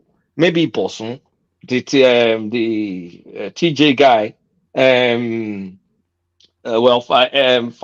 finance one, because Umahi as well is Umahi is doing something. But for the love of God, the rest are crap. Tinubu wasted an opportunity. I've said it in areas where it wasn't politically strong. Wike. Oh, Wike is too, even though that one makes too much noise. But Wike at least is doing some things. But areas where Tinubu is politically weak, for example, like the Southeast, you could have gone for competence rather than this nonsense tokenism of picking someone's doing political thing. We're seeing the results right now. By now, we should be beyond planning. It should take you 3 months to plan and get your milestones and start executing. What are they doing? As soon as they settle down, they start stealing money, like literally stealing. If you're even going to steal, in what God's hurt do you transfer money to a personal account? Like that's that takes some audacious level of thinking, careless thinking. The ministers are acting like they did them a favor, but actually nominating them. They're just a shit list of ministers. And if Tinubu does not rejig that list, if he's look, and another thing that's happening right now, I don't know if you guys are paying attention, even though this is complete insinuation. So I'm going to say this is my opinion. They are unleashing insecurity, which is a tool by some politicians for regardless. Do you agree with that as well? Because that of was course, what I was it's a pattern now. That's how they wrecked Jonathan now. But I'm not going to call out the region or whatever. But it's a tool of the politician to unleash insecurity, to make that country as ungovernable as possible. Kolata, sorry, hold it there. We all know they are unleashing insecurity, but it was started by this thing that APC against Jonathan, and we are acting surprised. We are surprised. It happened under Obasanjo too. There are many things that get on. There are many things that they release. Getting Jonathan out of the power was one of the instruments. Insecurity, and Lai Mohammed was on TV every day. You're right. Before we even hear about it. You're right. What are we not surprised? Why are we surprised? Why are we surprised about now that they are doing against themselves? It wasn't really APC. It's a sectional interest. No, one man, don't push it. It was APC. Right. They were there for all sections. There was the major section. There was the physical boot on ground. There was the psychological part of it. People in international media. You know the problem with Goodluck Jonathan was that they not felt aggrieved because they felt it was their turn to govern, and because Yar'Adua died, Goodluck Jonathan he seized that opportunity. So they were happy for him to complete Yar'Adua's first term and then hand it over back to the North. So when Goodluck Jonathan hung on to it, that really set them a panic. Because had Goodluck Jonathan then gone on to win in 2015, he would have served maybe about 10 years. And they don't really know what... So it was... And that was when they started to escalate that insurgency just to diminish him. And I think they had American backing as well, because they were always... They have international backing. We saw Colonel Warren said they went to America to diminish his name. He had the South backing. The West felt that they're not in the government, so it was not the North. It's not the North were felt bad as same much as the Southwest too. So we should put it like that and let you know it's APC. We should not be put on region. It's APC. All right, guys, let me go. And continue. I'll go sleep now. One piece. And the party is the Democratic Party in the United States. So just put in perspective. So the thing is, he has challenges. He has real challenges from legacy issues under Buhari. Then he has structural political challenges by people trying to rejig things in the next political cycle.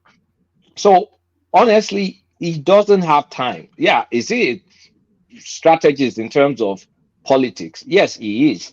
But look, you have one shot, and the one shot you've got, make something out of it. Because you can't, this crop of ministers, I swear, I've looked at them. I nursed my hopes a little bit. Of course, downplayed it. The first list, I was like, what the hell is this? Then I said, okay, maybe I'm being too critical. But now, it's now months. Like, it's months. The president will sack poor performing ministers. Well, let's see. Because everything cannot be politics. There's a place for politics. Yes, he has to make some political appointments. But at this point in time, like, you should have over 50% of your ministers performing. And then we create a bunch of useless, redundant ministries, just increasing bureaucracy unnecessarily. So it's like, at this point, Tinubu needs to, like, sit tight. And he's going to go back to what I really wanted to talk about today, which one man, I sent you the link, but you never discussed it, which is the KPMG report on economy. So all this hustling abroad to get foreign investors. Sorry, where did you send it to? Maybe I can put it on screen now. I probably sent it to your phone. Okay. I probably sent it to your phone days ago. I mean, maybe 3 or 4 days ago, sir. All this hustling for foreign investors and all that is not yielding any result. In actuality, even portfolio investors, those are the ones that will just go and buy stock here. I mean, buy stock here, buy bonds here. Portfolio investors, it declined. It declined from 649 million to 87 million. 87 million. That's all in Q3 2023. So, I mean, it's not good. And what's it called? Foreign direct investors, out of 654 million that we got in Q3, guess the percentage of foreign direct investment, because you have for portfolio investors, you have loans, you have FDI. FDI is what we really, really, really, really want, because those are Those will stay in the country for much longer. But out of $654 million, guess someone just give me your best guesstimate of how much of that was FDI, foreign direct investment. About 5%. 641. Percentage. No, 5%. 25%. I say 5. You must, I say 5. I say 5. 5%. You must be very enthusiastic. 0.91%. Less than 1%. 0.91 was FDI. 78% of that was from loans. So, in actual sense, you need to fix stuff at home. The good news is our stock market is tearing rubber. People that are bought into Nigerian stocks, yeah, you will be making profits. So there's way more opportunities to grow home with the Naira.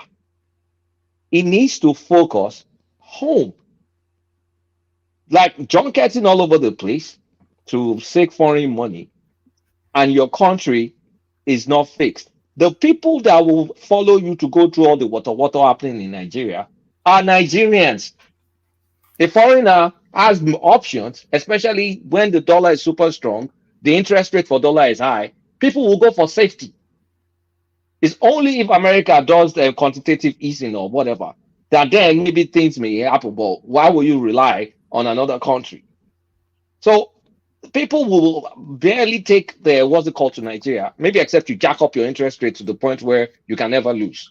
Well, is it insecurity that is the main thing that it's not just that. There's insecurity, we get that. There's also the stability. Any investor wants some level of predictability, right? So I know if I put my money here, this factor, that factor, I have a clear understanding of all the factors. So I know what to jack up in my margin to be able to get a return. But when you implement a few things, and then it's kind of like haphazard. Its policies are not fully settled in, right? And they need to know that they're fully committed to the policy. When you say you deregulated petrol, magically, petrol price has remained the same. The same related product, diesel, follows the market, follows market price. Diesel and kerosene, they're fully deregulated. They rise and fall. One is just steady. So of course, people look at you like, "Why are you kidding?" Be careful, though. You have Fatai running in to come and tackle you. Let's continue. So who are you kidding? So there's also the Emefiele shenanigans. All these things. The foreign press even carried Betta Edu. The foreign press are reporting on Betta Edu.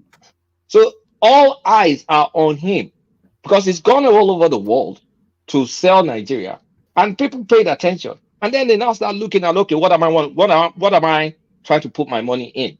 And then they see all these things. So it needs to refocus local, go local, fix local. There's a lot of Naira that can do things in Nigeria. There are many opportunities that we can stabilize in Nigeria. Security is one of them. I know we've overlabeled that. Rule of law is a good one too. Interest rates, jack it up a bit to curtail the inflation. Jack it up, not a bit. It needs to be jacked up so at least we won't have negative bond yields. But jack it up. So now you're saying we should go local. If they're jacking interest rate up, well, you can jack up interest. Economy will suffer temporarily, but once we can get inflation, because the target is we can't let inflation keep going this way.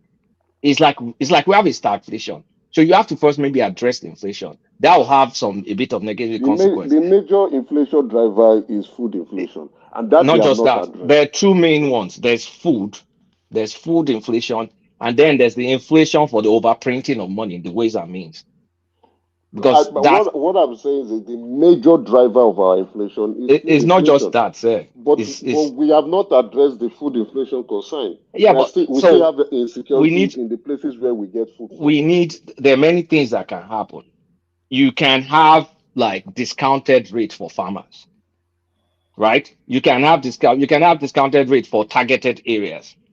But to curtail inflation, because Ghana right now, Ghana's inflation is going down, it's trending down. They've increased the interest rate many times. It is trending down. Ours is going up. And there are other pressures, of course. Some of this oil fuel subsidy stuff that got released has inflationary pressures too. So really the main message I'm trying to pass is look inwards. Look more inwards. Like clearly this foreign stuff is going to take a while to mature. It's going to take a while to get all these things you want.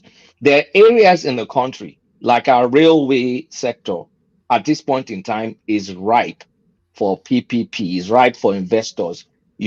States can pull, they can sell right of way. You can bring some company, Chinese company or whatever, build it, run it, ticket it, hand it over to us in 100 years, 80 years, 50 years, whatever the case is. Get something happening. You don't have to borrow money. Let them run it, profit from it. Same thing with, roads. I think, the minister of for what's called works is about to do something similar, where they will have street lights, have toll gates, and private companies will pay for it and they'll make money. So they need to get creative. A lot of focus is going to the oil sector, like to boost oil output, which it's a that's kind of like obvious one. It's a low hanging fruit. We need to do that, but there needs to be a lot of work thinking local. And to get all these things done, this crop of ministers are simply not cutting it. For me, maybe they are doing things I don't know. Then I'm ignorant, but I just don't see them. There is nothing they can do when you have removed the fuel subsidies, which will drive energy costs higher, and hence food and everything else will go up. Then you go and deflate the value of the currency. In those the forces will drive this in higher inflation, and there is not what can the ministers do until we start exporting stuff. Those forces will keep winning, and until Dangote refinery comes on stream. The main thing the president needs to address, if he's really concerned and if he's really interested in growing that economy, ensure that insecurity ceases. Yes, that's the only one quick fix. A stable country will drive itself. We are having food shortages from the north because the north is being ravaged by insecurity. We're having people being chased away from their farmland. They cannot produce. Now, even if with the fuel subsidy removal, which has jacked up the prices of goods and as well as farm produce, those who are producing the farms and the agricultural produce are not going to farms as they used to because of insecurity. That means scarcity of farm produce, and then the remaining the availability of food in the country, the prices will go high. So that's why I say the main driver, which is, and our food inflation is 30.9%. That is driving our inflation crazy because of insecurity, inavailability of grains, transportation issue because of road infrastructure on the ground, and then with some others snippet of concerns that are affecting that sector. I think Kolata is right. There are almost all experts have said the same thing. It should be inward looking. His foreign policy should be interior policy. Because if he takes care of interior policy, let me just say, if he takes care of the interior, the exterior will come in. You don't have to invite them. They will rush into Nigeria. All of us will start going to Nigeria every day.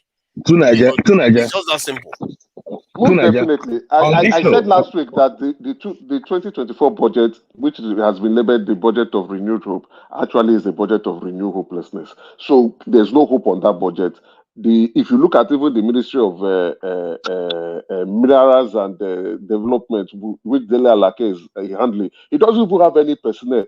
He has not even addressed the laws that will govern that space. So we just see, like what Kolata is saying, well, maybe if they sack a few ministers, the rest will sit up. Thank you. Kolata. Yeah. This is the reason why we in Igbo land we say that whenever you see a problem, attack it.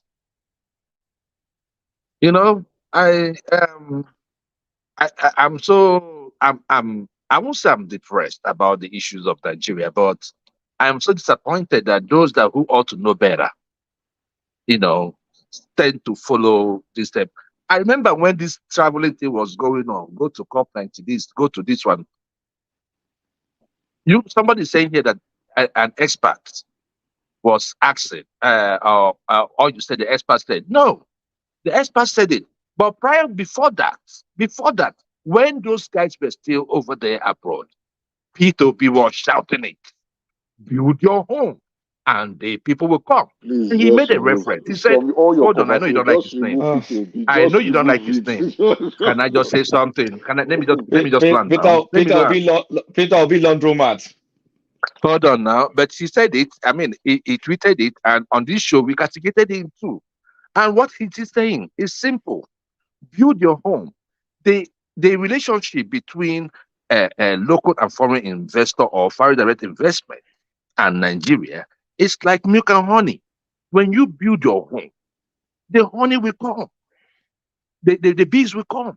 So the issue here is this: let's not act like we are trying to reinvent anything. You have to admit, you're trying to say something that is different. Looking. He was on it, but we did not listen. Peter Obi that traveled to Egypt even before he became president to go and learn what he's going to do inside Nigeria. What did he learn? What did he learn? He came back with false news. He came back with fake news. What's there to learn in Egypt?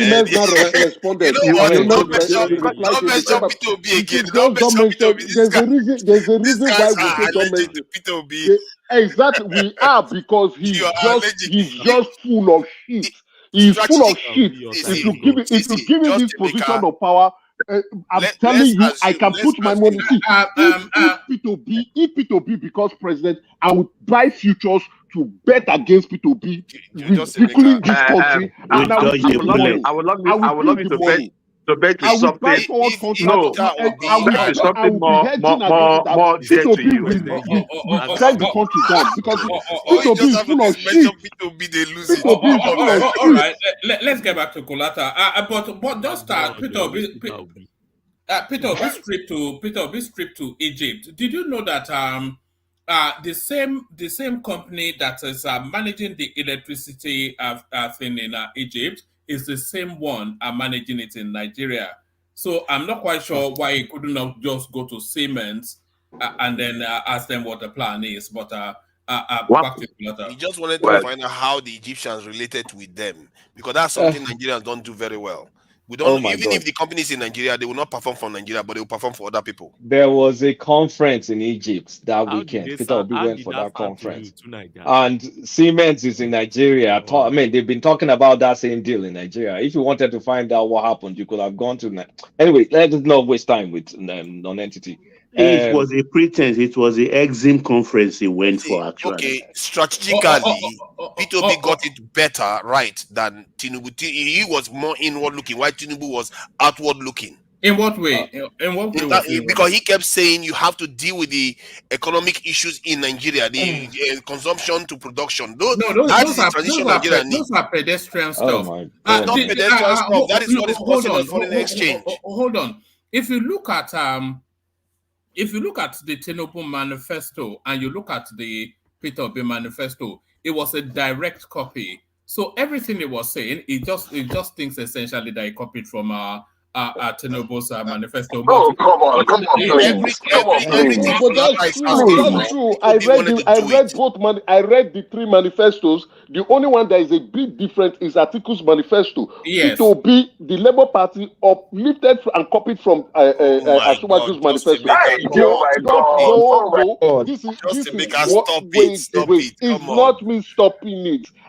You want us to okay, one man. Have a session on this tomorrow. We'll go and get the manifesto and we'll begin to talk about it. Emeka already reviewed it before. We reviewed it. That's why I'm able to say it. Peter Obi has been making this well before the election. I should go and look at that date. Is it the Peter Obi that said he will abolish Ministry of Education that these people are talking about? I never heard him say that. Did he not say we abolish Ministry of Education at the federal level? Is that the person that is ready to govern? I don't think that's a good idea, but I don't know why what he said was going to replace it. But in terms of he said he will abolish it. Yeah, I just police work. in terms of Please, looking police inward, work. he got it right. In terms of looking inward, he got it right. All right, let Kulata carry on. Kulata. So it's not all doom and gloom. Tinubu's magic touch on the stock market has increased the stock market by the capitalization in the stock market by 46.6% since he got sworn in. That's real money. So we can generate a lot. You mean in naira? In naira. So we can generate. Just give him that window to land a thought. Yeah. No, we can generate. We can do a lot locally, and that focus really needs to look local. And there needs to be, like I said before, because I've said all these things, I'm even tired. Like there needs to be more coordination across these ministries. Like especially all this blue economy, this one, that one, this one, that one. That coordination with Edu, it needs to be stronger. And I don't see.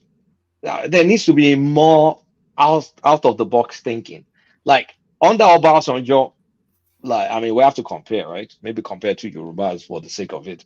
There were more opportunities created. There was more, you could see more out of the box thinking.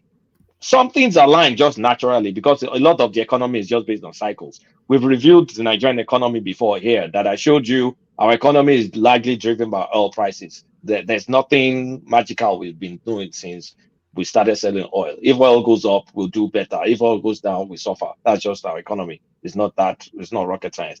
But at these desperate times, there needs to be a lot of out of the box thinking, because as it is, the optics, because the optics is important. The optics shows some powerful guy, a powerful politician with a lot of allegiance with politician that is just sitting on the throne. There is no that massive drive. It's like they pay lip service to all these things. Hey, Nigerians are suffering now. We're going to do this. I need to see more push, more real drive, more this. Like we know insecurity. Show us your attack on insecurity. And regarding insecurity, that insecurity is a franchise. Let's not kid ourselves. It's a franchise for politicians. You will know a lot of these politicians doing it, but you have to be. You have to face the devil. You have to face them. So it needs to keep get over it. You're already president. Get over that bullshit. You're president.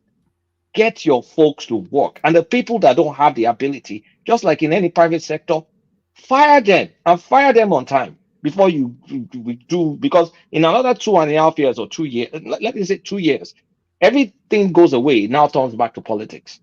So we'll now have to wait for the second term. There's some restructuring of our security architecture. Security needs to go local. There's no way we can sustain a national security policing force. Let me say policing force. I'm going to be specific. We can't sustain a national policing force when a lot of Nigerians' allegiance is not to Nigeria, but it's to their tribal identity. And nobody can question that. If it's local, you want to protect your local environment first. So any stranger coming to your place from a local thing, you want to survive. But if it's national, if it's Yoruba going to do something, another Yoruba guy will who gives a shit? If it's Fulani Bororo creating a mess, if the head of the police, whatever, it doesn't care because, they have a pact of protecting themselves. And it's not one tribe, it's every single one. Even that Plateau state, where you have 42 tribes, for people that want to take advantage of the natural resources there, they'll just divide and conquer. And that's exactly what they're doing. So not until the policing goes local, and then we create a special police unit full of graduates with multiple layers, educated people that are a surgical strike force to just go in, come out, go in, come out. We need that. Policing.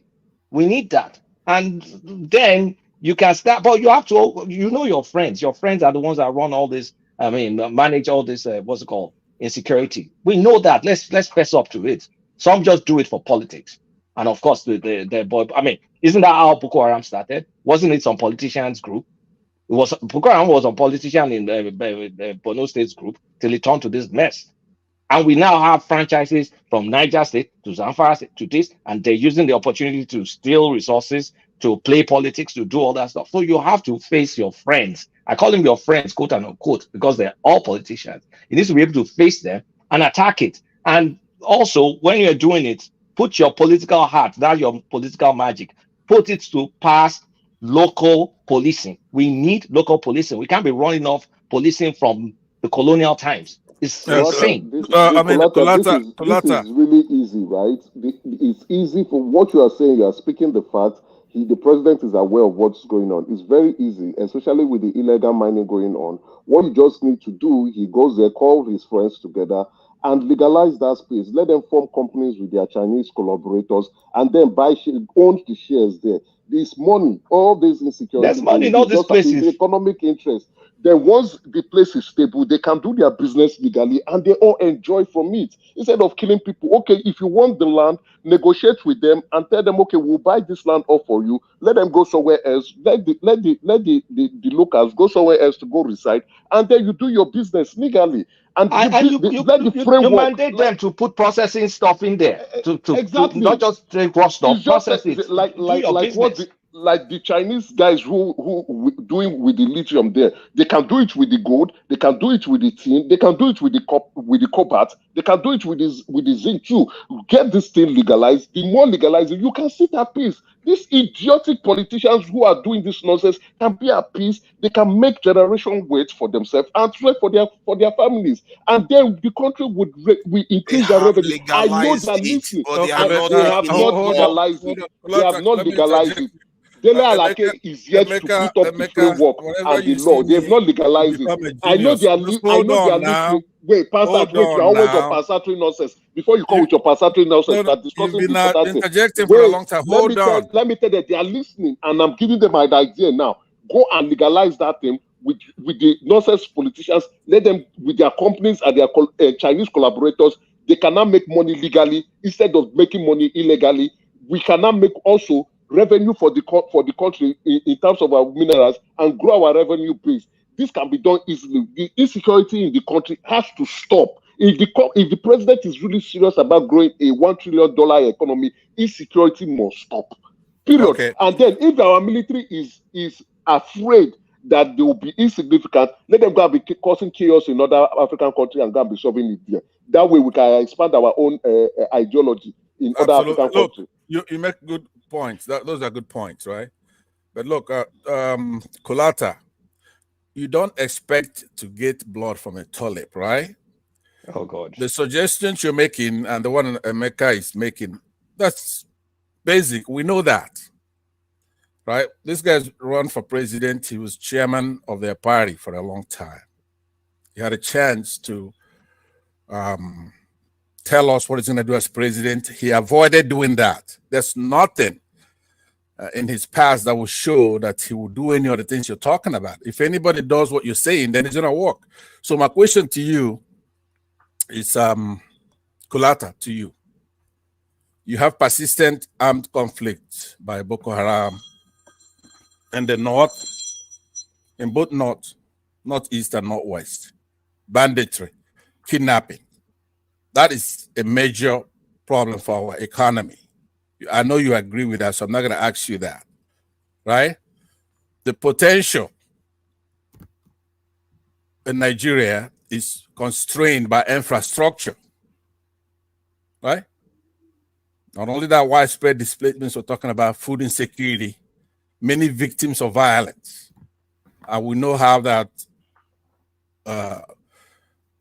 retards investment. You've said that. But what is it in this government that's giving you confidence that he's going to even do any of the things you're talking about? Because every Nigerian, if you go pull somebody from the streets, would say those things you're saying. Nigerians are smart. People on this platform, people in other platforms, every single Nigerian knows what the problem is. My question to you is, what is it that you see in Tinubu that shows you that he's going to do anything that's positive in the country? I'm talking about just one, because no government should solve all the problems. There's no panacea, silver bullet.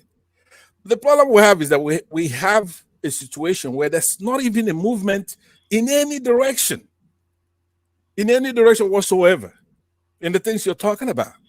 Just one, tackle insecurity. If you could do that, fine, because he can. What does it take to tackle insecurity if you're not from the North? They're doing insecurity in the North for political purpose. But somebody from the South, you have nothing to gain from not going in there and weeding this people out. I mean, electricity, you whatever OB or somebody who's smart suggests something, you just talk it down. You talk it down. Okay. But what is it in this administration that gives you confidence that he's going to do just one thing? Let me answer your question, because you've asked the question. So I don't have confidence in any administration because they're politicians. I was not brought up to have confidence in politicians, number one. Number two, when we talk about a politician that has a control of his space, to a large extent, is one of them. Or else we could have had another Jonathan that has been emasculated, like basically castrated, and will not be able to do anything and will just be run over by a large section of the country, which we know, controls stuff. So he has a vantage position because at this point in time, except you're kidding yourself, it controls PDP, it controls Labour Party, and it controls APC. No other politician will be able to have that control. So now is what is he going to do with all that power? And that's what we're trying to do. There's nothing about trust. It's about advocacy. Advocacy for a good country, advocacy for things to work, advocacy for just common sense solutions, stuff that should be done, stuff he himself has been talking about for decades. Now he's in the seat. All these wishes, writing stuff, well, they're politicians, so they lie a lot anyway. But all this stuff that he's been writing, Kulata, you're not responsive to my point. No, not all politicians are bad. I've answered your question. I have more stuff to say, and I don't want to belabor this. No, just 1 second, so you could make it properly. Make it proper. I'm saying not all politicians are bad, right? That's what your answer to me is. Politicians are politicians. No, listen to me. Not all politicians are bad. Okay, let's just agree. Let's not fight over that. I disagree. My point to you is this. The Nigeria's economic potential is constrained by many structural issues, including inadequate infrastructure, tariff and non-tariff barriers to trade, obstacles to investment, lack of confidence in currency valuation, and limited foreign exchange capacity. I'm asking you this because you're the one who talked in those terms, right? So why don't you give me a cohesive answer? Forget about politicians. America has politicians. Britain has politicians. South Africa has politicians. Every country in the world, they have politicians. So some of them, they do a decent job, at least to, make people have food, shelter, and medicine, right? Forget about other things. But in our case, we have specific needs that are small. Building infrastructure, having security in the country, right? Tell me, now this is your chance, instead of propaganda, right? Tell me why you chose this man over Peter Obi, who has elucidated what he's going to do. And we know that he's a politician, but when he was a governor as a politician, he delivered. Okay, right? Then let me answer your question. You've asked your question. Kulata, respond to that, and then off the back of that response, continue with your submission. Yeah, so that because Peter Obi did not achieve a fraction of what Tinubu achieved. And Peter Obi is a dullard, even by his WAEC result, is not that sharp. So there's nothing in Peter Obi's record that I admire. And I've never even told anybody to vote for everyone, number one. I just knew for a matter of certainty that I was never going to win the election. And I vocalized it. So let's move on with election. They're losers, they're winners. I'm talking to the winner now because we're now in the period of governance. I'm not going to relitigate election where someone came third. So based on what I'm saying, the opportunity, one man and everybody is home. We need to fix home. we need to look more inward.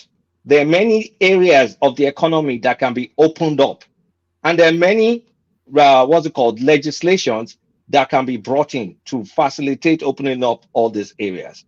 We should not be afraid of selling. I'm glad that NNPC is going to finally list. That's a positive step. Maybe I'm too antsy, maybe I'm too impatient because I know some things will happen in the future. NNPC is going to the market. Dangote refinery, I mean, they already have 6 million barrels, is real. The NNPC on, let's cross our fingers. But if they're going public, if NNPC is indeed going public, breaking up, I think into 4 different, the details, I mean, I can go find the details, but the good news is they're going public. So if they're going public, there's hope to kind of like at least get that thing is here. But it still goes back to oil. I'm sick and tired of that determining whether our economy rises or falls. So rail lines, roads, bring companies in, bring investors in, give them terms, create regulating companies to make sure they don't rip us off. Get all this money into the economy. Whatever they build is going to stay in our lands. We're going to use it. It's going to reduce the cost of production. And for crying out sake, if you're going to focus your own money on anything, let it be 2 things, security and power. That's all. That's not asking for too much. Use your money for security and energy, I mean power. Then let bring other people's money in and your own money in Nigeria on this shit. That's all I ask for. I'm not asking for too much. 2 things. And then open up the space for people to invest. That's it. And if you're going to face insecurity, you have to face your friends. So face your friends for the sake of the country. You stayed for how many decades to get here, and then you now want to come here and be doing Baba Saleh. It's not the time for Baba Saleh. So that's, I mean, my take on this economy stuff. It's just, I mean, maybe I'm impatient, but I'm pissed. All right. So Tinubu, the Professor Pella of politics, to fix the economy in 7 months. So let me take you to this space. Labour Party reacts as Okupe to Okupe's exit. Say no room for political opportunists. So this came out yesterday. And then, of course, we were expecting the bat back from the Labour Party. I was actually expecting Arabambi to seize that moment and do his usual spiel, but this is coming from the Aburi camp. So what are you there making of Okupe's ideological rebirthing and Labour Party's clap back? Well, I mean, Okupe is just it's a garbage person. I mean, he said the truth at least. He said after they lost, at least they acknowledged that they lost the election. So we all know that Labour Party was an special purpose vehicle for politicians that all suddenly lost their home and looking for a place. I mean, it's not the first time people are going to use Labour Party, but it's just the first time that they're going to grow it into some national party. So you have to give some credits to Peter Obi and his gang. But I mean, Okupe exiting could mean 2 things to me. It could mean him going back to PDP. It could also mean setting the stage for Obi to go back to PDP because there's a lot of push from Atiku's camp to get them on the ticket. And I'm going to say this for the second time. The best shot for people that want Obi to be president of this country, the most realistic shot is for him and Atiku to partner. And him being the vice and Atiku being number 1. And Atiku only does 1 term. It's not going to be easy for him to, I mean, even Atiku 1 term, but that's still the best pathway. It's not a guaranteed pathway by any stretch. He has to fight. Anybody that's going to govern that country will fight for it. But that's his best shot. I mean, so it's a loaded panel. Why don't you, when you're done talking, give somebody else a chance? What you're saying is that important. We're here waiting to talk. Just so if Obi is not gonna take advice from you, you know that. Yeah, so I've heard it. I said, we've heard you, Passat. Let me give Tinubu advice, and you can't tell him how to fix the country. We don't hear you. You're telling Obi how to join a party. Kulata, it's just unfortunate that the prospects of that is between slim and none. Because the only way to wrestle power away from APC is that combination, Atiku Obi. So the weight of those two spaces will shake the ruling party, but it's never going to happen, is it? Because of course, the stumbling block is who takes the lead. Yeah, who takes the lead has to be Atiku now. I mean, well, with the obedience space, accept that. Never, not in a million years. One man, you'll be shocked that they will accept it, because for the remaining obedience, a lot of them are going away. For the remaining obedience, they're on that juice. They're on that. But the obedient movement largely, not exclusively, but largely, is a southeastern president narrative.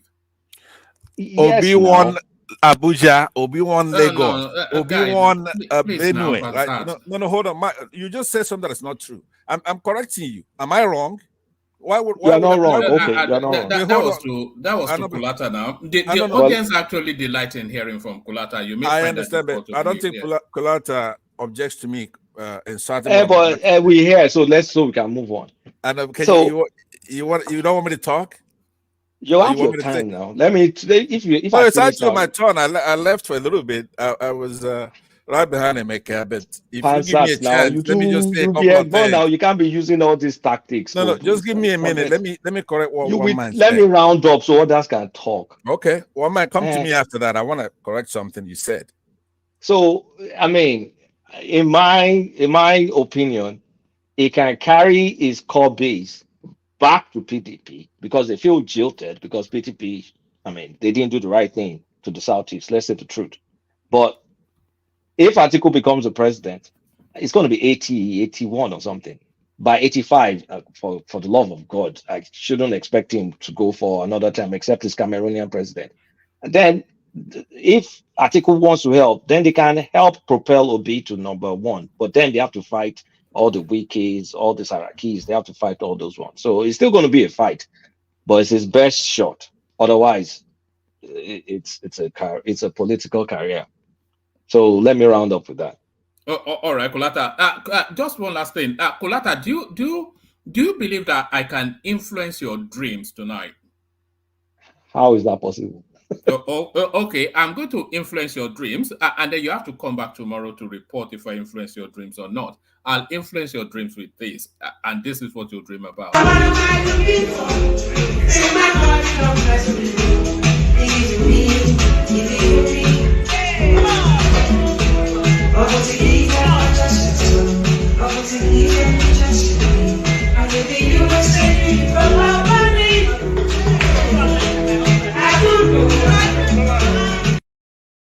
Look at that. The farmer needs a wife. Look at that, eh? I'll loan pass out the dream. I'm going to be listening to that all night now, eh? I'll take the dream. But look, one man, let me insert something before you. It's actually my turn. But no, it's actually War Peace, but I have that insertion because our War Peace is impatient to have a say. But okay, I'm making sure then after War Peace, at some point you come to me because there's a reason why. Yes, I'm trying to get to you. It's the interjections. We love the interjections, but it elongates the sessions. But okay, yeah. I got you. So now look, Kulata, I gotta tell you, right? Over and over, you keep repeating this mantra. When I said something about Peter Obi, I'm not really litigating the election. I'm talking about governance now. If you have to look at least at the results of the election, right? That's history. It's right there. It's the facts. You cannot say that Peter Obi won the Southeast. That was it. All three major candidates got 12 states. But in the case of Peter Obi, it's nicely distributed and at financial capital, Lagos, government, city government, Abuja, and so many other places, and actually won the election. Let's face it. And that's the genius of the Nigerian people. They're savvy. They elected this man to be the president. But like we've been complaining about everything else. If somebody like you who's educated, who's in diaspora, I don't know if you're in the United States or Britain, could you tell me which one are you in? South Africa. Because we could forgive people like one man who live in a bloody monarchy But people who are in the United States of America, the cradle of democracy, right? See, these British Nigerians, they don't know what the hell they're talking about. They don't know when it comes to electing a head of state, the importance of it and how it's done. They've never done it in their lives. They never voted for a head of state. They don't know what the hell democracy is. So all I'm saying to you is that at some point we kid around and say, hey, you're doing propaganda, you're lying, you do it. At some point you have to knock it off, right? We're here. I'm here on this platform.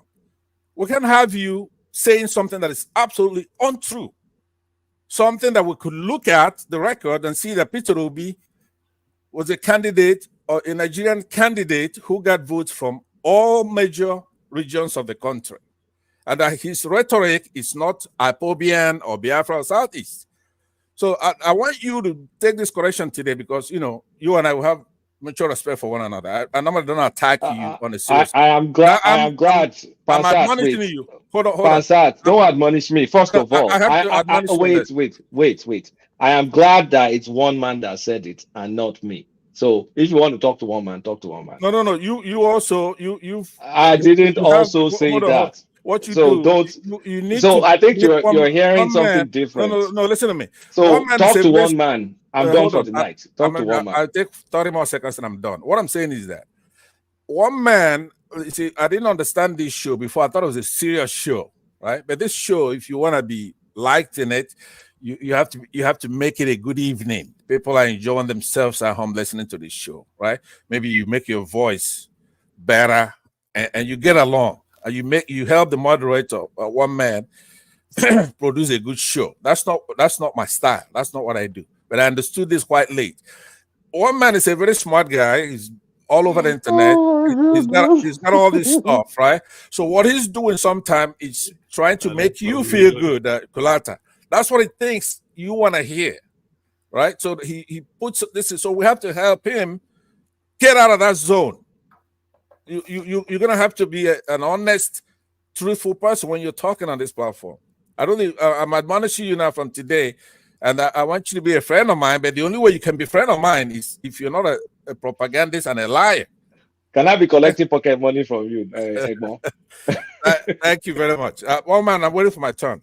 All right, brother, and that's the excellent Pansat, of course, interjecting the elegant Kulata. So the majestic wall piece, yes. So that's not his turn.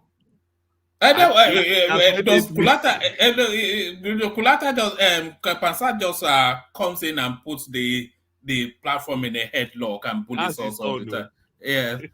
All right, our war pace, Kanachawa. Apologies for the long wait. And I have to say that to Ajan Lekoko when I get to him as well. Yeah.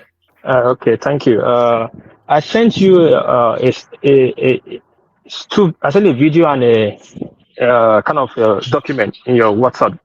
Did you see it? Yes, I saw it. Can you play the video first before you put the document on screen? All right. Wait, let me just.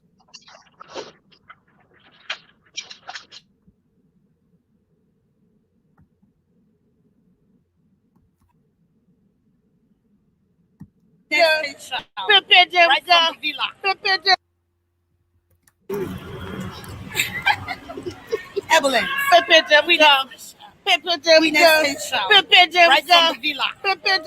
from the villa.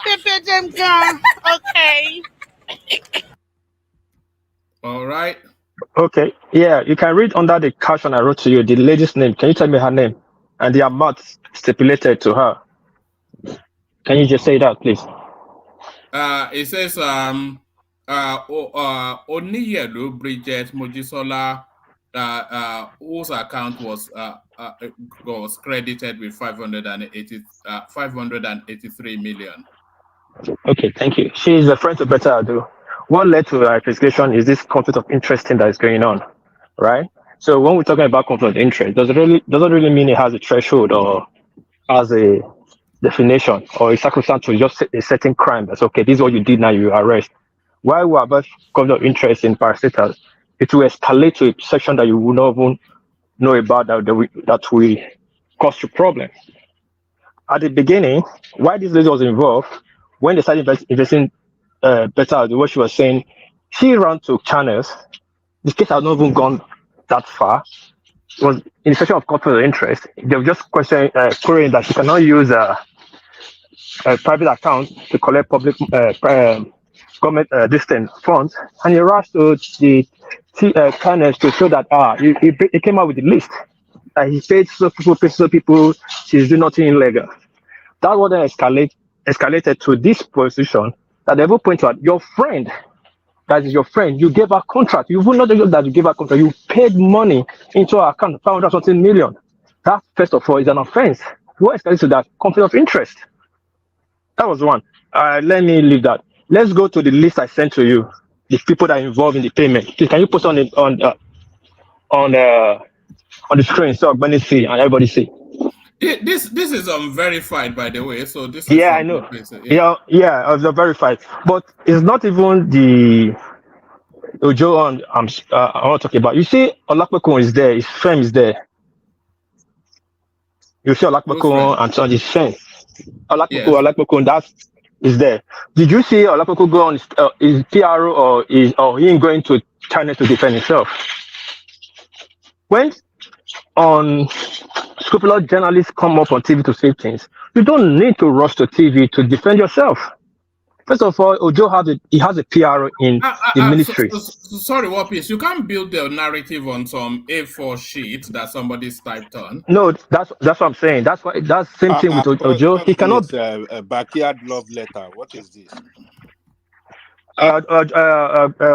With all due respect, Adelko, I'm not talking to you. Sorry, please. We can't base our discussion on this. I'm not basing my discussion on that. A4 sheet, handwritten, something.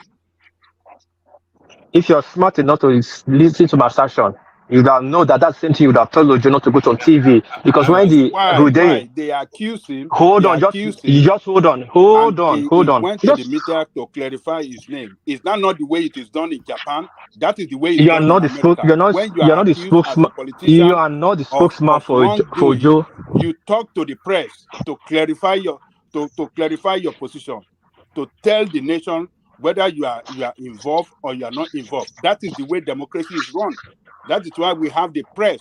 That is why the press is mentioned in the Constitution. One of the profession, or the highest number one profession that is mentioned in the Constitution, is the press in any democracy. The press call you, hey, you embezzle money. You come and talk to the press to say, no, I didn't embezzle money. It isn't me. It's not me. It's a lie. And you prove yourself. And it came with documents to prove to everybody that, look, I have written this thing to CAC. I've done away with my directorship. What else you guys want? I mean, who else would he talk to if he didn't talk to the press for us to know? Who else would he talk to? Now you have talked. Now I hope you feel good. Now I allow you to be the bigger man. I thought you're supposed to be a Jaliko. Now that Jaliko could allow you to talk. Hope you don't interject me again when I'm talking. Because I don't know the last time I checked, you were not a PA to Ojo. When I start talking and you start antagonizing me, he's a public officer. Anybody can talk to him. I'm talking to his action. I'm not talking about your action. So please just respect that and let me talk. Now, a unscrupulous journalist came on the media to release a shit like this I just released that has no credibility. It was released on Sarah Reporter that has no credibility. And he ran to channels. And look at the kind of one that is leading to right now. Why didn't he just keep his mouth shut and wait? If you know he's not found wanting, that is bullshit, that it doesn't make any sense, he'd have kept his mouth shut. Now, Ministry of Interiors had a PR, public relations officer. Likewise, this company, former company that he was a boss, has a PR too. That him as a minister has a personal assistant. None of those three have come out to talk. But he ran there to be doing the work of PRO minister and chief executive officer for the other company he had left. Don't you see conflicts of interest here now? What does he have to? What is he hiding? And now he's a minister. Hold on, Benny. Hold on. Don't ask me any question yet. He's a minister. He works under president. He has department he answers to. And that's what we are saying today. He has not even been summoned by the department to talk to him, to even grant him press release. Every minister does just do what they like. They must take order for somebody. This is a national affair. It's scandal. It's affecting a administration. We just take it lightly. It's robbing us bad international community. Who gave you the authorization to run to China to talk about it? This breach of law. This influencing the process. The other day, the Chief Justice just said we should not take public opinion, the not public court, as they call it. We should not be taking that. And this is what he's just doing. And we are just shouting, oh, is he smart? Do I say he's not smart? But he's not street smart. Stealing is not, covering stealing is not one of his specialties. And he's saying it is falling on his face. Just yesterday, today, he has changed his statement more than 10 times. He went to China and said his wife is a shareholder. He's recused himself. We check it on this platform. We check corporate affairs. It was only his name that was coming out as a shareholder and the owner of the company. He took that same document to show, showing that he has changed this thing, that he's no longer the director there, that he only has shares and his wife is there. Is that not conflict of interest? Conflict of interest means things that will, why is your name always popping up when it's supposed to be? That will not disturb your job. Now, are you aware since yesterday there's circulation? Let me take the circulation in the media. People are coming out with fact that his own company, his own ministry already found his own ministry giving contract to Betta Edu husband, giving me contract. Is that not conflict of interest? If that one is going to establish tomorrow, tax salary, what killed tax salary? Not conflict of interest. When he took a job to become a bank, whatever bank Babangida gave him, and people started taking loans. Then they started saying him hanging out with the Babangida. That brought back conflict of interest. We started investigating and found that people were sitting under his neck. Today, his name is put in a black book of corruption in Nigeria. That's just a symbol of conflict of interest. Conflict of interest don't have no threshold, and it's not sacrosanct to one thing like, oh, this way, it must be this. But you must avoid the thing that will drag you to the mud. That's what we're just saying here. And people are rushing to say, no, let's defend it, or he's smart, or he's not there. It doesn't make sense to me, one man. I'm not after the guy. I'm after the action that involves him. And if they keep digging and digging, like Baba said, a lot of kind of one will be opening. You think Betta Edu started with conflict of interest. Today now they are accusing him of corruption. Money already left. That's the meaning of conflict. It will escalate to a place you will not understand. Benny, you can answer your question. Sorry for holding it back. So my first question is that a personal allegation has been made against Tunji Ojo. You think he should use PRO of the ministry to counter a personal allegation? Is that your own understanding of corporate governance? Benny, last time I understand, he was not accused by the ministry, not by a political party. It was just a mere one-page or article by a journalist. Okay. My second question. Hold on now. It has nothing to do with him. Hold on. I'm not even. Let me land. If the ministry felt that their minister, the guy is trying to tarnish their minister name, the ministry will issue a statement from the PR that they don't have anything to do with that. Their minister has nothing to do with that, and they'll be suing for libel. How come Ojo have not sued Uday for libel? I'm coming. So okay. The understanding is that personal attack on Ojo, they should ministry should be the one responding to it. Okay. Second question I want to ask you is this. Are you aware that it wasn't even Uday that broke that news? It was Sahara reporter that gave details of his companies and then broke the news. Are you aware of that too? I'm aware that not even Sahara reporters. It was a leak from what Edu was trying. He was trying to right it wrong by showing documents outside. They don't know implication that he didn't do wrong. That's how they got to start saying people he was paying to. So I'm aware of that. So when we finish this program, try to just go and check Sahara reporter and Premium Time. Check the details of what they brought out and go and check.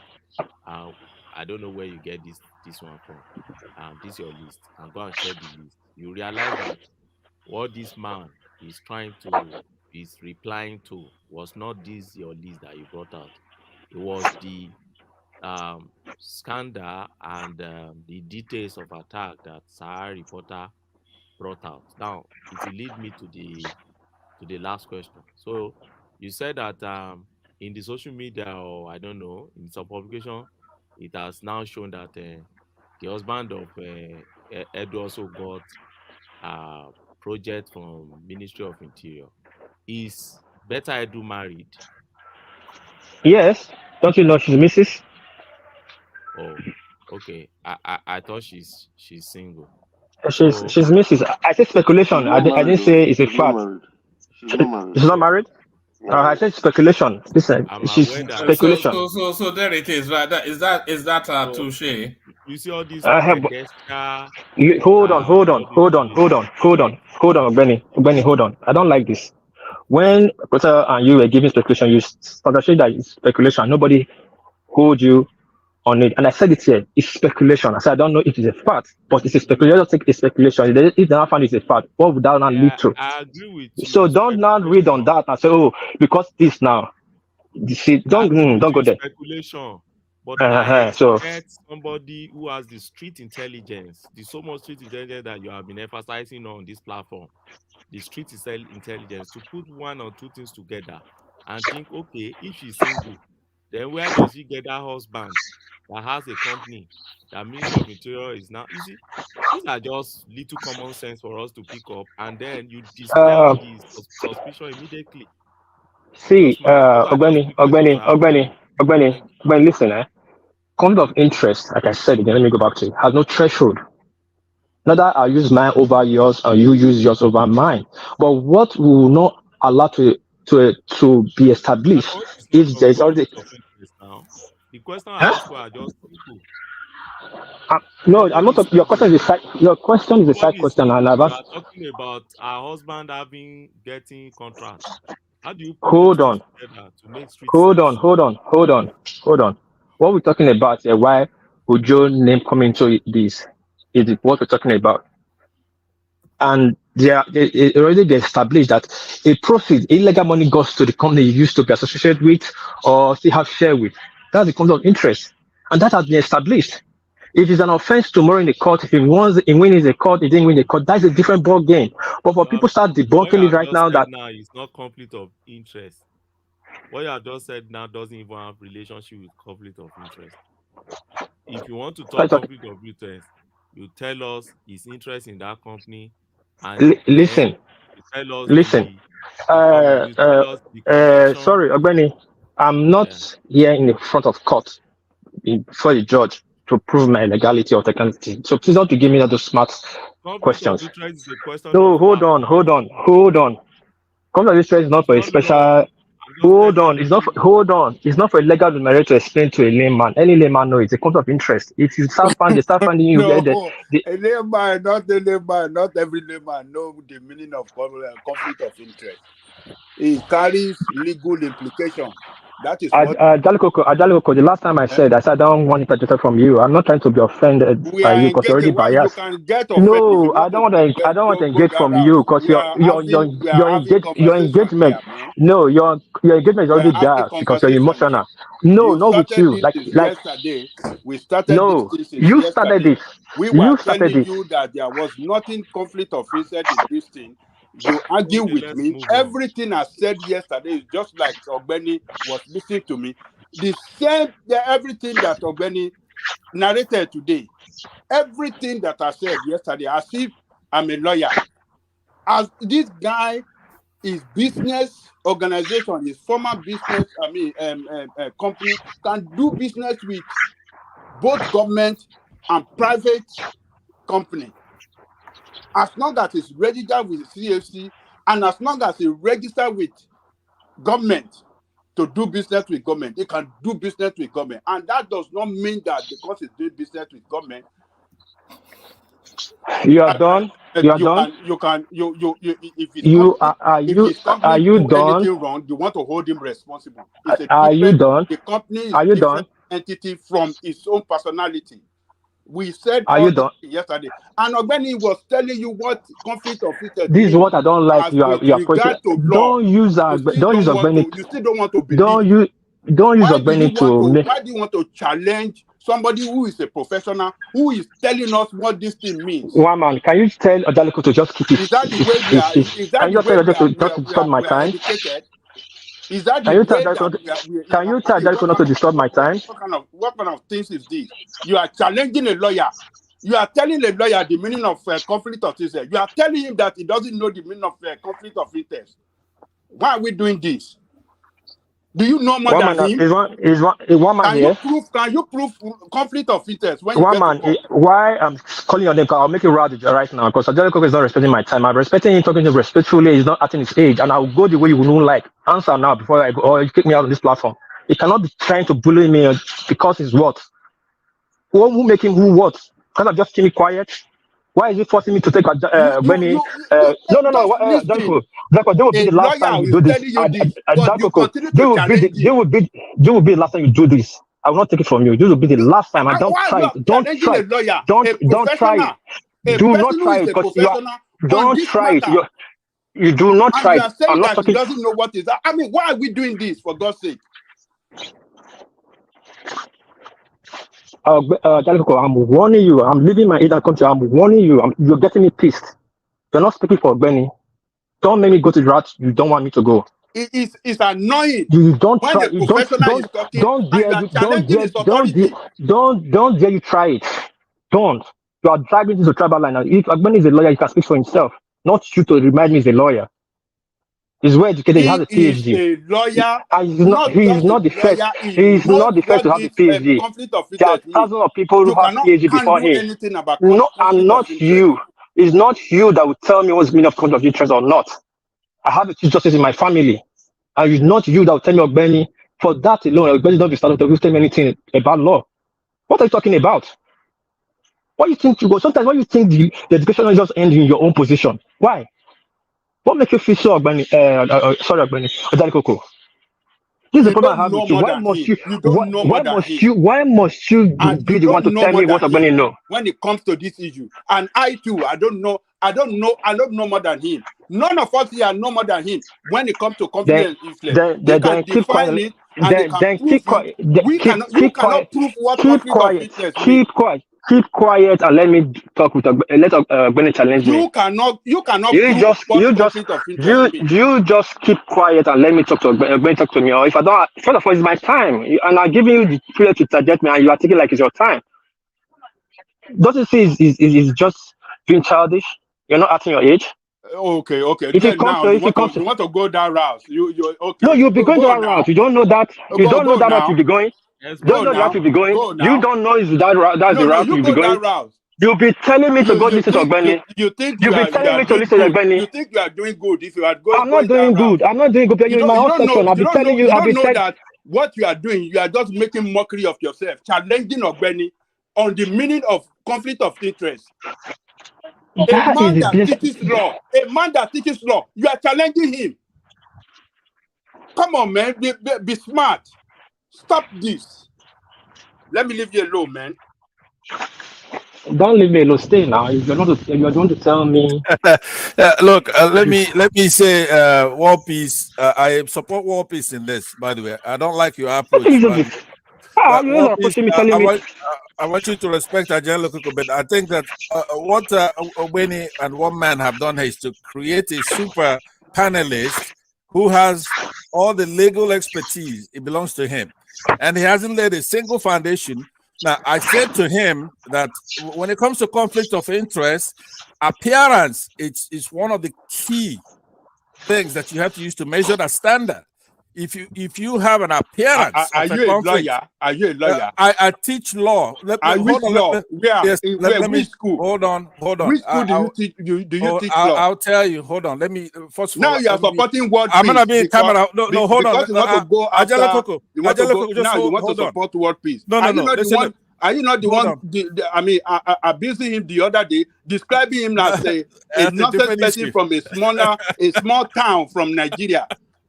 Are you not the one that was talking crazy for world peace? because two of you are ganging up against No. I'm on camera now. So hold on. Supporting him. Hold on, Ajalekoko, it's his time, but let me take 2 minutes of your time to say this. This is important stuff. Ajalekoko, I was not supporting his approach, right? I said, okay, he has to respect you. We're Africans and we have respect for the elder people. I'm older than you, Ajalekoko, so I have interest in that. But here's my point, though, is this. I said to Obeni, right? I saw Obeni in another platform. You told the other day that when you are talking him, when we majority are talking in Nigeria, according to what you said to him, you said when you majority are talking in Nigeria, he from a tiny part of Nigeria should not speak. I did say that. How can you make such a derogatory statement to your fellow Nigerian? Now today, because he's speaking in the same language like you say you agree. Oh, you are friends. I agree with him in this sense. I don't think all of you are just but I mean, you out of order now. Hold on. This world peace was challenging Tinubu, was saying that Tinubu could not talk to the press. Why couldn't he talk to the press during this campaign? Now today, Bosun talked to the press. He's saying that he shouldn't go to and talk to the press. That is trying to hide something. You see that hypocrisy? I don't get it sometimes. Okay, all right. Look, it's not hypocrisy. My only point is this, a very simple point. I'm saying that World Peace is making his case about conflict of interest, and he happens to hold the right position on that, right? But your argument is that because Obedi has presented to you sufficiently that he's some kind of lawyer, right? But now I was in another platform, and on that platform, it was established that Obedi is in Nigeria, for one thing, right? I challenged him. I said, you're not a lawyer. He knows a lot about law. That's true. But you have paralegals. Or he could just be a bad lawyer. Because when we're talking about our country, about conflict of interest, the appearance of conflict, it's what is sufficient for people to recuse themselves. If you're a judge and you're going to render a case, you don't have to have been convicted of a conflict. Once you, let's say your wife is working for the company, well, you have an appearance of a conflict of interest right there. It's sufficient for you to do the right thing, which is what WARP is saying, which is what I've said to Obeni in the comment section. Now, time and time again, he comes and he uses more time than anybody else. He wants to reserve to himself the ability to determine what is true and what is false. Now, that I don't agree with. Okay, now what's good or bad, all of us can make that decision. What is you know what I've found, Pansat, because I've known you for a moment now. I think you are somewhat intimidated by intelligent people. And educated people as well. No, because you like to imagine that you're one, and then when you say one, I'll let my listen. You know, one man. Sometimes we kid around, like I said before. This is the one thing. Let me respond to what you said. I've seen it endlessly. Let me respond. Anytime that an intelligent let me respond now. I put myself on camera, right? It's something Obedi cannot do. Obedi cannot put himself on camera. I put myself on camera. We've seen Obedi countless times. So but listen to what I'm saying. Here's what I'm saying. I'm not intimidated by stuff. I like intellectual discussion, right? Yeah, you know that. Don't forget, I'm not an unknown phenomenon, right? You and I have been on other platforms. I am me. I'm somebody who care about our country. Now we have to do things the right way. I'm in the United States. You are not. That's a big deal. That's a big difference between you and I, one man. I'm in the United States. This platform you're sitting on right now, it's our platform, YouTube, all of it, all the technology. You come on, and we let you come on, but you have to have some respect. You don't know what democracy is. To say that I'm intimidated by somebody, here in the United States, lawyers come a dime a dozen. I teach law. I'm here on camera, I'm telling you. It's not because someone's a lawyer, you have tax lawyers, right? I don't know. Yeah, one man, I want to take my time back. I want to take my time. I give him back his time. Listen to me. It's only in weekend that when you hear about a lawyer, you start shaking. One man. I don't know who has more professions, rational mind or concern. One man. It's a doctor today and a nurse tomorrow. You know. One man. I want to take my time back. Carry on now, please. Yeah, and it's very, very annoying, you know. And what Adelko is doing. What happened? What Adelko is doing, you go play back. If you step out, you play back. What Adelko is doing is called bullying. For the fact I give that respect, don't put it on me. You mean Pansat? No, Pansat, no worry. I believe you stepped out. I'm telling you again, like you don't understand. I'm a very respectable person. But when you're setting out your boundaries, I've called you so many times, you feel that you have the right. You don't have the right to impose somebody on me. I keep telling you, don't impose Ogbeni's view as a moral standard for me. And that's the point I'm getting angry with you with. And you are saying I'm disrespecting you. Go hear yourself back again. I'm having a topic discussion with, I'd like Ogbeni to interject me, and we're having a conversation back to front on, the only topic I want to speak on is this Ojo guy. Not because he did something too great or something we don't know before. The thing he did has been done in several countries. Some succeed, some go scot-free, some go to jail. We're just discussing the event that happened, and you are coming to tell me, you'll be telling me there's a conflict of interest, and Ogbeni is saying now, and I should accept Ogbeni stand, and Ogbeni is a lawyer, I have no moral right to question Ogbeni. What kind of nonsense is that, Ogajaliko? What are you doing in a public platform? That's not where your conversation gets hostile. No, Ogbeni, see, just where I respect people. You could have stopped Ogajaliko telling you can speak for yourself. Yeah, you was even why did you do it? Why didn't you do it? Because I was just having a discussion with you. Now. Everybody, the public will still go and watch this, listen to this thing later. Before he got to the stage of him now emphasizing, Ogbeni has said this, so why are you? If there is something that started that hostility, there's a conversation you guys have been having before he got to that. Ogbeni, like I said, I wasn't angry about No, Ogbeni, I wasn't angry about the conversation, but the way I'm managing to impose that conversation on me, that's why I was telling him, don't stop. Because talk is something that I give the floor for him to talk, to make his point. Did I do it here? I allow him to make his point, just to have his say, let me have my way. But he keep imposing on me. That's the problem I have. It's two different things. When you're a lawyer, I get to understand what I'm trying to say right now. All right. What piece? Whatever that Ajale Koko said, I'm sure he wasn't said out of malice, because Ajale Koko, as you and I know, is not a malicious person. I know that he's just being emotional, too emotional about this guy. You were looking to hammer down Tunji Ojo, so hammer him down. No, I don't explain his hand. There is an advice I will give you. Stop throwing tribal card at every point you are having conversation with someone. It's not good. The fact about Dale Koko is mentioning Ogbeni, you start saying, oh, it's because of tribal there. No. We should stop all these things. Anybody can support somebody's opinion. It doesn't mean then the next thing you should throw tribal card it's because they are of the same tribe. It's not a good thing to be doing on a platform like this. Seriously. The first person to throw a tribal card, that person is conceding defeat. That means they can't follow through with logic, and then they. Ogbeni, thank you very much, and I listened to what you said. A good advice, but it's like you didn't follow this since yesterday. I didn't start it. They started since yesterday, but they didn't tell you that part. They were trained tribal card of it. Yesterday, me and Mekabu went out. Okay, I say I and Mekabu went against one guy that came in and make it tribal. Even Mike, even the came to support, like it's not tribal, and they were trying to paint it like that. And his emotion, his action is taking it that way. You cannot just want to bully me. I'm talking with you. I'm in conversation with you, Ogbeni. You have stopped at Jaliko. It's okay. Let me our please continue. But you allowed it. What do you want me to say? And I didn't throw tribal card. I just said the way he's making it look like. And he didn't recuse himself. He didn't hold himself back as an elderly man. See, his emotion took the better part of him. And at least you can make reference twice. I used the floor for him. Did he ever do that for me? In my own floor. All was right. ready for him.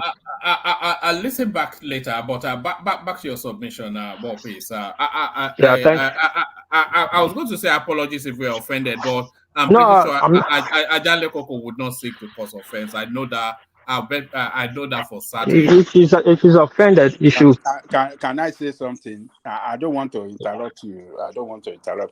All I'm just telling you is that, look, we are having conversation here. And when we have among us somebody that is a professional and is telling us from his professional point of view what conflict of interest means, he expatiated, he analyzed, he break it down into pieces. I think that should be enough for us. But you still challenging him, telling him that he doesn't know what he's talking about. You are still insisting that guy, have committed conflict of interest. And Ogbeni he explained everything in details, that this is not popular, and he make instances, and he did everything. I think it is not good when professionals speaks from their own point of, experience and what they know, and we that are not in the same profession like them, challenging them. It doesn't make us look good in the public, and that is what I am advising you. This is not a matter of someone have to win the argument. You don't have to win. It is not between me and you that we are dragging something. Somebody must win. No, it is conversation, and it is a conversation that brought about a professional how do I say a professional a professional how do I describe it, a point of view, a professional. You are asking for him yesterday that, where is Ogbeni, when me and you were having this argument. You are saying, Adako, hold on, please. Hold on. You add it to your land with it. Let me make this point. Yesterday, you said, where is Ogbeni? I want to hear Ogbeni to come and tell you this, that, there's a conflict. Now Ogbeni came today and he explained to you, telling you that there's no conflict of interest. Yet, you don't want to agree with him. And you are challenging him to his face that he doesn't know what. That is what anger me, that you don't do that to a professional. You don't. Can I come in now? Yes. Go ahead. Yes. This morning, my first statement, I told Ogbeni I came for you. Ogbeni, two of us. So I totally came for you today to ask you certain questions. I'm not coming yet. I didn't come for you to. Yeah. So I don't know what Ogbeni is talking about. I got to hold on. Don't go anywhere. When we're talking about conflict of interest, and it says it's not sacrosanct. Like if today I'm accusing the panel or the government why Ojo is not someone for query, and you are telling me there's no conflict of interest, that's why he's not someone for query, then you have a superior argument. But we have seen Ojo has been summoned by the presidency to come and defend itself, and you are telling me there's no conflict of interest. If there was no conflict of interest, will he go defending himself? It's just a simple mathematics. Nobody's saying he has done the crime or not done the crime. Like I said, conflict of interest escalate to things you don't even know. But the major thing that don't let them establish it. When they establish it, it's going to keep cascading. We don't know what they're going to find. But am I wrong in that? Please answer. Correct me now. You asked for so so what is Ajale talking about? I'm just trying to correct Ajale. Stop imposing Ogbeni this. I know what I'm talking about. Ojo, I have a very strong ground now because Ojo is facing a scrutiny. True or false? It's true. He's facing a scrutiny in the House with the presidency. There's a crime already established. And you're saying there's no conflict of interest. Who is looking dumb? We will be looking dumb if we start saying this. Thank you, Mama. You do so. I'm getting angry. Ajale, I'm very sorry to say things that I'm very sorry. You know me. I don't insult my head. I'm very, very sorry. To use that word, I'm very sorry. Now that's all don't pass, no problem. Now we just explain to each other, but everything it's okay, no hassle. I just, we are blessed in this platform that we have a lawyer, not just. There is no super panelist. You're making a mistake there. There's no super panelist here. Hold on. No, seriously. Kulata is a super panelist. No. is a super panelist. We don't have a super panelist, but Angelico tries to create that. King Maker is an extra super panelist. Extra super panelist. And Passat is here to make the tea. Passat is here to make the tea. I'm the tea boy. I'm the tea boy. Don't worry. You see, all I'm saying is that we shouldn't do that. We are so lucky here that, look, we have Ogbeni here, who most of the time, when it comes to legal issue, this guy will take his time. He should be sleeping now, but he come and stay with us and try to tell us every legal implication surrounding issue or matters that we are treating here. And we don't want to appreciate it. I always cherish professional when they speak from their professional point of view. I love that, and I always respect professional. But okay, but Angelico, just look. Hold on 1 minute. Listen to this. Ogbeni has a political bias, right? Hold on. When Ogbeni, let me just respond to what you said. Please, let me respond to what you just said. Then you continue. I'm saying that Ogbeni has a political bias, right? When it comes to Peter Obi, he's against Peter Obi, and he's very insulting and rude. Speaks in a manner unbecoming of a professional, right? He has a professional bias. Our country is in trouble. Well, we're here to find solutions, right?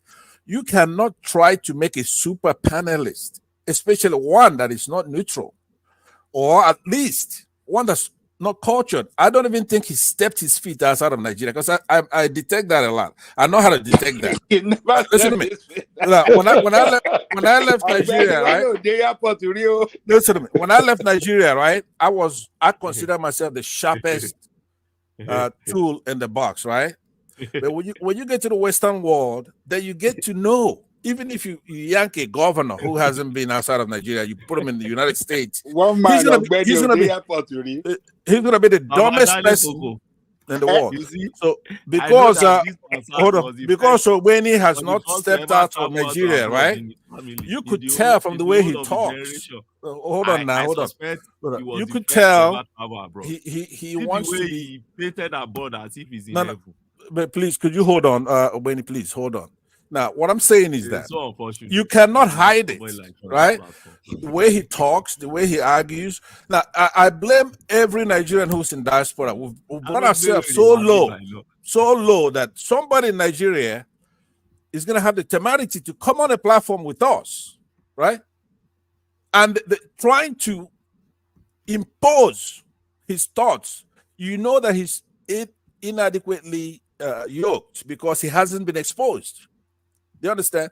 Now, I have that problem with certain governors, like in Nigeria. You see those who never studied overseas, like Okeze, Bazo, and so many others, right? People like Wike. You could tell they never were exposed and they have political power. They're educated in Nigeria. They don't know their ass from their mouth. They don't know. So this guy, he comes here, because he's a lawyer, he doesn't know in the United States, you being a lawyer doesn't mean anything. Because in any litigation or courtroom drama, a lawyer loses and a lawyer wins. It doesn't mean that because you're a lawyer, you win. Every time you go to courtroom, there's one set of lawyers that will win, or one lawyer that will win, and then there'll be a lawyer that will lose. So a lawyer does not determine true or false. So that's one thing he doesn't know. So he gives himself away. I think I've found evidence of what Pansat is alleging about Ogbeni. Watch this. My name was Unisa. I thank God for my life and my family. As you can see, I'm on the airport, so this is my bag. So this is my passport and everything. My original passport. So I'm not traveling, but I just come and feel myself I want to feel myself. I want to know how it used to be if person are traveling. I just dress. I come and see airport. This is my passport.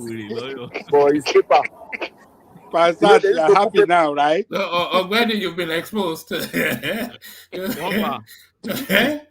Give me 30 seconds to respond to the heavy allegation Passat has made against me. But where are you responding from, though? Is it Okitekupa, Abi, Barapa, or where is it? Where exactly are you? You see, carry the allegations. You remember on this platform, you see, when you are engaging somebody who doesn't even leave his cocoon in an advanced country where he's hiding, you will surely know they don't go home. That's their problem. So when they see you going home, they think you stay permanently there. They can't even imagine that you are buying tickets and you're flying home back, because many of them do 24 hours job in whatever they are. So they can't even pick that money to travel. So I understand his predicament. But he talks like somebody who probably the first in his generation to travel abroad. So he hold that abroad so much esteem, as if even people that live in Nigeria, to him, they are nothing. You know the way he talks down them, the Nigerians are not exposed, they don't have anything. Many people like that are people who are first in their generation. And by the way, people have been traveling abroad since 1900 to date. People have their 3 generations away who were more like first generation to travel abroad, and today they still travel abroad. They don't talk like somebody like Pansat. They don't see abroad like an heaven where you stay, and wherever you see not staying there, then you look down on them. It's a pity. But by and large, I also see him talking from both sides of his mouth. First, he said, I'm not a lawyer. Just now, he just confirmed now that, okay, he's actually a lawyer, but a local lawyer or charge and bail in Nigeria. But there's no problem. For me, I've said it on this platform severally. I'm not on this platform to impress anybody. I'm not on this platform to prove anything. The only reason why I'm on this platform is to express my opinion. If anybody is challenging my legal training, go to law school, go and spend your own 5 years there. After there, go to Nigerian law school. Then after there, if it's bar 2 you want to do, it takes about 10 years to have the legal training. And don't be intimidated by it. And if you are intimidated also by it, I don't care. It's not me that put myself there. I'll put you in your own predicament. So that's all I just have to say. Are you aware of the DC comic book Superman? Yes, now. So Superman comes from a distant planet, and there's not one single thing that can destroy Superman other than a rock that they call kryptonite. So because that's from the planet that it comes from. So the one thing that can destroy Superman is kryptonite. So the kryptonite of Pansat is a young, educated, and an intelligent person. That it intimidates him when he sees that sort of a presentation, he gets intimidated. No, let me have the right. Let me respond. Hold on. Yeah, Pansat's kryptonite. Look. I want it to be true that Obeni is a trained lawyer, young lawyer. That's what we want our kids to be doing, right? And to use that, like Ekene always say here, if you went to school, use it for the betterment of the country. You being a lawyer should be a good thing. You don't even have to say I'm a lawyer for people to know you're a lawyer. It's gonna come from the way you talk, the way you make your arguments, the terms you use, the nomenclature. All right. In the United States, like I'm saying, I know you never been to the United States, and that's a big deal. What they say, what is it? Diaspora is not diaspora. There are people who are in Saudi Arabia, for example. What's his name that come here? He's in diaspora, but it's not in the United States. One man is over there in United Kingdom. They have their GDP is about $3 billion. I'm here in the United States. It's $30-something billion. Diaspora is not diaspora. Trillion. I'm sorry, trillion. Thanks. Look at it. It's just a typographical error made verbally. So now what I'm saying to you is this. Obeni, don't come here to intimidate panelists with your legal training, because it's a good thing, but it doesn't make you right. Every time you go, you have a legal battle. No. Why? Listen to what I'm saying to you. If you're a lawyer, you go, you have a legal battle. I thought we've had the gas for the day with okay. So let's just end it in a nice way. I want to be proud of you as a Nigerian lawyer, young Nigerian lawyer. If that's what you are. But let me land now. Hold on. Here is the way people who are abroad, people who are in diaspora, say people in the United States, they don't talk about abroad. Right? They don't talk about abroad. I mean, somebody going abroad. That's a Nigerian language. Let me land now. This is why I say you're not a lawyer, right? You want to be, you like the fact that one man is making you so big. Now remember, he could take you down. If you let one man be the one who made you, right? If you see, please hold on now. One man, mute that guy. Could you mute the guy, please? So you don't want to be made by one man. You want to make yourself. It's like me. One man cannot take me down because he didn't make me, right? Are you sure? Are you sure about that? Yeah, I mean, every day. Your profile was built on this platform. That is true. This is our platform. A lot of people don't know that. New guys that come here, Kulata and Ubeni, obviously, the newest guy on this platform. He doesn't know. Baba, all these are new guys. We are the platform here, right? So to conclude, all I'm saying is that do not be coming on this platform so that you're going to be elevated to a super panelist who determines what is true and what is false, or what is good and what is evil, or what is right or what is wrong. You don't have that kind of arbitration. You don't have that kind of power. No matter how much you train as a lawyer, it doesn't give you that anyway. Even if you're Chief Justice, you come here, you're going to have to argue your case. You have to establish your case. You have to lay a foundation. And people are going to disagree with you and then poke holes in what you're saying, especially in your case, where you always choose the wrong side. For a young man, you are for Tinubu. How could a young Nigerian be for Tinubu? I don't care if you're from Panya, no matter where the hell you're from. You want a progressive country. You saw the new president of France today. Look at that guy's 30-something years old. And of course, their president and others in government. In your country, one man in your country, look at the youth, what they're doing. So you can have a youth come here and talking nonsense, and then you want me to believe you. No, I'm not going to believe you if you are outside of Nigeria and you're trained lawyer and you're patriotic. They won't hold the positions you hold. One man, can we move on? Yeah, move on. Thank you for hearing me out on this. Yeah, thank you. All right, thank you, Pansat. So Ajale Koko, you're up next.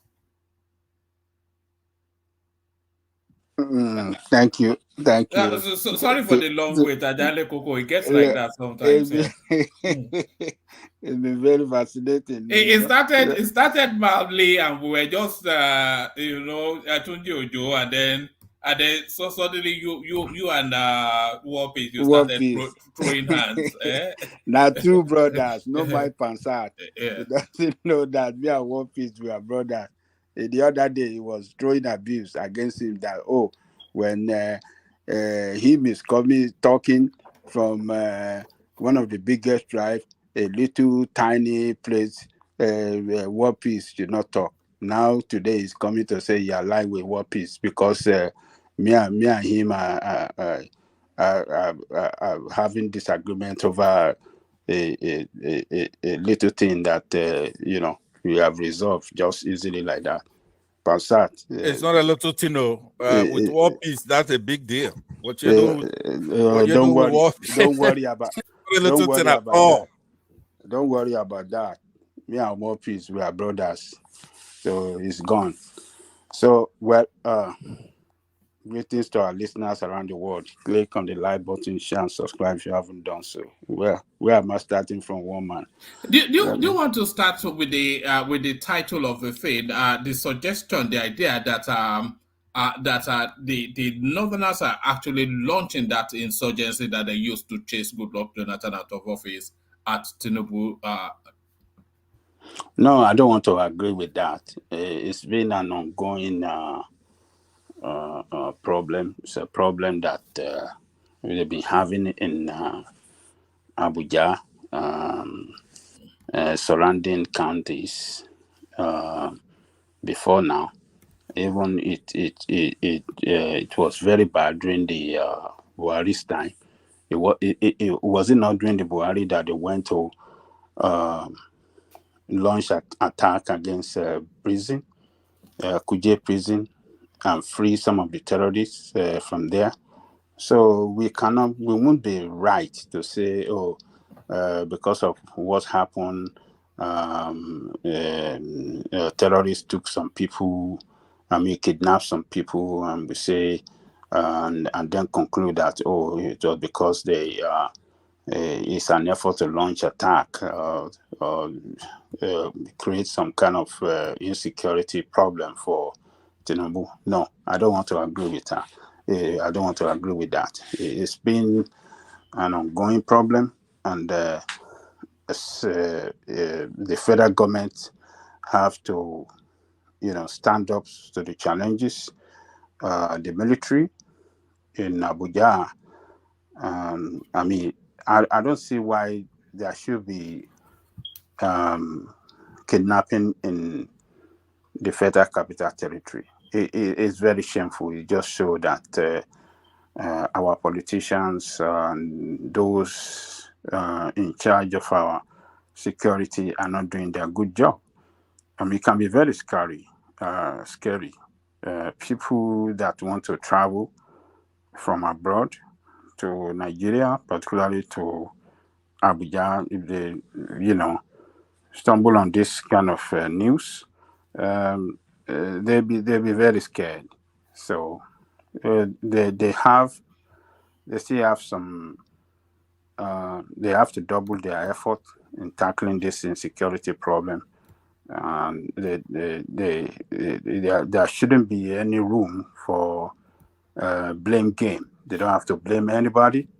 Tinubu cannot blame anybody that Buhari left problem behind, or the officials around him cannot blame. They promised Nigerian people that they will tackle the problem and they will solve the problem for us. So they should face the reality and face the problem squarely, and put an end to this insecurity. So that's the way I see it, one man. All right. Do you want to take us to the space, Tunji Ojo, who seems to be the one that is dominating the conversation the most? Opinions quite sharply divided. Some people feel that he has a lot more questions to answer, but from the legal perspective, as excellently fleshed out by the erudite Ogbeni, that he has not flouted any law, is essentially what it is. Yeah, he has not flouted any law.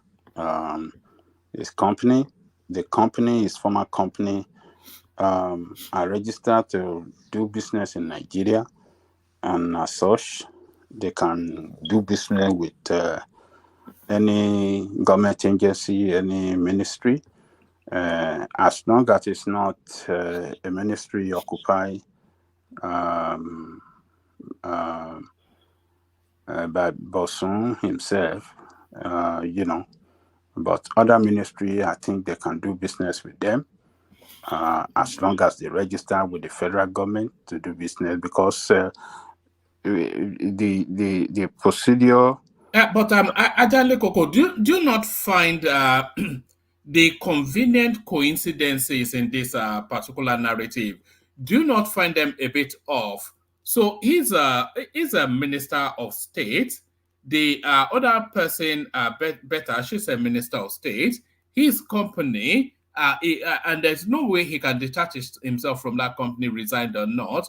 They whether it was an open tender or not, they now land this plum contract with his fellow minister. It's not even a stretch to imagine that what would have been said at FEC meetings to say that I hope you notice that my company is bidding.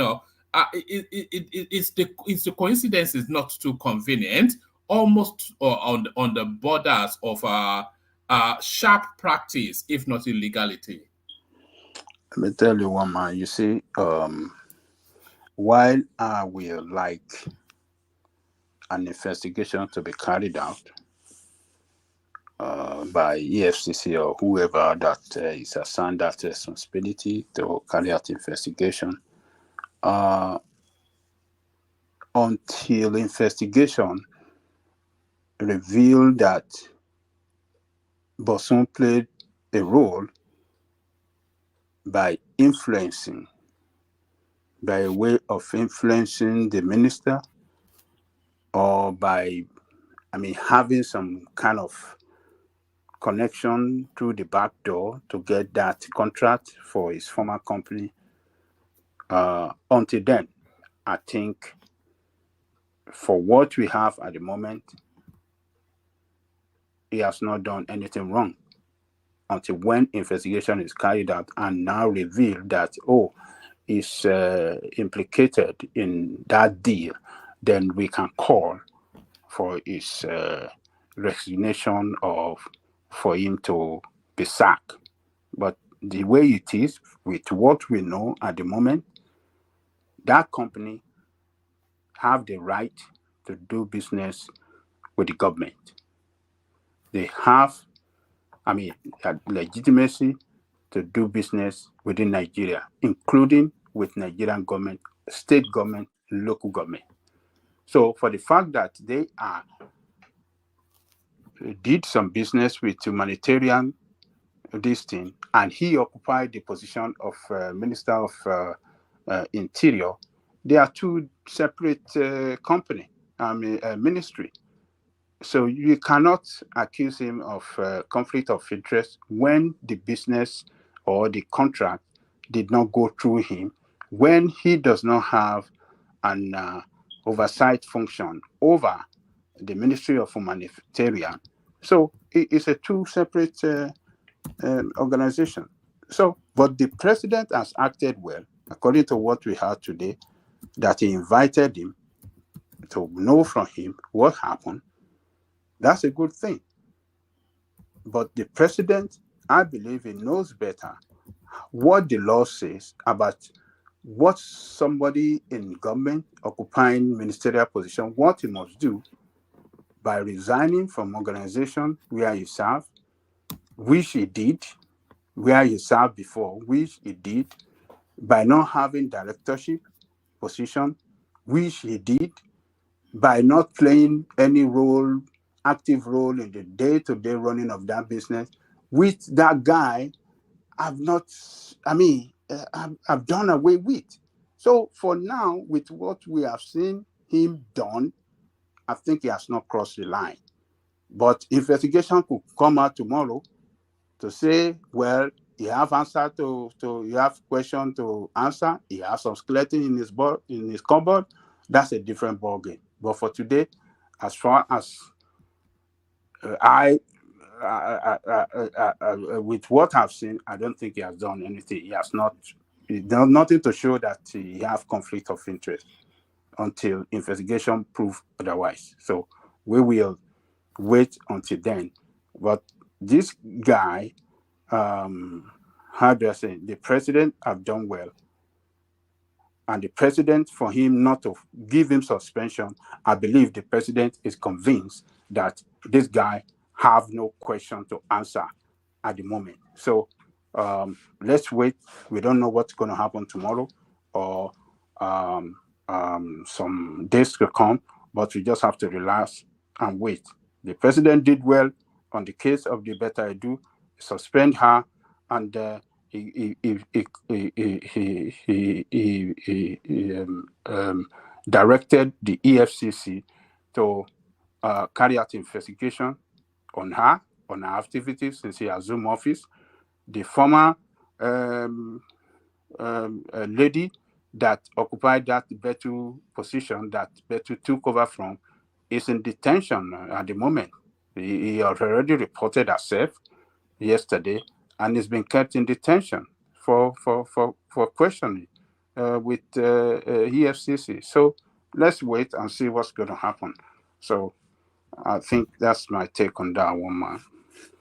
All right, I'm going to take you to this space next, but on my way to that space, Ajale Koko, let me flash up Dups's session for Sunday, which is guaranteed to be epic. Everybody delighted that Dupsy is back after the festive season. So Dupsy is going to be taking on the delicate but thorny issue of surrogacy. So it's the Pope declares surrogacy as a deplorable act. But Dupsy is questioning if it was right to do that. So that takes place tomorrow, not tomorrow, on Sunday. So I'll send the link in the comment section for people to bookmark it.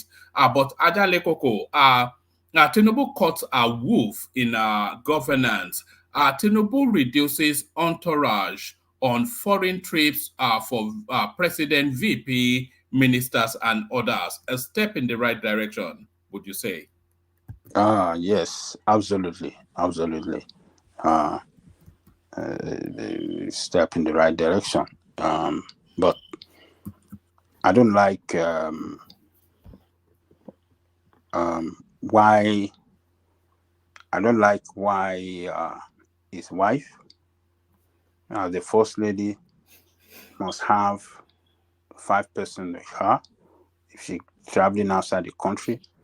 Why the minister that work for the state must go with 4 persons. That I don't like.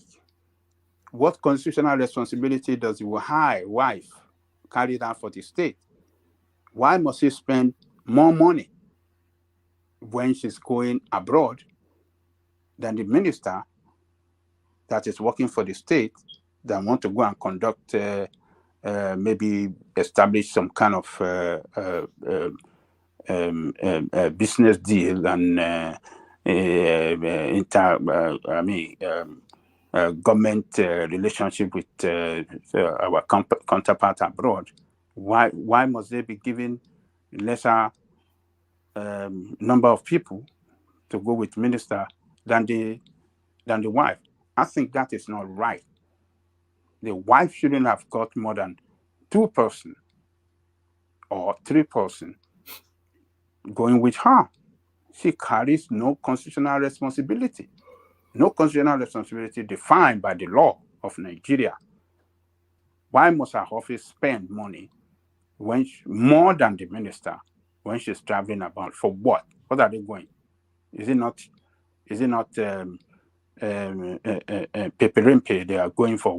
What's she going to do at our own expense for nothing? Our trip is not going to bring anything good for Nigeria, but the minister trip can bring investment to Nigeria, can establish, a good relationship between our country with the foreign counterpart. So that one is wrong. And that of the office of the the wife of the vice president, that one too, we have 5 people we have. Anytime they are traveling, that is nonsensical. I don't want that. That's not the way to do it. Do it right. He did it. I mean, I commend him for what he did. But that of the wife, I think you have to slash it down the more. She shouldn't have more people to travel with her than the minister.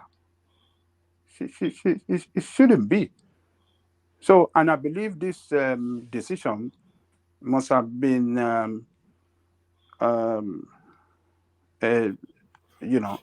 believe maybe since they came into office, the Minister of Finance must have seen billions of money that they have been spending on traveling, and he might have advised the president that, look, Mr. President, maybe it's the accountant general, between accountant general and the and the Minister of Finance. They must have seen that,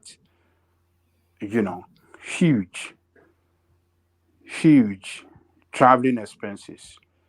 Ajale Koko, that Dubai trip was embarrassing. I think that's where it came from. Oh man. Oh God. Don't let us even go there. Don't let even. I don't know what he has brought for the country, what they have been able to achieve for spending so much. So I believe they have seen that huge expenses and they might have concluded that this is unsustainable. All these funds that we are spending are borrowed funds. Why must we be wasting these for traveling at whose expenses? At whose detriment? At detriment of us, the people. That money should have been injected into, a productive venture than just traveling, and some people will be carrying their girlfriend and doing all sorts of nonsense everywhere they go. So he has done good, but that of the wife, they need to slash it down more. She shouldn't have more than 2 or 3 persons.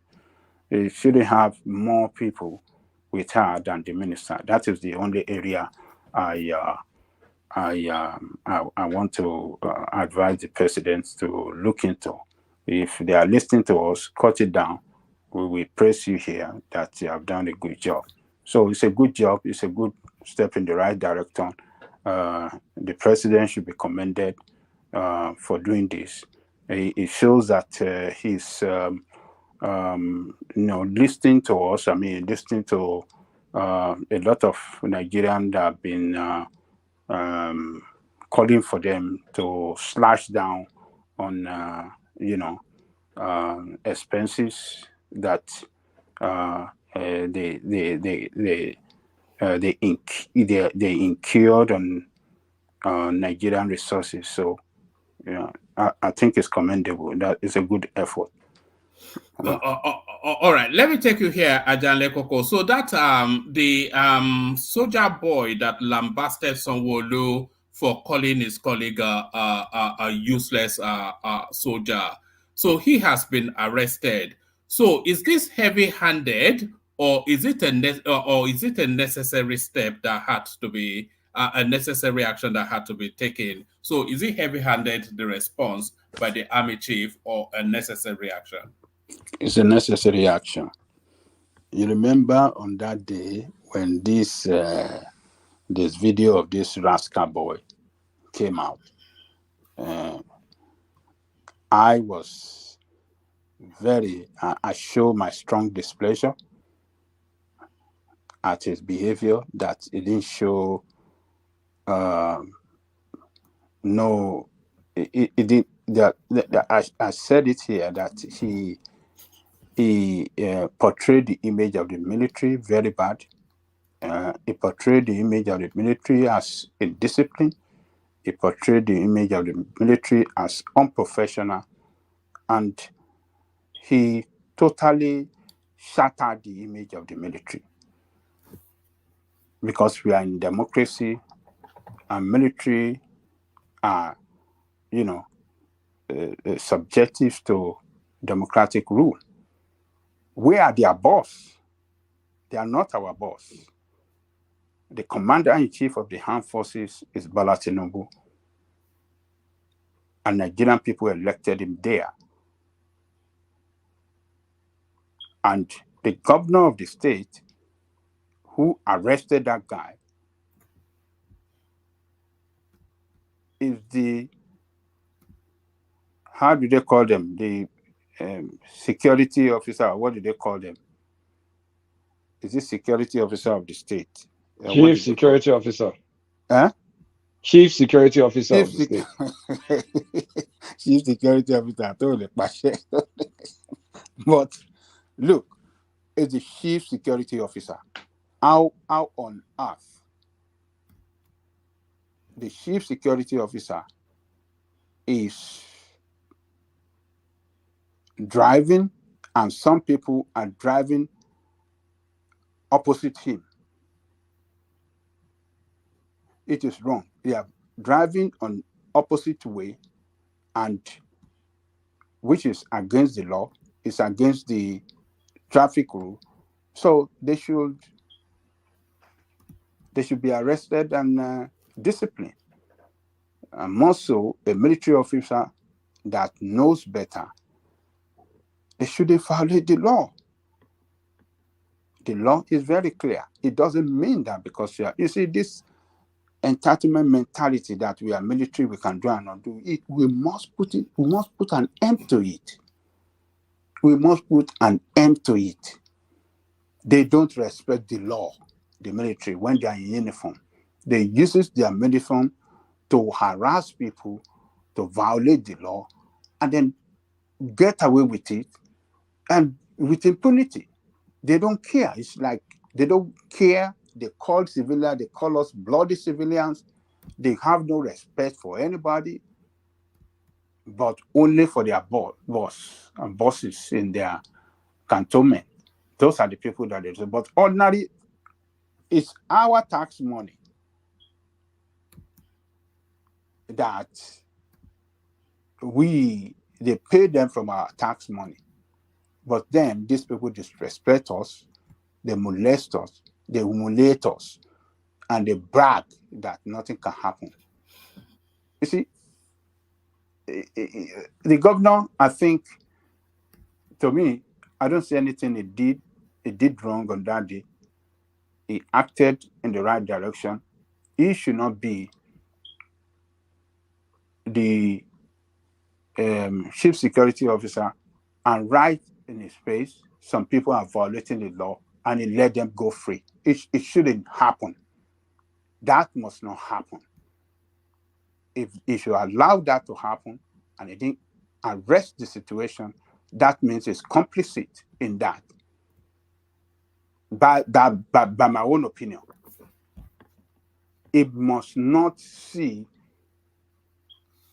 lawlessness in a public space being perpetrated while he's there and he doesn't do anything about it. That shows that he is not a lead, is not fit for that position. He is a man that can be rubbish in the public. He mustn't do that. So what he did on that day to arrest those people, to seize their Okada, that was the right thing because they are driving in opposite direction of the road. So the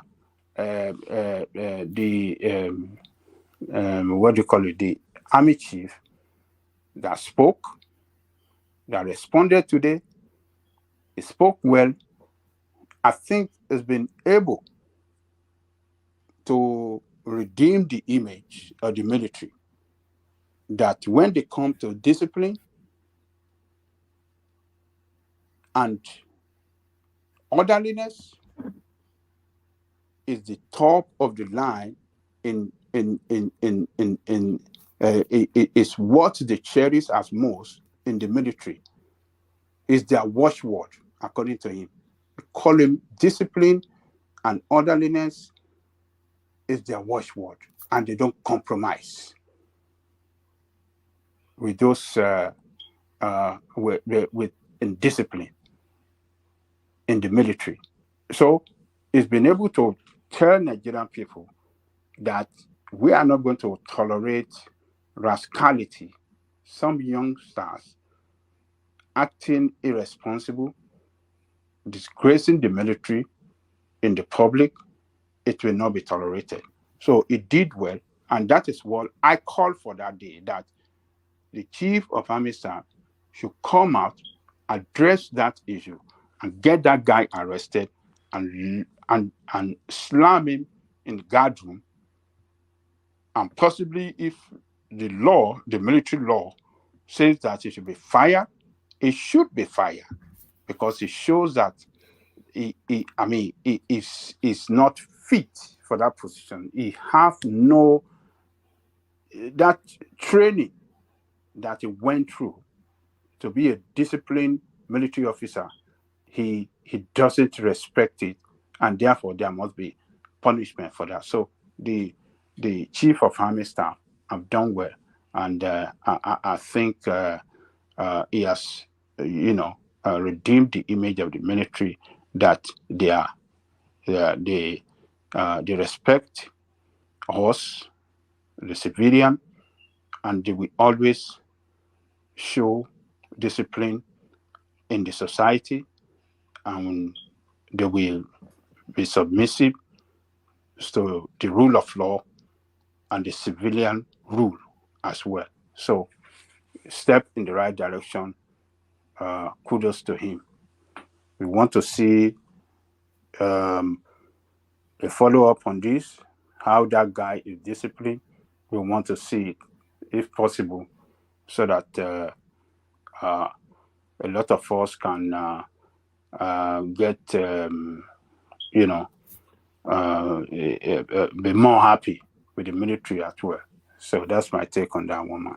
All right, brilliant. Let me take you to this space. They serve and volley from Okupe and the volley from the Labour Party space. No room for political opportunists. This is the response to Okupe's resignation letter to the Labour Party by the Abure faction of that party. So a political opportunist and a rolling stone, they described him as well, who cannot sit in one political party. Is there an inherent hypocrisy in that response?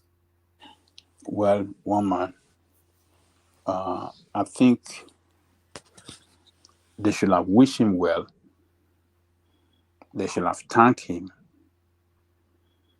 and not,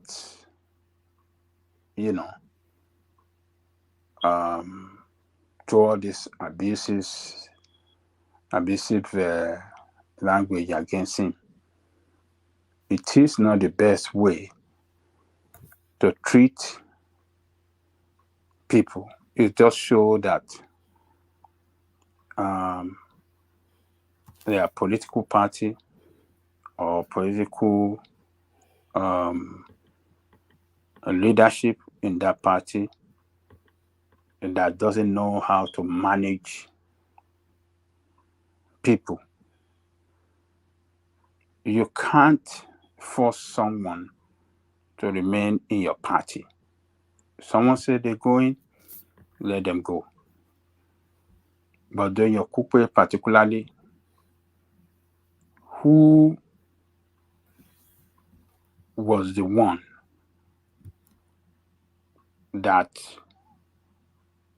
carried out an effective campaign. He was the one that managed Obi when he was PDP, brought his campaign to the limelight, and the limelight, and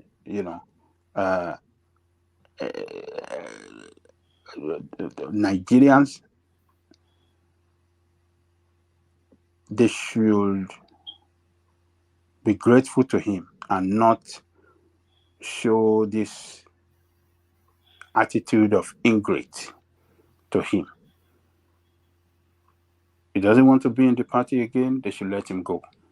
They should thank him for what he did and for what he has done for Obi and their movement. That is what they should have done.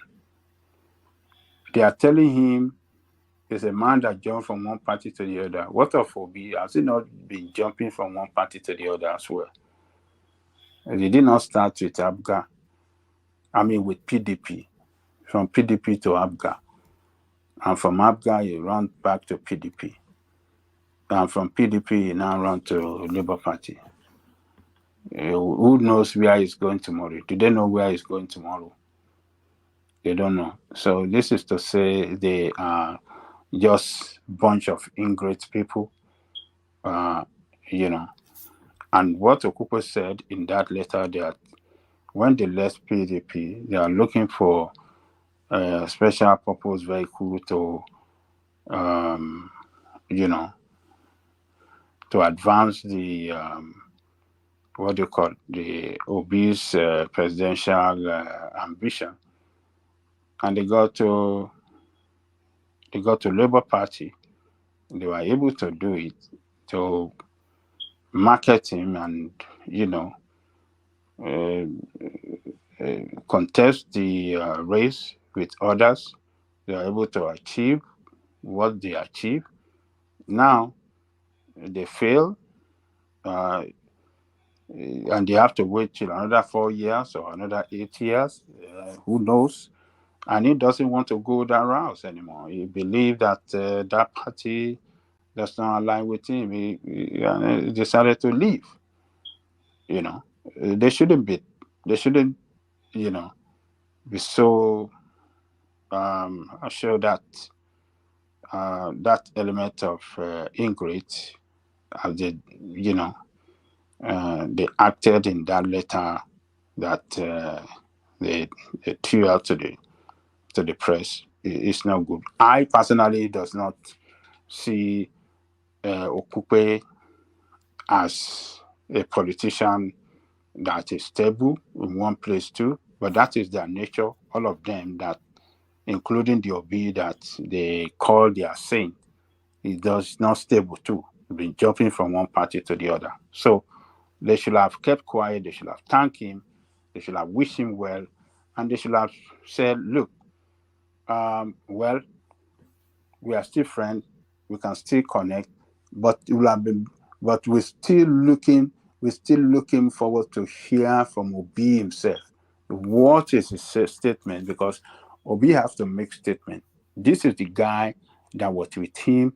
This is the guy that struggled together. This is the guy that managed this campaign. This is the guy that directed his campaign. This is the guy that shot his campaign to the limelight and to the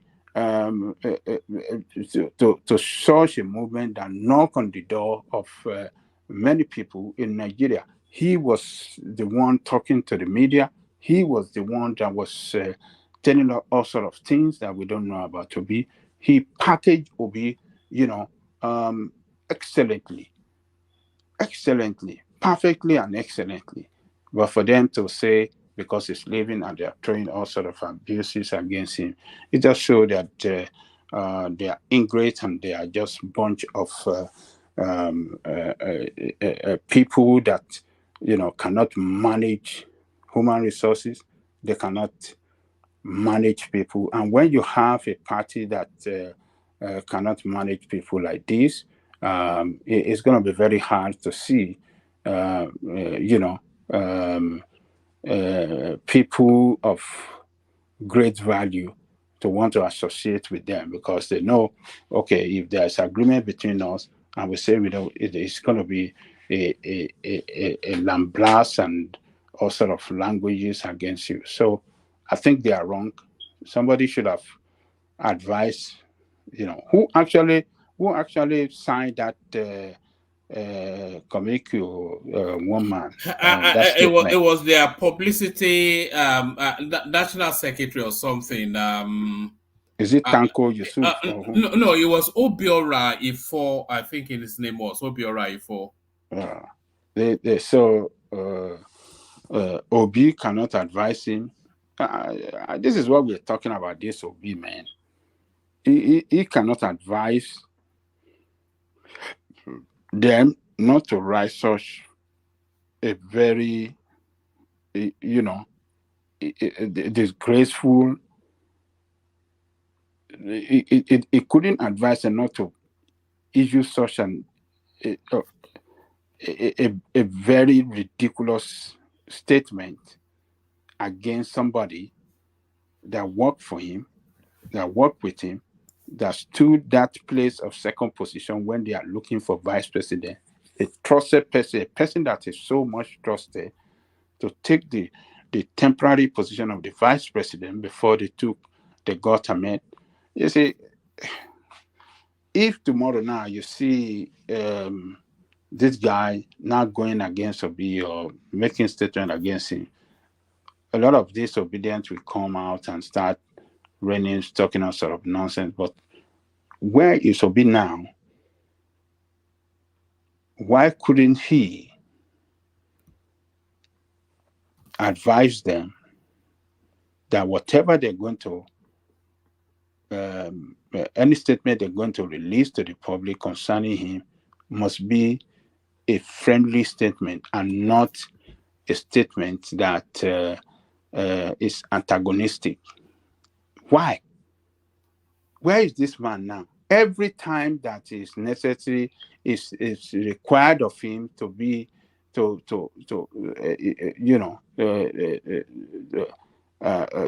act. It's going to be missing in action. You won't see him. You will never see him.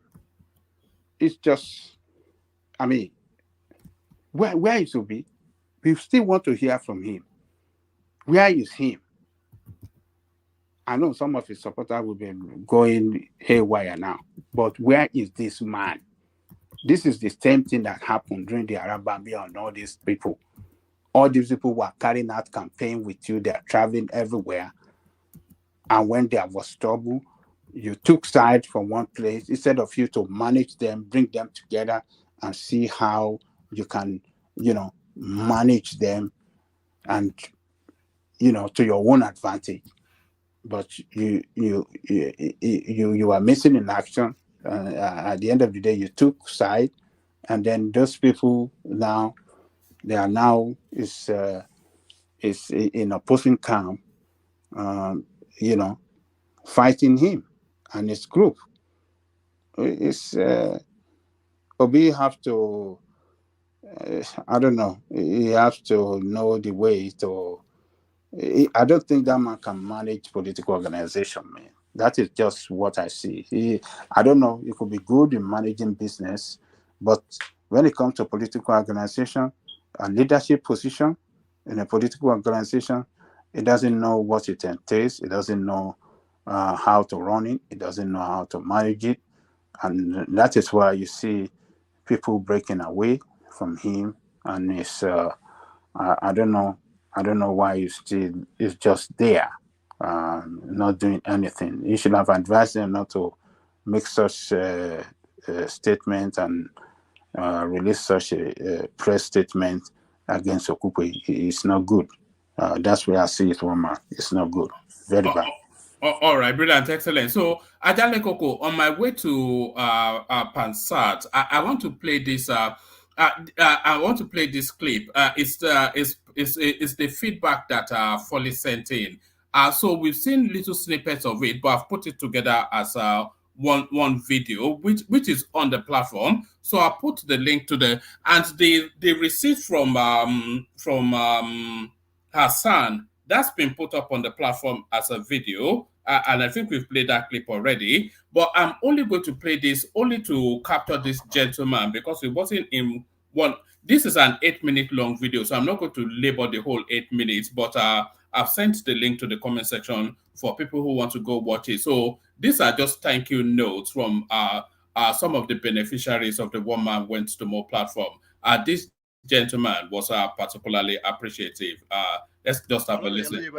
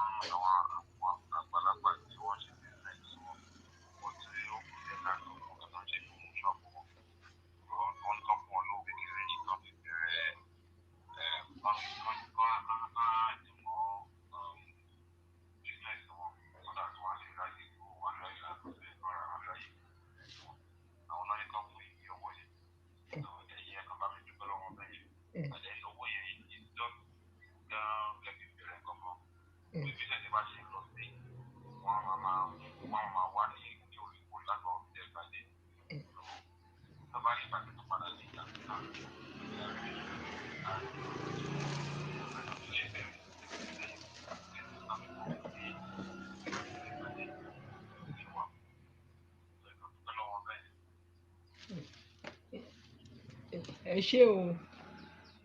ṣé o ẹ̀yin ẹgbẹ́ tẹ́ ní kàn fi owó yìí fún mi o ẹgbẹ́ One Man platform ní diaspora tẹ́ ní kàn fún mi lówó yìí gbogbo ẹ̀yin tẹ́ wà ní ọ̀nà jíjìn ẹ ní dòkú wálé o àmín Ọlọ́run ẹ ní níbẹ̀rì sẹ́yìn odi o àmín Ọlọ́run gbogbo ẹ̀yin tẹ́ wà ní Nàìjíríà ẹ ní dòkú o iṣẹ́ yín ò ní dòkú o ẹ á dàgbà ẹ á ní nǹkan àgbà oore tí ò ní gbìmọ̀ Ọlọ́run á ṣe fún yín One Man platform á rí àánú gbà. Amen, amen, amen. Látọ̀dọ̀ Ọlọ́run wá, á rí àánú gbà. Amen, amen, amen. Á rí àánú gbà.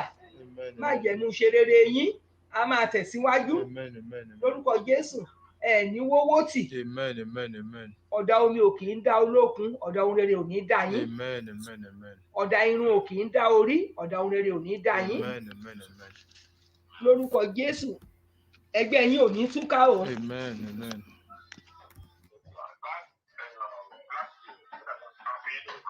Bẹ́ẹ̀.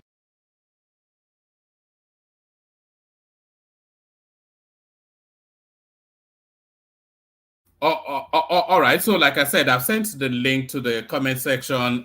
So anybody that wants to, it's an 8-minute long video. There are about 4 beneficiaries that are fully based identified, and they're just acknowledging and saying thank you. So if you want to go watch it, go watch it.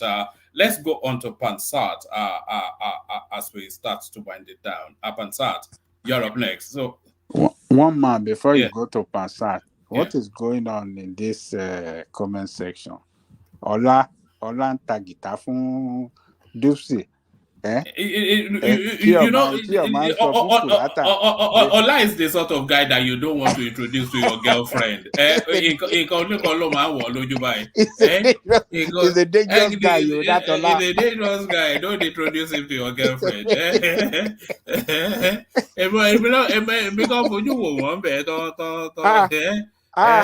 Tí ọba náà kí Kùlátà lẹ́ẹ̀kan hi dear nísìnyí ó tún ti kọ kíní fún Kùlátà in case I fall asleep good night pẹ̀lú sign pẹ̀lú love sign kí ló ṣẹlẹ̀ Kùlátà like play bí àwọn pípù yìí wọ́n gbé nǹkan gbẹ̀yìn wa o. wọ́n á gbóyún wálé pé wọ́n man ìyàjọ lágbádá mẹ́yẹ ó ti ṣẹlẹ̀ o kó yá máa sáré bọ̀ à ń lọ sí Mbèsè à ń lọ sí Mbèsè à ń lọ tọrọ ìyàwó Mbèsè.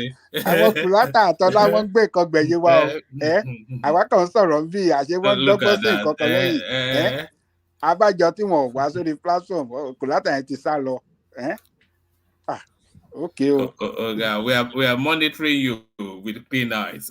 So I wonder if Pansat has fallen asleep or not. Pansat. Look at that. When you don't want him to talk, it never stops. When you want him to talk, it's not there. It disappear. It's disappeared. There's probably that brandy, that extra glass. Ekene, hopefully you are there. The Megiddo of always late for class, Ekene. Yeah, I did village. I enjoy. You know, say easy that I take time to sleep. It's the 10th now. Now, when are you going back to work? What's all this over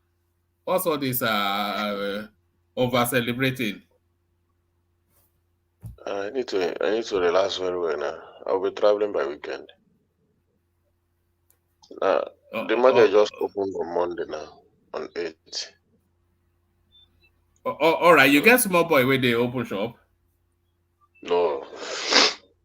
I get, but I do not open until I come back. Now, wow. How many shops you get for themselves? No be 5, you say.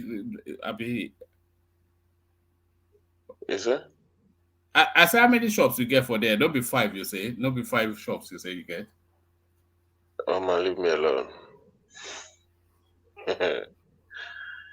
Alpha. Adeo. So come into the just come into the conversation. I think you are the last commentator, so come into the conversation at whichever point, and then we shut it down. Nothing much. I just came in. You know, I always come in to listen and just share my thoughts. You know, these days I don't have time to go into the news to know what is happening. A lot of activities. So I come back, I just sleep off. So, but the last thing I had was, I think Tinubu is trying to cut costs. Yes, this is something you've always advocated, so you must be pleased.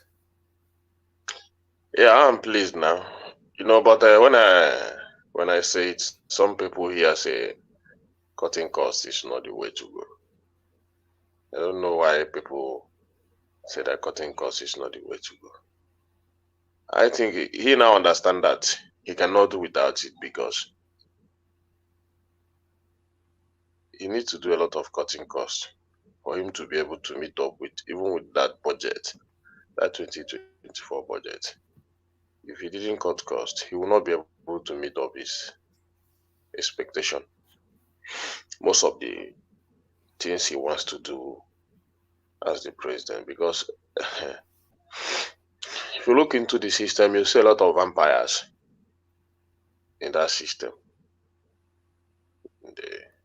Both from the ministers, all those guys are vampires. So it's now left for him to say, I'll not allow these people to finish my government or make my government look like not productive. So now he's coming up. I give him kudos. I give him kudos for that. Now he's stepping up with the game, trying to cut costs. A lot of things, not just a lot of cutting costs. He's just starting. So the ones he just